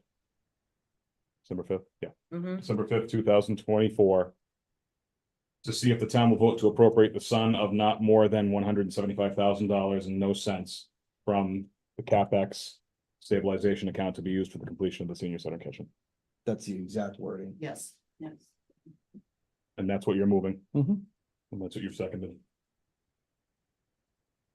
Just one last, Oh, throw it out there to But get. no, we can deliberate. Are you gonna Okay. second? Second, Okay, now, now what are you now gonna have say? fun. just, there's no way we should go back out to bid. We should just get it done. Yeah. Anybody? No time. There's no one time. bidder. Oh, And because of ARPA funds? It yes, has to be because committed. 150,000 is ARPA funds, and Sol- that has to be, Solid, second, that has to be, done, that has to be committed by 31 December or go bye-bye. okay. No more questions. Expiration dates, but. For now, the best knowledge that we have is commit by 31 December or go bye-bye. Discussion. Board. No, it's very lively, not bored at all. Try to be funny. Yeah. You had mentioned the, Mr. Canada looking at this. Do we know the date that was done? Not that long ago, because I, Okay. The date, what? when Andrew did the plan, It was like September. Hasn't he been? it was working not with that long ago, Gardner so too? Matt had been asking for updates. Mhm. And I think it was more of like a, come on, Adam. let's Gotta get-" go. Yeah, That's so right. it did happen recently. But the drawings took a year and a half. The reason for my question, I got you. when I was the vice the first time, that was 3.5 years ago. Yeah. We started this process. The senior center building is over 10 years old. Yeah. So I do remember going up there with Adam and with Andrew, and we walked through there and we looked at everything, and there was a question, where's the 3-tub sink and some other things that were not physically present. Mhm. But my point ultimately is, here again, we're 10 years down the road, we're still not got the bow on this and have it finalized. And what we're seeing now with these price increases is the cost of procrastination. Mhm. Agreed. Agreed. Any further discussion? Okay. Want me to read it back one hearing more none. time? No, what, sure. Okay, so in this case, on the motion, Yeah. to add an article to the special town meeting on December 5, 2024. To see if the town will vote to appropriate the sum of not more than $175,000 and no cents from the from the CapEx stabilization account to be used for the completion of the senior center kitchen. I'll call the vote. Tim, Yes. Jeff, Yes. Terry, Yes, Matt, Yes, and I'm a yes as well. and now secondarily to that, Mr. Chair, I move to award the bid in the amount not to exceed $319,000 from La Rochelle Construction for the completion of the senior center kitchen renovations pending funding appropriation, and for the town administrator to sign the contract and related documents. Second. I have a motion and a second. Any further discussion? Thank you for the clarification on pending the appropriation. Mhm. Hearing none on the motion to award the bid. That's sealed, right? It was a sealed bid, Yeah. yes. To award the bid for $319,000 pending appropriation. How do you vote, Tim? Yes. Jeff? Yes. Terry? yes. Matt? Yes, And I'm a yes. okay. Item L. Thank you for waiting patiently. This is action related to a $290,000 grant award from the Rural Development Fund for Berry Road, Graceland. All right, so as you can see in the grant award letter in your packet, we were awarded $290,000 from the Rural Development Fund through the Community One Stop for Growth Program. That amount will cover approximately 96% of the total engineering costs for the rehabilitation of all 3.9 miles of Berry Road or from Dudley to the Hubbardston line. Yeah, we're in the pre-contract phase, so there's not a whole lot more to share. Frankly, I was pretty surprised to get this one. I didn't think we were going to be awarded. And it's such a high amount. The Rural Development Fund did a lot of partial awards this year, so 96% was really good. Congratulations. Thank you. Any questions? Is there any consideration with matching funds or anything? So the 4% is $10,000. Okay. Mhm. And that's money that the town needs to come up with. Theoretically, yes, or more than likely. We did have a pre-contract meeting with Ty and Bond, who will do the engineering. And they had talked about a possibility of lowering the scope 10,000. However, because we got the grant for the $300,000 scope, we have to be really careful with lowering it. So we're waiting for a final formal proposal for them. If they can lower it 10K and offer the same scope, that would be awesome. But otherwise, yeah, we'll need to come up with the 10K. All right. Is there any restrictions to us funding? If we come up with our share, is there any restrictions, or what do we need to do? Meaning like where we Our take the share. funds from? Not from the grant contract, no. Okay. Nope. Any questions for Grace? Did anybody attend the October 23rd? I did, yep. How'd that go? Well, definitely. Where's the Main Street Bridge grant? So that's the MassWorks infrastructure. That's another community one-stop program. Unfortunately, the Rural Development Fund wouldn't be Just an trying to option for razz that. you. Yeah. But good that you're working on that. 'cause Yes. That's, And I was going to submit that grant in this same community one-stop round. Unfortunately, the debt exclusion didn't pass, and the MassWorks grant requires at least a 25% cost share. So that's another, obviously, the results from yesterday make that another We've got reconsideration, but a lot of the grants that you're looking at have matching funds that we have to certify Mhm. before the award of the grant. right. We have to get better as a community to understand whether, we talked about creating a stabilization fund for grant opportunities. It's like town meeting authorizes these things. It's specific, but we have to be reactive to these grant opportunities. And I don't know how we get better about doing that. we have to have the fund, look at the grant and say, if we get this much, how much do we need Right. to have? And then we need to scrounge that money up, because How do you do that without having a Yeah. town meeting? Yeah, you don't necessarily have to have the cost share appropriated before you apply for the grant, but you do need to identify where it's going to come from and then be able to get it ready really quickly. and that's the thing we have to look at. If we can set something up, because when grants come in, there's supposed to be given to the treasurer to oversee, and you no longer, you don't need appropriation votes. You just use that money for the cause that the grant supports. But we need to find a way to set money aside to cover the matching, whatever it may be. Be nice if there were more big grants without the matching requirement. There are some out there, but it's time and work. Board, questions, comments? Go ahead, Liz. So the two things, you've talked in a previous meeting about actually setting up an account and funding the account. So that way you didn't have to go through this on the front end. You have. Right, so you've got a special town meeting coming up. Why can't you? Maybe there's a reason why you can't, but why can't you put the account in place now and then you fund it in May? Yeah, you create the account. Yeah, I haven't worked to You know, I wouldn't put it on right now. This is just my opinion, because I don't know how it would work. I don't know how that account, I know how the account would work. It's the legality of the purpose of the account. So if Grace goes out and gets a grant to do the cupola, a grant to do whatever, and it requires, you know, $105,000. We have to make sure that the account. That's for me, that would be a hard one to sell on town meeting, because they're like, what can you use it for? She could go find a grant that requires money for gumball machines or something. Town meeting doesn't want gumball machines. I'm using weird examples, but you understand, it's the legality of that kind of account. I wouldn't know how to The structure. specificity, Well, like I- a capital improvement, major capital improvement. Right, and those are specified Right. for the authorization for that appropriation. Like you can use it here are the boundaries, the left and Right, right right. limits.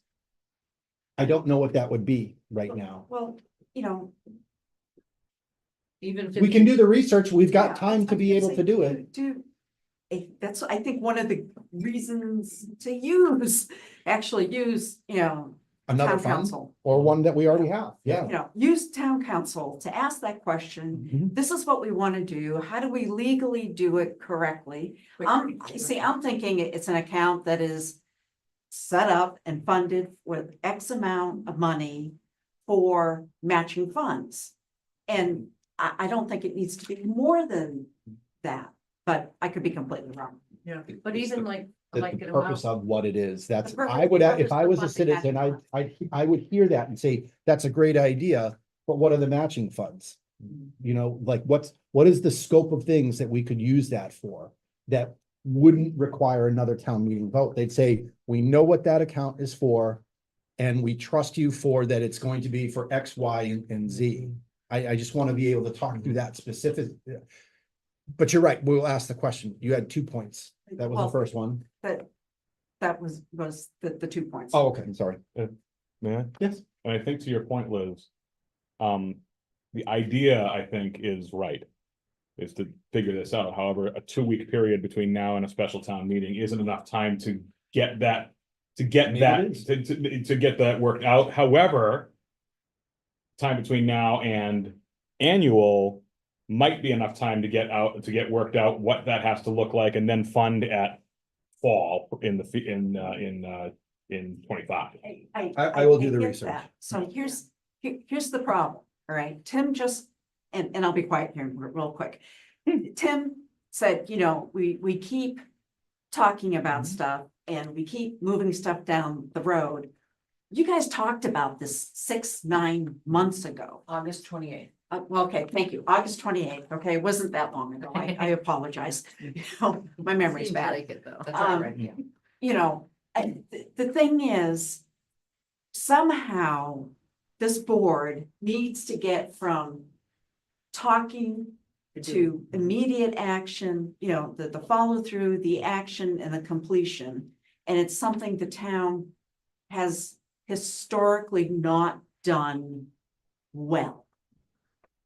Hopefully that was polite enough. So I get I got it. Okay. I'll be quiet. Thank you. Okay. Thanks, Liz. I am gonna research this. I said it earlier as a joke, but I'll say it again as a joke. Our agendas have been every letter of the alphabet for I don't know how many months now. So I'm to your sorry about that. to your point, there's a lot of work going on, and part of that goal setting retreat, when we come up with these initiatives, and this would be one of those to like a project, we've got to have people assigned to do them or otherwise. I fully commit to the ones that I work on. But that's where I understand what you're saying. So I Anybody will else? research this one in terms of how we can use the funds that we already have and what a fund would look like if it was going to be a grant matching fund specific. Anything else on specifically on this award for Berry Road? No, just a final comment on if you're gonna research it and enlist town council, it's another charge to town council. Why do you gotta be looking at it like that? not. I mean, Maybe, we have maybe we contract. don't. Maybe I'm gonna be so good that I wouldn't even have to ask them my question. Okay. Just Thank you, to, Grace. to Grace, a fine job on securing Yes. this. Thank you. This is gonna be very helpful to potentially help rehabilitate a road that definitely needs it. Yeah, So we were thank you for- going through on Google Images or Google Maps in the pre-contract meeting with Ty and Bond, and I didn't realize just how bad it is. It's bad. Actually down toward the bottom end of that road Yep. now is getting worse and worse. The top end is a little better, but the bottom end of Berry Road is not in good shape at this point. Yeah. That's a super highway compared to Route 68. It is. All right, All right, thank you, Grace. Mr. Chair, Appreciate I it. make a motion to move past 10 o'clock for the purposes of completing the agenda. Second. Motion and a second to work past 10. Any discussion? Hearing nothing on moving, motion to move, work past 10. How do you vote? Tim? Yes. Jeff? Yo, yeah. Terry? Get it done. Matt? Yes, And I vote yes. okay.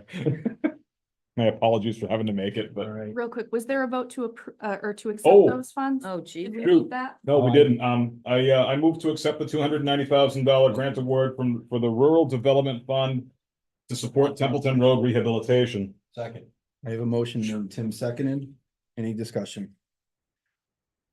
Hearing none on the motion to accept the 290,000 grant award from the Development Fund to support Templeton Road rehabilitation. How do you vote? Tim?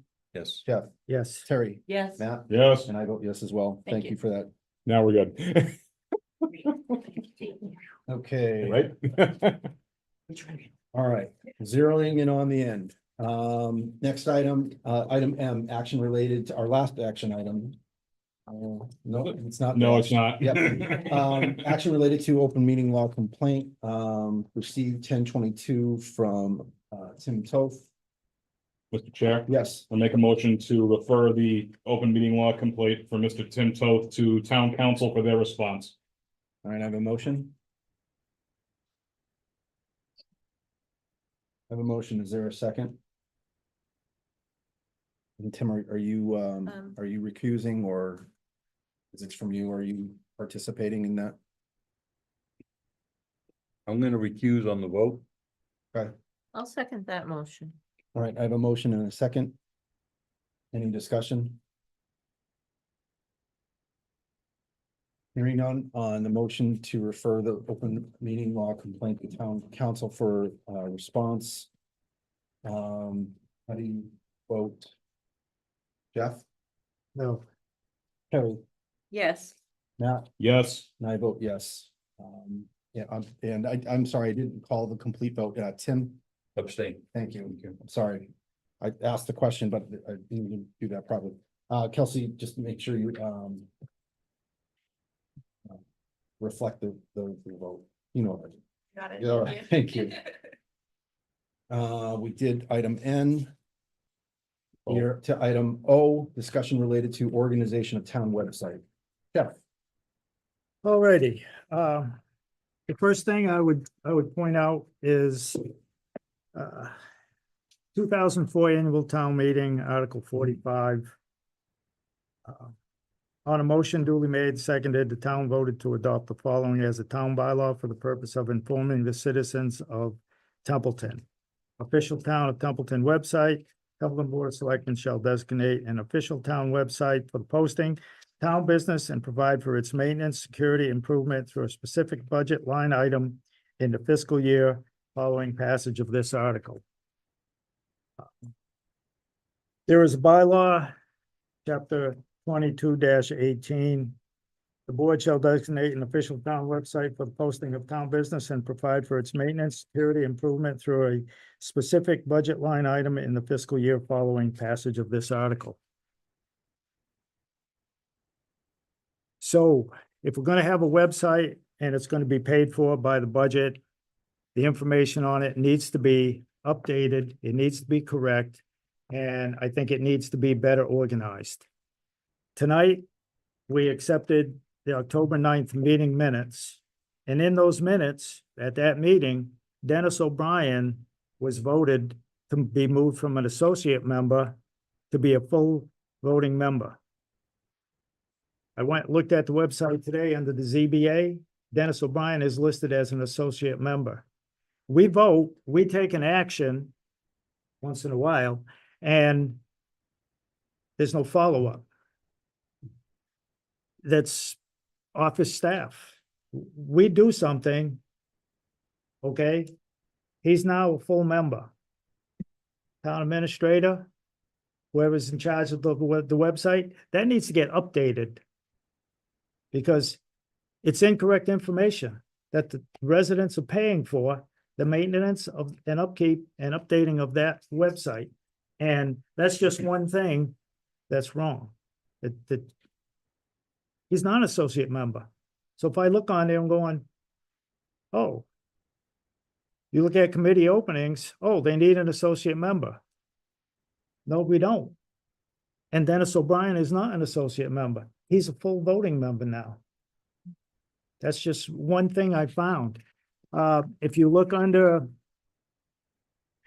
you go to the Division of Public Services, it has Bob Sozik listed as DPW Director. I don't believe we have a DPW anymore. You look in the budget book, he's the Highway Director and then Building and Grounds Director. Again, it's confusing and it's not clear. And I know there was a question at the special town meeting on October 23rd about, is it public service? Is it highway? Is it this? Is it that? Again, it's follow-up. I believe we changed that public services a couple of years, 21, maybe 22. The board voted for that change. Also, if you look under the Division of Public Services, you find cemetery commissioners. Well, the cemetery commissioners are elected. They have their own page under boards and committees. And if you look at cemeteries and commissioners, over to the left, it has the build out of Gilman Way Playground. I have an idea of why it's there, but it doesn't belong there now that we have Parks and Recs Commission. That should get moved over there. Again, this is a website, and yes, it takes time, but I believe there was a person given a raise a while back, 5, 6 years ago, whenever it was, because their additional duties is to upkeep and put stuff on the website. I also looked at the advisory committee's page, and there are 9 links on the left-hand side, and 4 of them do nothing. You click on them and it's meeting minutes, nothing's there. So again, and I know when they were put there, they were a member of the committee who was very computer literate and stuff, started doing that. And we're going to link information for that committee. But then he left and that's where it ended. So the links are there. And if someone goes looking, oh, committee minutes, boom. What's there? Looking for the recommendations that they made to town meeting in the past. Nothing's there. Why? If there's nothing there and they're not putting any information there, the committee, then get rid of the links. So people don't sit there and go, hey, I'm looking for this and I can't find it. It's the same with, you look at the calendar, schedule our meetings or any other meetings, and it says red letters, the minutes are on file with the town clerk. But yet, specific to the Board of Selectmen in the operating procedures, it says the minutes are on file, will be on file with the town clerk. And that operating procedure is on the town website. So I go there and look at that and I see that, and then I see, well, they're not there. Well, what the hell is it?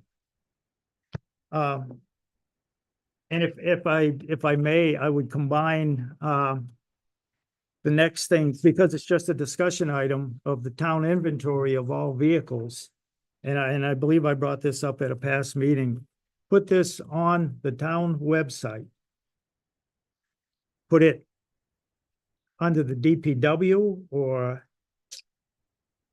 the capital, I believe all these town vehicles. So again, when people go to town meeting and they want to buy a new cruiser, they want to buy a 1-ton truck, they want to buy this. There's a place where people can go and see the number of vehicles that the town has.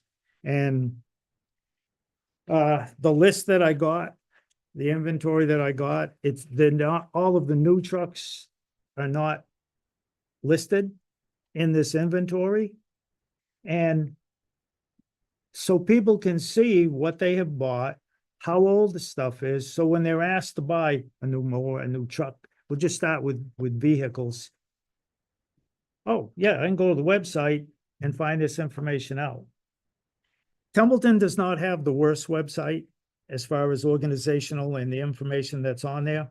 A few years ago, when I was working on the town advisory committee bylaw, going off the recommendation of the DOR and the financial review of March 2021, I looked at 299 websites of all towns that had open meeting or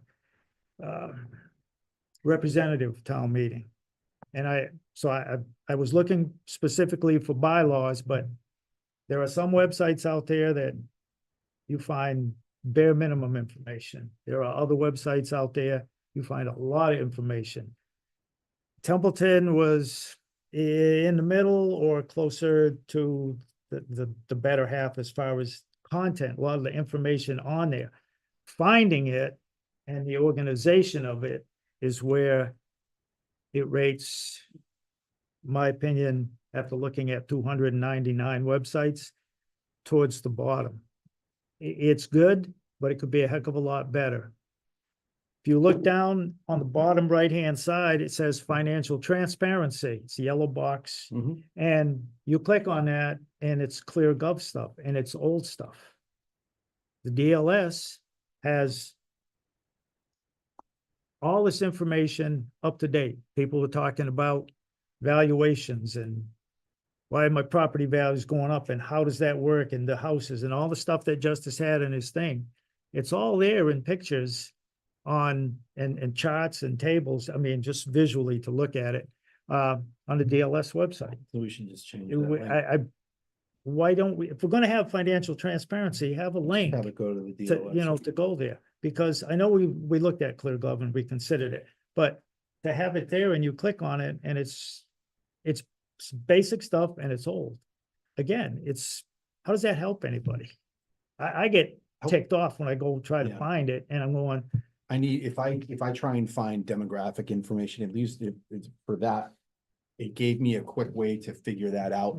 But I'm not, you're 100% right. DLS, if you use it enough, if you use it consistently, Right. you'll figure out how to find and if things. they stop changing, I know. they're gonna, but again, if you find that particular box with the demographic stuff, it shows the average, home valuation, it shows the average tax bill, the school budget spending. It's all there. We keep telling people, yeah, it's on the website, it's on the website. Go try and find some of that stuff. And again, my concern is I'm not trying to bang on anybody who's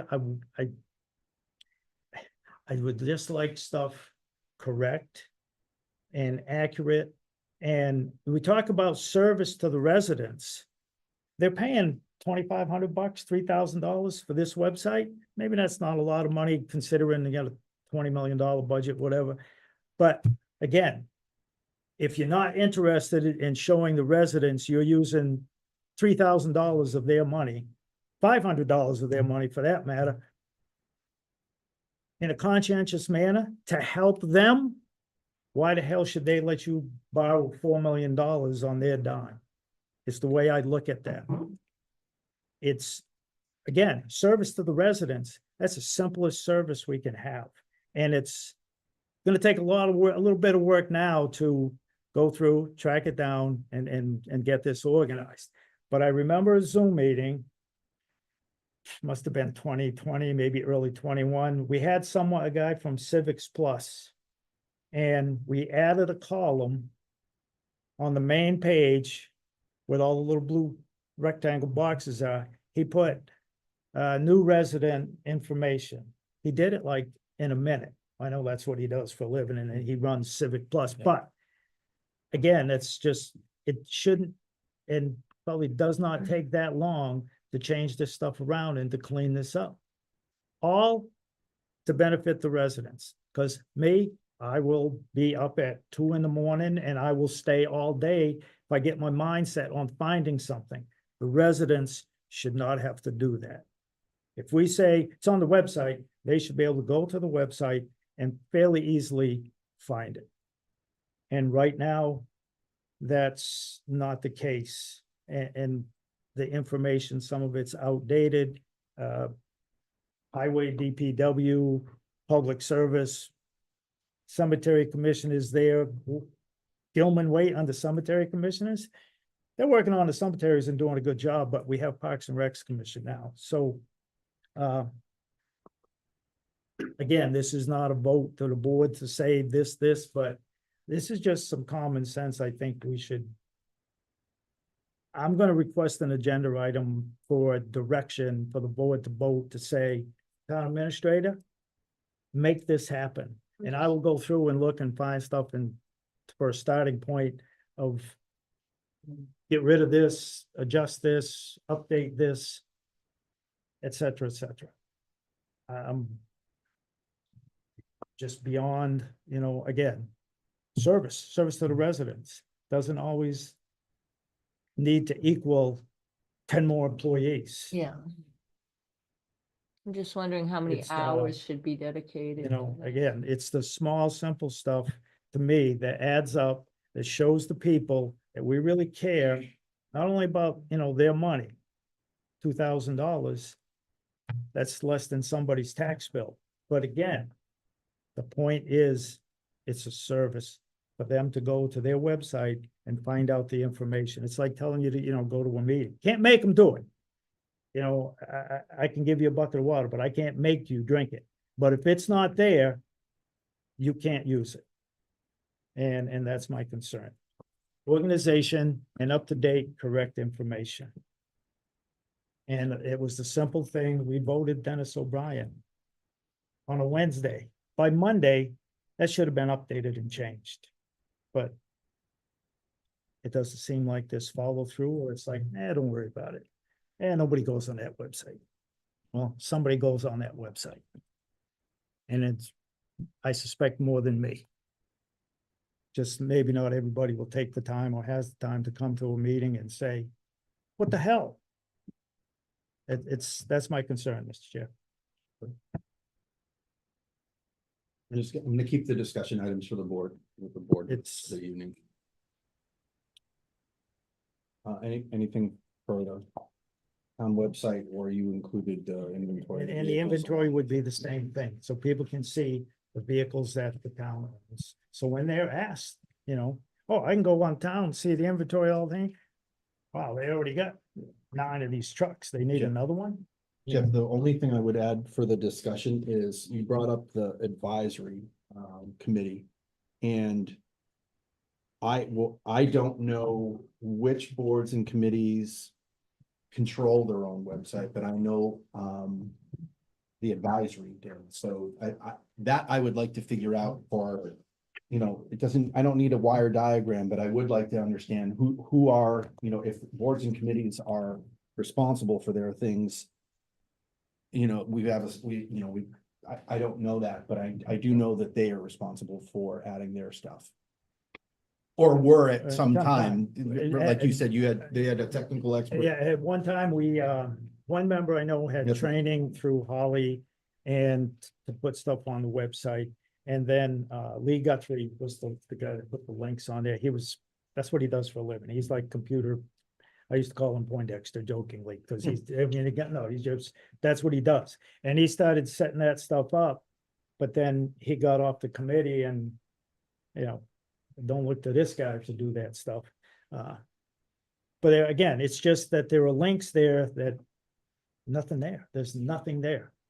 You just click on it and it comes up and meeting minutes, and there's like nothing. So, you know, if they can add minutes there, that'd be great. If it's going to stay on my town government, okay, but if a link is there, to me, it should be working. And if it's, not working or unused, then get rid of it. Mr. Chair, Yes, go ahead, Holly. I'd like to respond to that. I think everyone is aware that I am the majority person that manages the website and does most of the updates. Any department or committee is welcome to run their page. I have several that do. There are a couple that do them very actively and some that hardly ever touch them and reach out to me when they need help. And yes, at some point 4 or 5 years ago, I was given a little bit more money to do the website. I was doing it already and I still am. If Mr. Bennett would send me an email with all of these things that are missing or incorrect, I will happily get those done. We do try our best. I feel like I get a lot of stuff out. I put announcements out there a lot, share them on Facebook. So if you could get me a list, Mr. Bennett, I would be happy to get those updated. One of the ones that like an update, like I go to the website a lot too. Research is huge. The unofficial results from yesterday, right when I went to the website, it was right there. Is that something that you post, Holly, or is that something that the clerk posts? The clerk posts the things for the official Okay. town meeting. Collaborative effort. Let's figure it out. Like if the subject for tonight was actually structure or organization. Let's get a better idea of what the organization is for Holly just took a huge, chunk of the responsibility to say it's a lot of it's, and she works with some of the other things. Let's try and figure out what is the behind the scenes look of the structure of the website. I agree. There are worse websites out there. And, it was a couple of years. I like the way that it's set up. I know that, we had a lot of heartache during the Templeton1.org cutover. Yeah. And that's still hanging out there. And I realize that the links or otherwise, but I think that we should have at least an understanding of what the structure is. Yeah, if you go way back, you can still find a couple where It's still there, yeah. exit not 704, whatever the heck it is. 404, yeah. Yeah, 407 or something not existing. All right, So thanks, Jeff. Anything before we finish the discussion? Yeah, when he's done, we can go to MMA and nominate it for the town webpage of the year award. I agree. Be nice. Inventory of town vehicles, you're good? yes, Okay.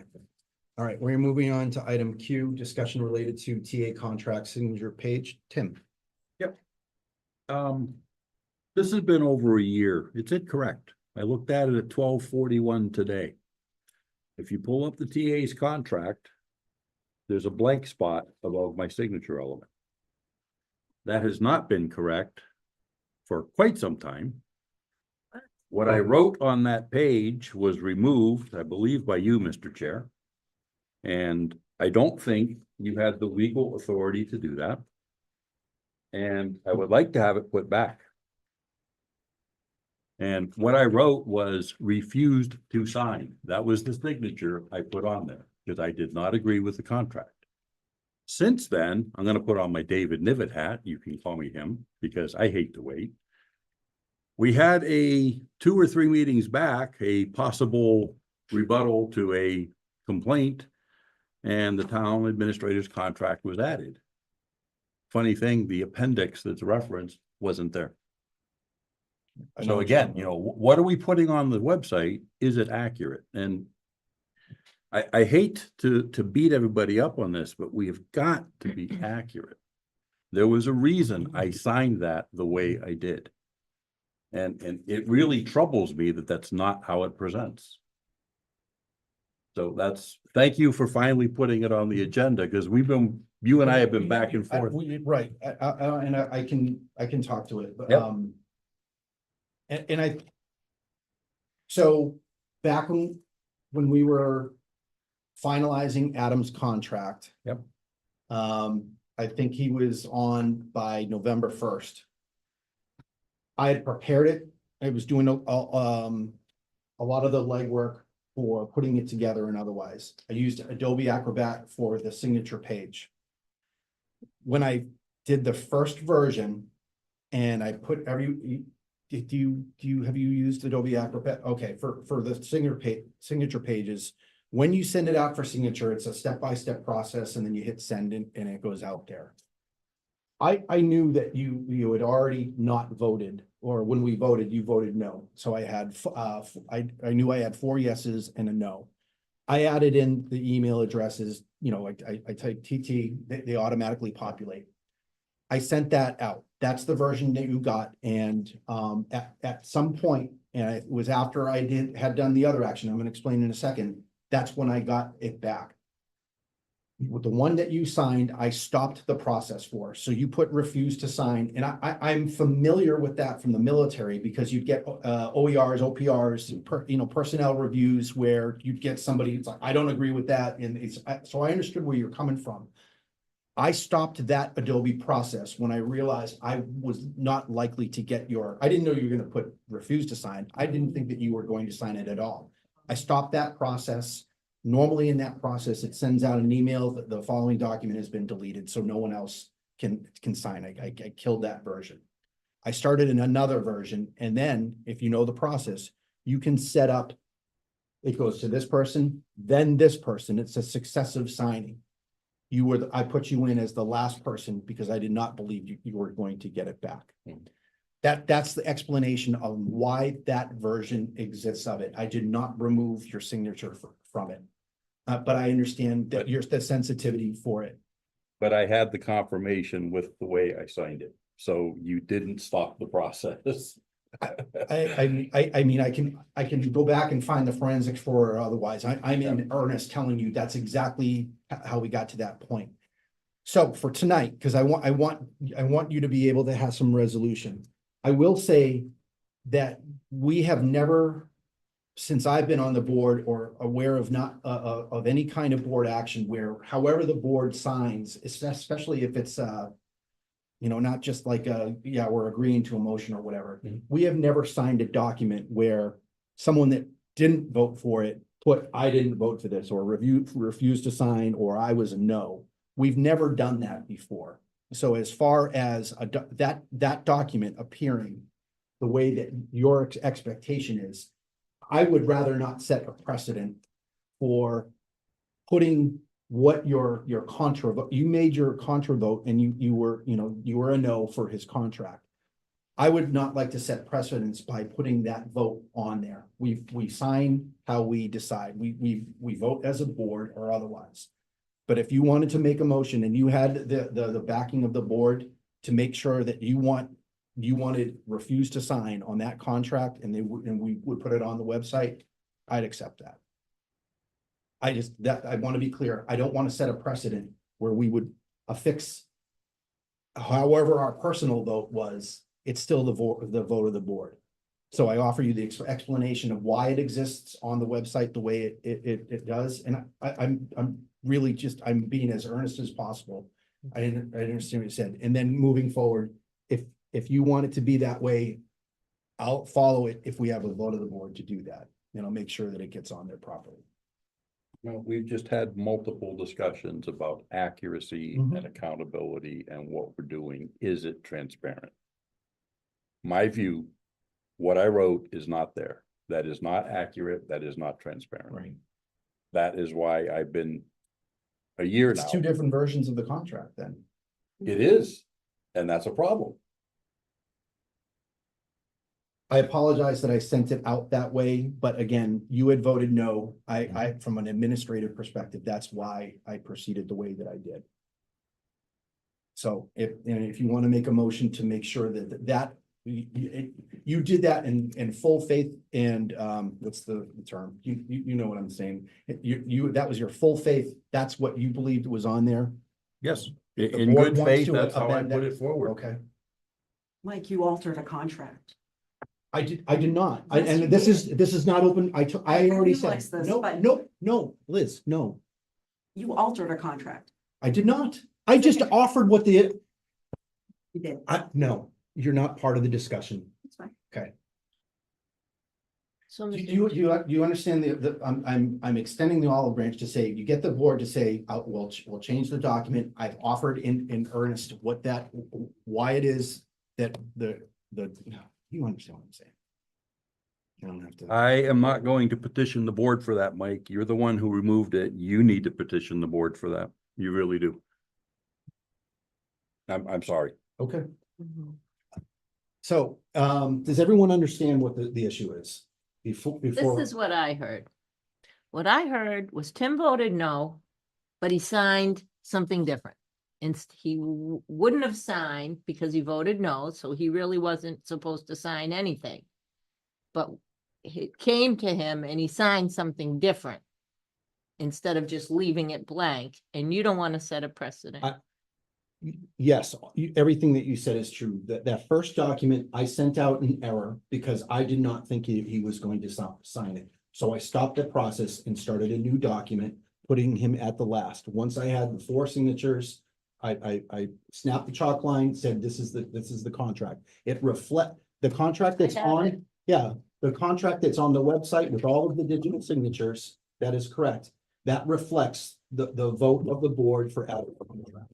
Right. As long But as not everyone what he understands that, personally wanted to put in. I will change it. That I'm explaining why I did it the way that I did it. I made the first contract, I'm saying, what does Jeff like to say? I goofed. I goofed on the first document. I stopped it and then proceeded with this one because I knew that I assumed because he was a no vote that he was not going to sign.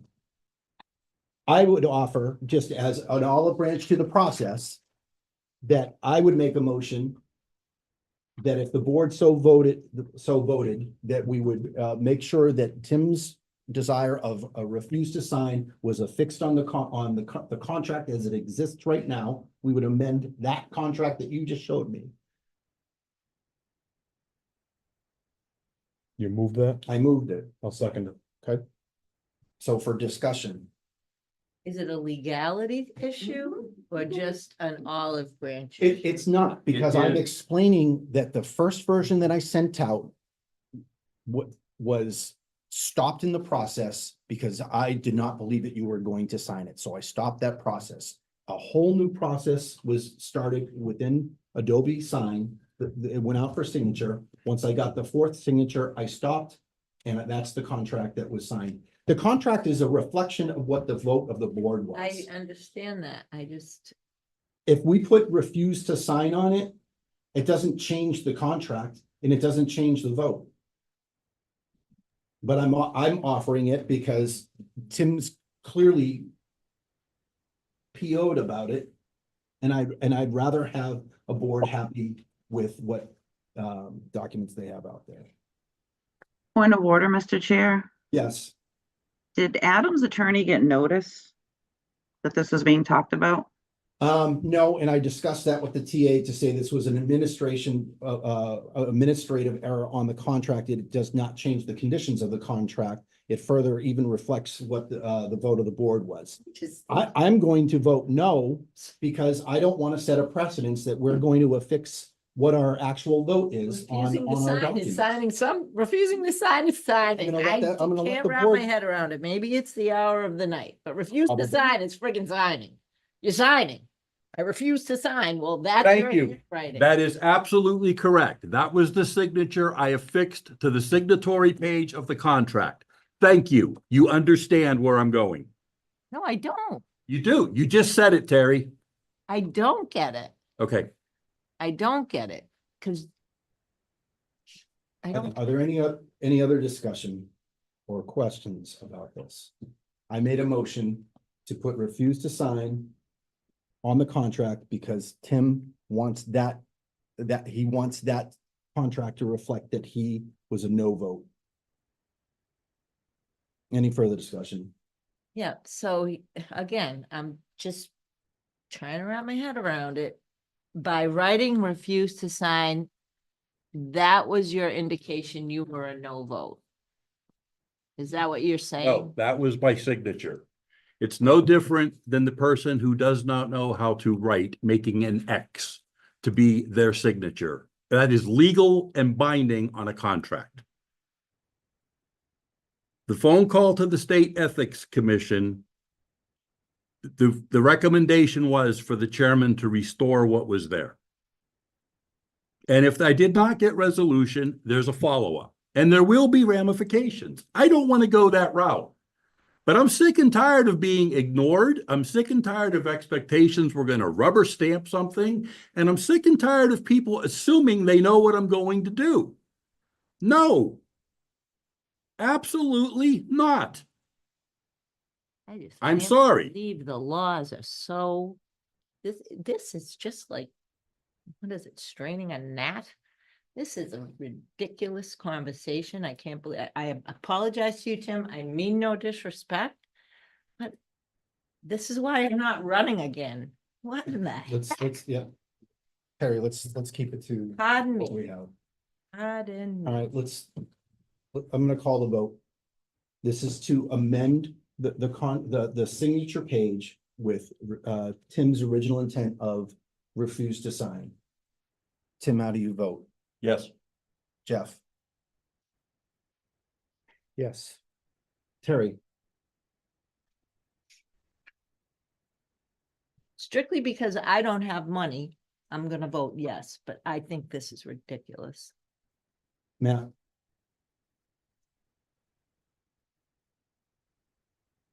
No. I'm a no vote, and it's 3 yeses, so we'll make sure it says refuse to sign. Okay. Thank you for that. You're welcome.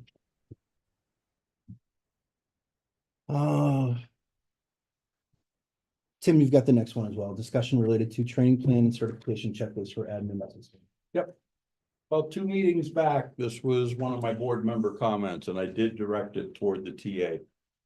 And I was very sincere with my request. I wanted to see what the training plan was. You and I, Mike, teach at various colleges. We know what it's like to put together a lesson plan.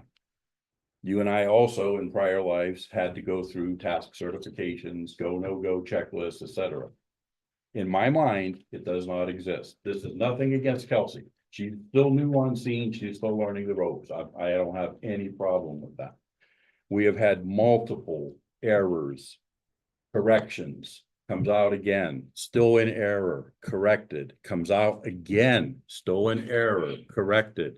That's what drove the open meeting law complaint that I filed. That was filed against the board and the TA. I understand he's not directly to the OML, but he works for this board. So that's where I targeted that. My view, there is no training plan. I asked for one, it has not been presented. I asked for checklists, they have not been presented. I will argue that in the last 2 years, every OML complaint we have had has become in front of us because of a failure of the full-time staff that work in room 6 in this building. That's a problem.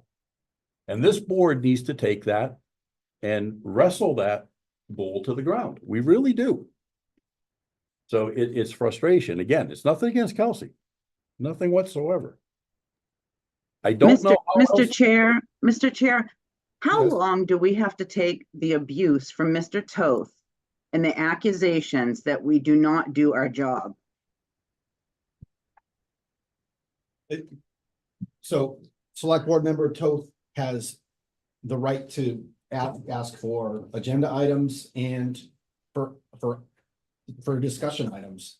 I have nothing to add to the discussion item, but if he asked for it and there's a purpose behind it, then I grant it to him. I'm an elected official just like he is.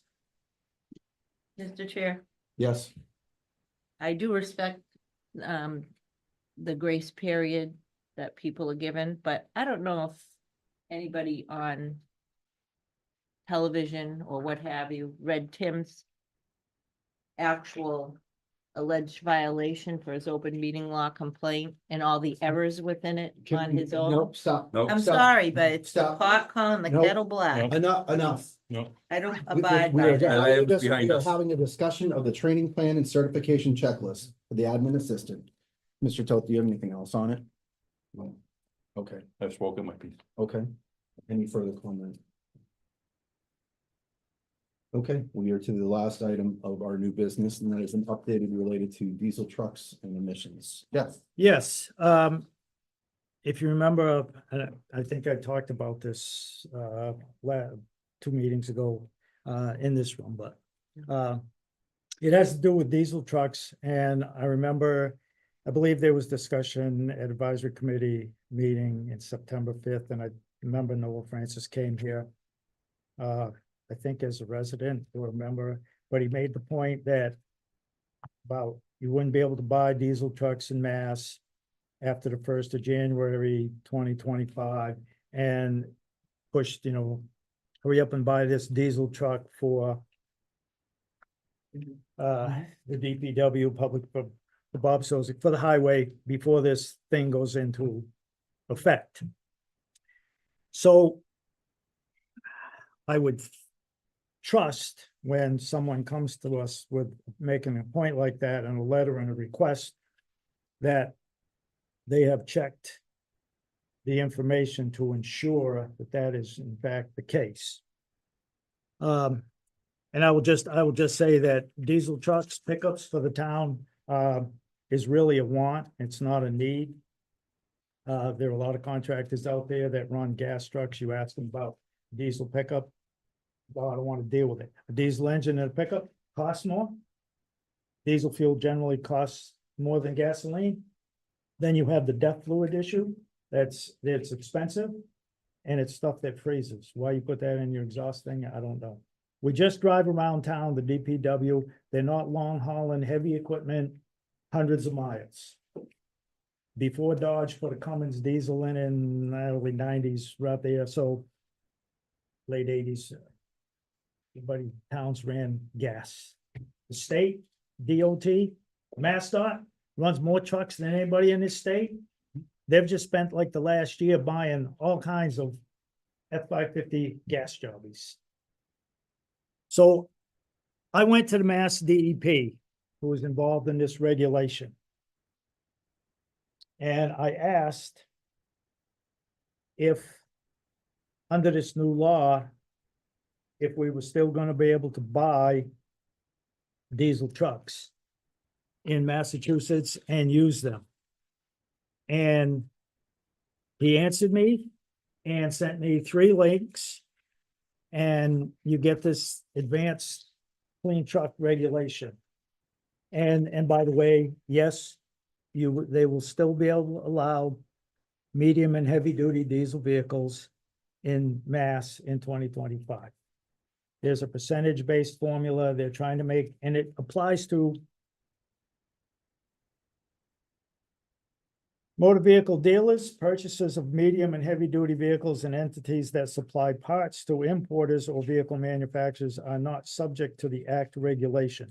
This is one of these things that came out of the legislature that does almost make sense. And it's a percentage thing. If you're a dealer, manufacturer, and you sell 100 trucks, diesel trucks, they're taken buses, like MBTA buses, and exempted them.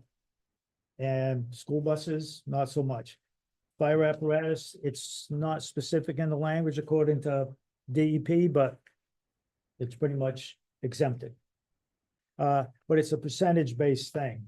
They're shooting for, I think, like 60% of the sales to be zero-emission vehicles and the rest be diesel. But it's a step-by-step thing. And you can build credits and debits. They sell X amount of zero-emission vehicle, the class 3, say a 1-ton truck. You can build credits towards your big trucks. It's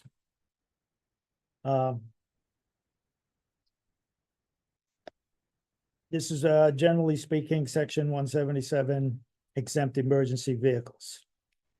Consumers and fleets are not required to buy zero-emission trucks under the Act regulation.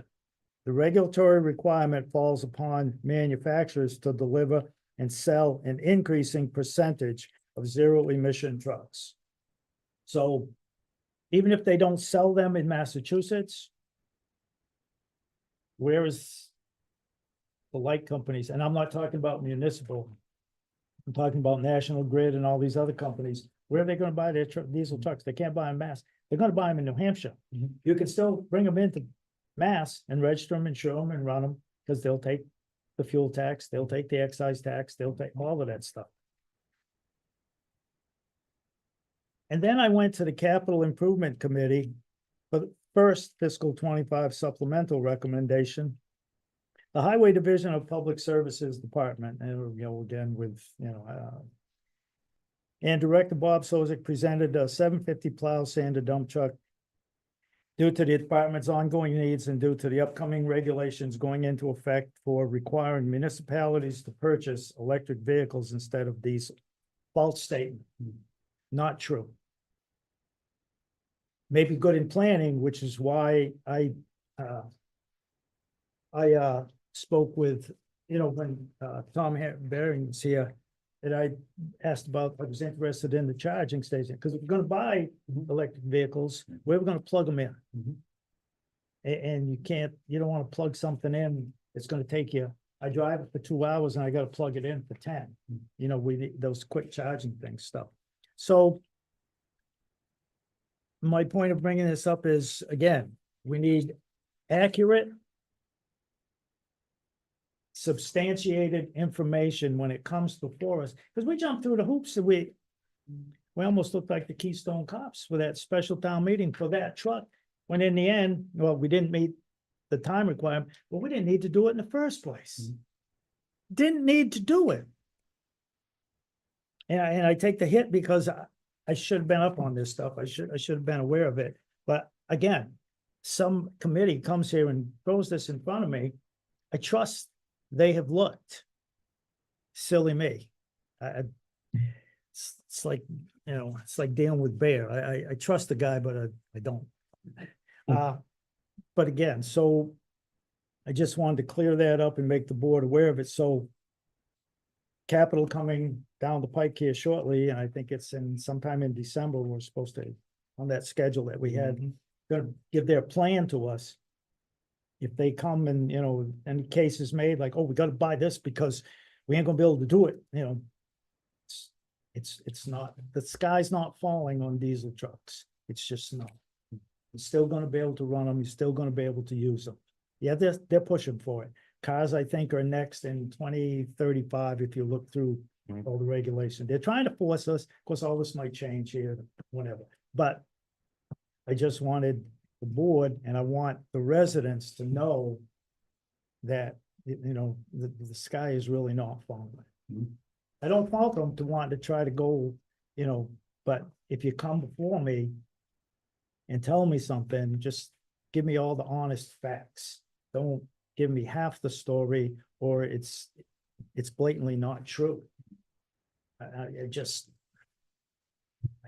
He worries. He worries. That just bothers me. He Really worries. does. I think he was worried that there's gonna be a huge competition And for again, diesel trucks. I just like outside of things to be Massachusetts. correct and up to date, and the details to be, because it's, to me, that's us being dishonest to the residents, and trust is the biggest Well, thing. you imply some intent there. That I mean, if people have, if you say it was subverted, I hear what you say, but if there's all this information out there, I think that we can come together as more of a team to say that wasn't researched enough. Are you sure? What's your source for that? That is my point. When you Okay. bring, if a committee's understand. bringing something Got to it. me, please, do your research, because I don't like that. I don't get it. like being lied to. You make this mistake, hey, I make more mistakes than freaking everybody in this room times 10. But and it was easy. I went online, I went to the DEP page, I went down a list, and I'm like, wasn't even sure who to contact. I emailed somebody, and Hill Hang, I'm sorry I butchered your name, sir, but he emailed me. He wasn't the person, but he is the guy that was overseeing this project, and he answered my question that quick. It's like 2 days later. I got an answer to my question that it's not a big emergency to go buy that diesel truck in December because you're actually gonna be able to buy them in January and all of next year and going forward, so. And again, whether we actually need diesel trucks, maybe we should see the writing on the wall and start moving in a different direction, but I just, So your metaphor is stop running fast with scissors. I want accurate information, please. Okay.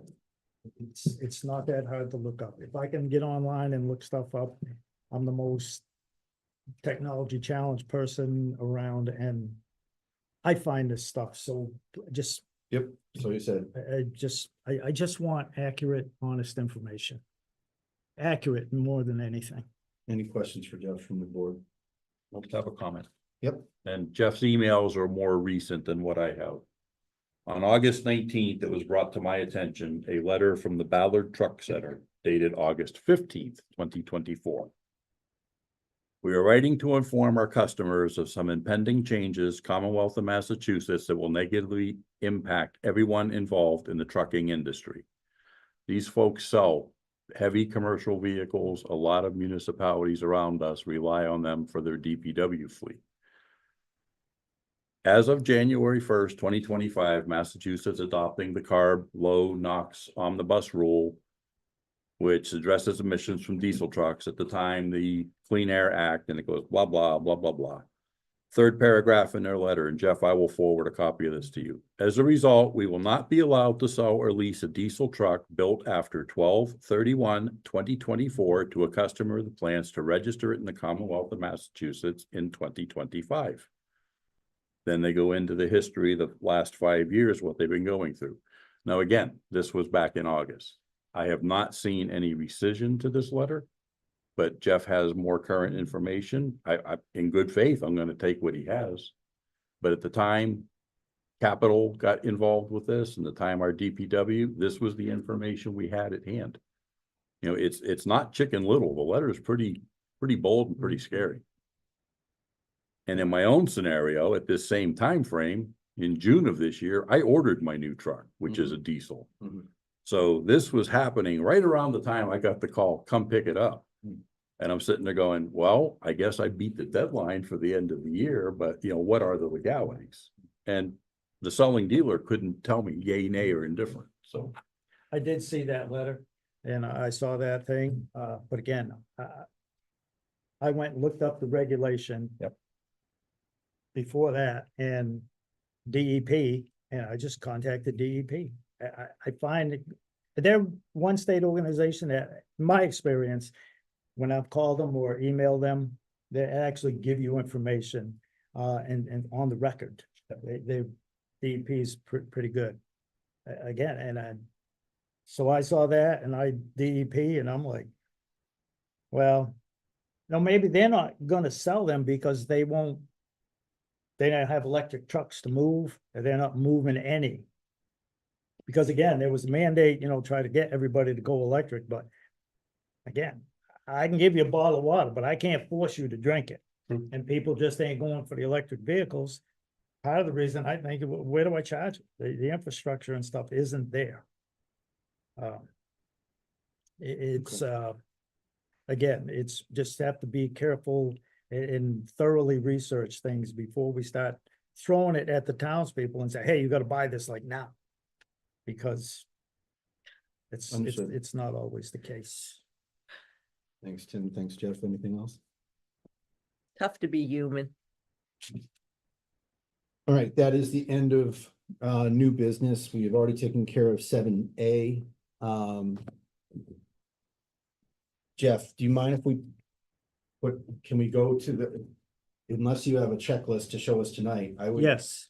You do, okay. And maybe go ahead, item B. I can, the town fees, I could just, I'll waive that till the next thing. That was pretty But good. the checklist to me is important for reasons pointed out. That already. checklist is familiar to me. Do you want to add that to the? And this as an is, annex? yes, Okay. this is not the first time it's been in front of the board for meeting minutes. It's on the, Copy, I know. I was gonna send it. Oh. read out for them.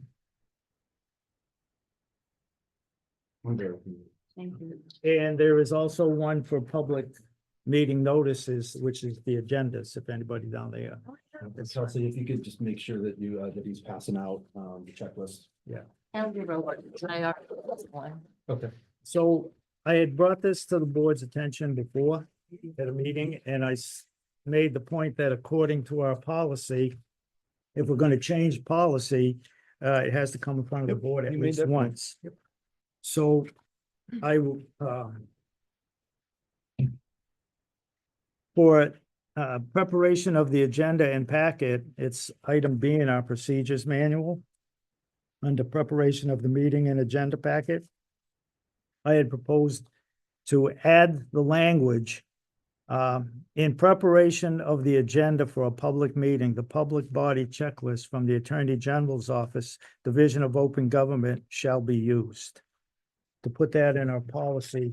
Again, it's, I echo what Tim said, his frustration and nothing on the employees, but we've had a lot of errors. I mean, we had a meeting where it was happening in two places. Gonna be in the gym, gonna be in the auditorium. That doesn't go to the employees. That's coming right here in my lap as a member of the elected board, because that's what the open meeting law covers. And agenda and meeting minutes. You go look at the determinations under the Division of Open Government, Attorney General's page. There's a lot of complaints, and that's what they go around. Meeting minutes and agendas. And this board had an open meeting law violation December 23, I think, about an agenda and about minutes. And I just would like to avoid this so we don't have to talk about this anymore at any of our meetings.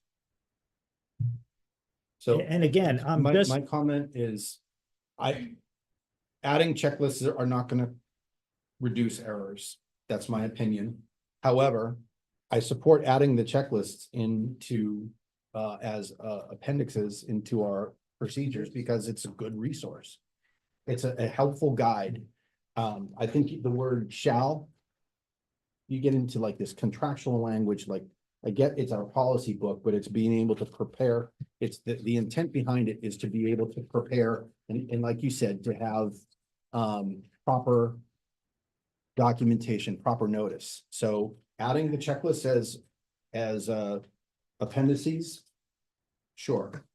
I don't think that just adding the checklist and using it is going to produce the sea change that you'd be comfortable with. And that's all I have to say. And I have the word shall in there because if you don't specify, in my experience, and I could probably point out all kinds of things, just go down to financial management policy. Flexibility. You have a policy, it's supposed to tell you, when you do this, you do A, B, C, D, 1, 2, 3. That's why you have a policy as a guide to tell you, this is how you do this. So when I leave the board and somebody else sits here, oh, we're doing this, free cash. Oh, we're supposed to have a plan from the administrator and he's supposed to give it to us here and there.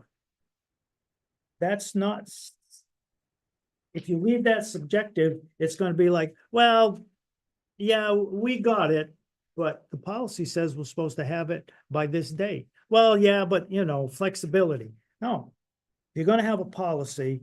You're going to have something to aid you. It's when you do the minutes, you shall use this guideline. Can I see your language To again? check it. Which one you The, want? the language for the policy, not the checklist. Can I add something? Yes. The bold is I what I just propose want to add. the board to know that this checklist has been on my desk since I started. Tim presented it to me himself at the end of one of the first meetings. Mhm. This is something. This that is the meeting followed. minutes. I just, As Yeah. you've said, Jeff, come on. as you've said many times, the minutes are subjective. I sit here in the meetings and I get what I can, and then I'm sitting in the office, watching the meeting, pausing the meeting, you know, summarizing things. It's subjective. I think just because someone doesn't like them that's not reason enough for them not to be approved. It's just my input.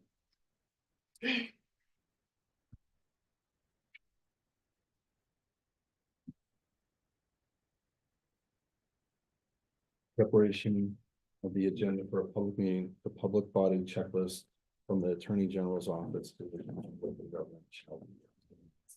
So is, in the exact language of this, is it your intent that a checklist would be filled out and included with all agenda packets? It should be used in the preparation of the agenda. I don't think that this reflects what you just said. I think by adding shall be used insinuates that that language says that I would expect to see the checklist as a part of the agenda packet. The way that you said it, and really with what Kelsey just said, she's already using that as a guide to follow up with a policy that says we want these as appendices, as, you know, not because Tim brought it up because he found it on Division of, open, local government, but it's a part of our packet to be able to say, here are the tools that we do for item B. I want to make sure the language says that we're using it, not like you shall Used in the preparation. use in the preparation. If you. In preparation, okay, Yeah, all right, I'm fine. The bold is what I added. Non-bold stuff is what's already in our operating procedures. I'm fine with that. I And just the intent is to put the add anything, any layer to make an effort to try to get everything correct in the meeting notice, in the meeting minutes. I got you. In preparation of, and Kelsey, really what this does is just, it adds it in as appendices. I know that you know about these ones. I actually didn't see the other, I haven't seen the other posting of a meeting. I've seen the meeting minutes ones, but I haven't seen that one. But adding them as appendices, basically just add it to our policy as, tools, guidelines. It's to use that way. If she leaves, the next person comes in, has a guideline. Yeah. That's basically it. Yep. I make a motion to amend item B of the select board policies under preparation of meeting agenda and packet to include the agenda for a public meeting in the public body checklist from the Attorney General's Office, Division of Open Government shall be used. Preparation of the agenda. Seconded. Motion and second. Any further discussion? I agree, Jeff. You're adding tools to the toolkit. I certainly appreciate Kelsey's participation in that. I think that adds the voice to it because we create policy and people, our expectation is that they follow that policy. Follow our policy. And of course, the ticket is, like my dad used to tell me, you buy all them tools, now you gotta use them. Yeah. Any further discussion? Hearing none on the motion to amend the select board operating procedures with the presented preparation of meeting agenda and packet with the associated checklist. How do you vote, Tim? Yes. Jeff? Yes. Terry? Yes. Matt? Yes. And I vote yes as well. Last item, discussion related to town fees and town website. I will, You want? I would pass on that for this evening. All you had was that when we had the discussion before, I did create the Yeah, you entire do have fee fees. schedule. And now the intent is to add it to the website Right. on one of those big blue buttons on the left-hand side. And there is also, I found some, if you go on the Parks and Recs Commission page, you find some more additional fees that are listed there, and for everybody, so we go someplace and you see town fees. You can go look them up and you can see what it costs. Yep. And of So interest, Holly, you're on, right? Yes. I have, as I had promised to Jeff, I did come up with that fee schedule. So I can work with you, I don't know if the board needs to vote for it or otherwise, but I can give you the fee schedule that both in Excel and Word. And if there's like a button on the left-hand side, all those easy buttons, if we just put like a town fee schedule, I have seen this on other town websites. That's, I didn't come up with this I on my know. own. I found it But on the website. I think we can achieve that fairly quickly. We could actually replace that financial transparency button that Jeff was talking about. I Okay. had left that up there because they did have fairly current information, I thought. So we could replace it with that and put kind of a big one. Okay. When you look at local receipts, it's like $2.9 million. About 1.5 of that is vehicle excise tax. The rest is fees. And again, the Board of Selectmen did not go around the rules of Prop 2.5. The legislature did that by allowing communities to charge fees for certain things. Even though there is a DOR requirement and there was a lawsuit about how fees can be charged and used, and there's a 3-prong thing, another story for another day, but it's again, this is something I think that we need to work on to let the residents know, and we're gonna post it. Work on some of these fees, because these fees are I just understand. taxes on taxes. Okay. And Well, now you got a Word document to start to write your notes on yes. it. All right, ladies and gentlemen, that brings us to the end of old business. 10 minutes before 11, we've still got board member comments if people want to make them. And then we have adjournment, and our next meeting will be 20 November. Let's start on the left. Tim, anything? I have nothing. I've said enough tonight. Okay, thank you, Tim. Jeff? I would just ask, You have way remind too much people, microphone tonight. No, go ahead, I'm sorry. That was inappropriate, I'm sorry. ban, get them. I would just ask again, any veterans out there, if you have the time, November 12th at Narragansett, in the middle school, at 1:45 to meet the 5th graders, for their Veterans Day thing that they do. I'm telling you, it's really impressive to meet those kids. If you have the time, if you can be there, it's informal. It's not a photo shoot. It's nothing. You go in, you got to go to the office, get a badge. We go in, talk with the kids, however long it may be. It's really interesting, and I think it's really important because they're 5th graders, but it's really neat. And anybody who's a veteran, if you have the time, it's really worth it to please show up. Thank you. Thanks, Joe. No.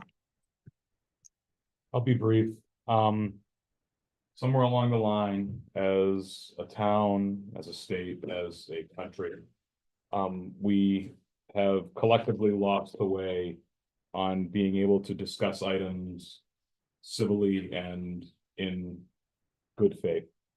And we saw another example of it tonight, of someone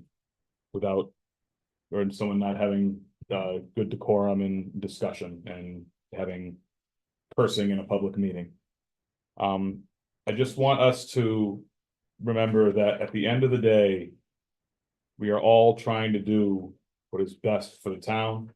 We're all trying to do what is best for our fellow citizens, and that we should be able to discuss these things with a civil tone and with respect for one another and for our people who are in the room and on television watching these proceedings.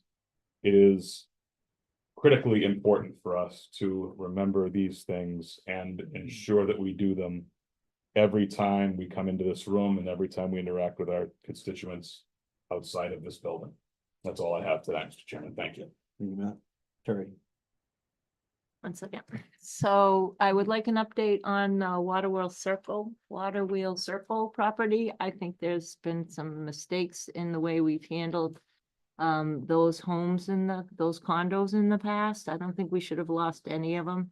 They're supposed to be properly listed. There's lotteries, and I understand there's exceptions or exemptions if they're on for more than 90 days. But when at annual town meeting, it wasn't even up.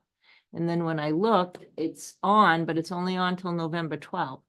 So, and it's listed through a realty agent. So just an update. I want to make sure, because there is so much research that has to go into everything. Like you said, you own what you own and you do the work. I don't necessarily have all the time in the world to do what you do. And I apologize to the folks. And, you know, I realize I've come to the end of my time here. And with that being said, I just would like to hope for veterans to have a Just Right Veterans Day, tailor-made for each one of them. And I have been privileged with the story of the Go for Broke Battalion. If you have a chance to look it up, I wanted to try to read the story on Facebook or something to make it public. I can't read it without crying. It's just such an interesting story about the first, after the Japanese bombed Pearl Harbor and the hopes and dreams that were dashed by the legal immigrants in this country set into internment camps, and the values they instilled in their young men and women to come and serve this country in spite of prejudice and extreme odds. And what these gentlemen did was extraordinary. And we had a veteran in this town named Kiyo Marimoto. He's since passed away. He gave me his story and he did not waste his GI Bill. He ended up being a psychologist and a teacher at Harvard, and my hat's off to these gentlemen. So I have to say. Thank you, Terry. And I just have a happy Veterans Day to all the veterans out there. Hope you get to spend some time the way you want with your family. And with that, our next meeting is November 20th. I would entertain a motion to adjourn. So, Second. and I have a second. Any discussion? Hearing none on the motion to adjourn. All those agreeing signify by saying aye. Aye. Any opposed? No. Hearing only one opposed,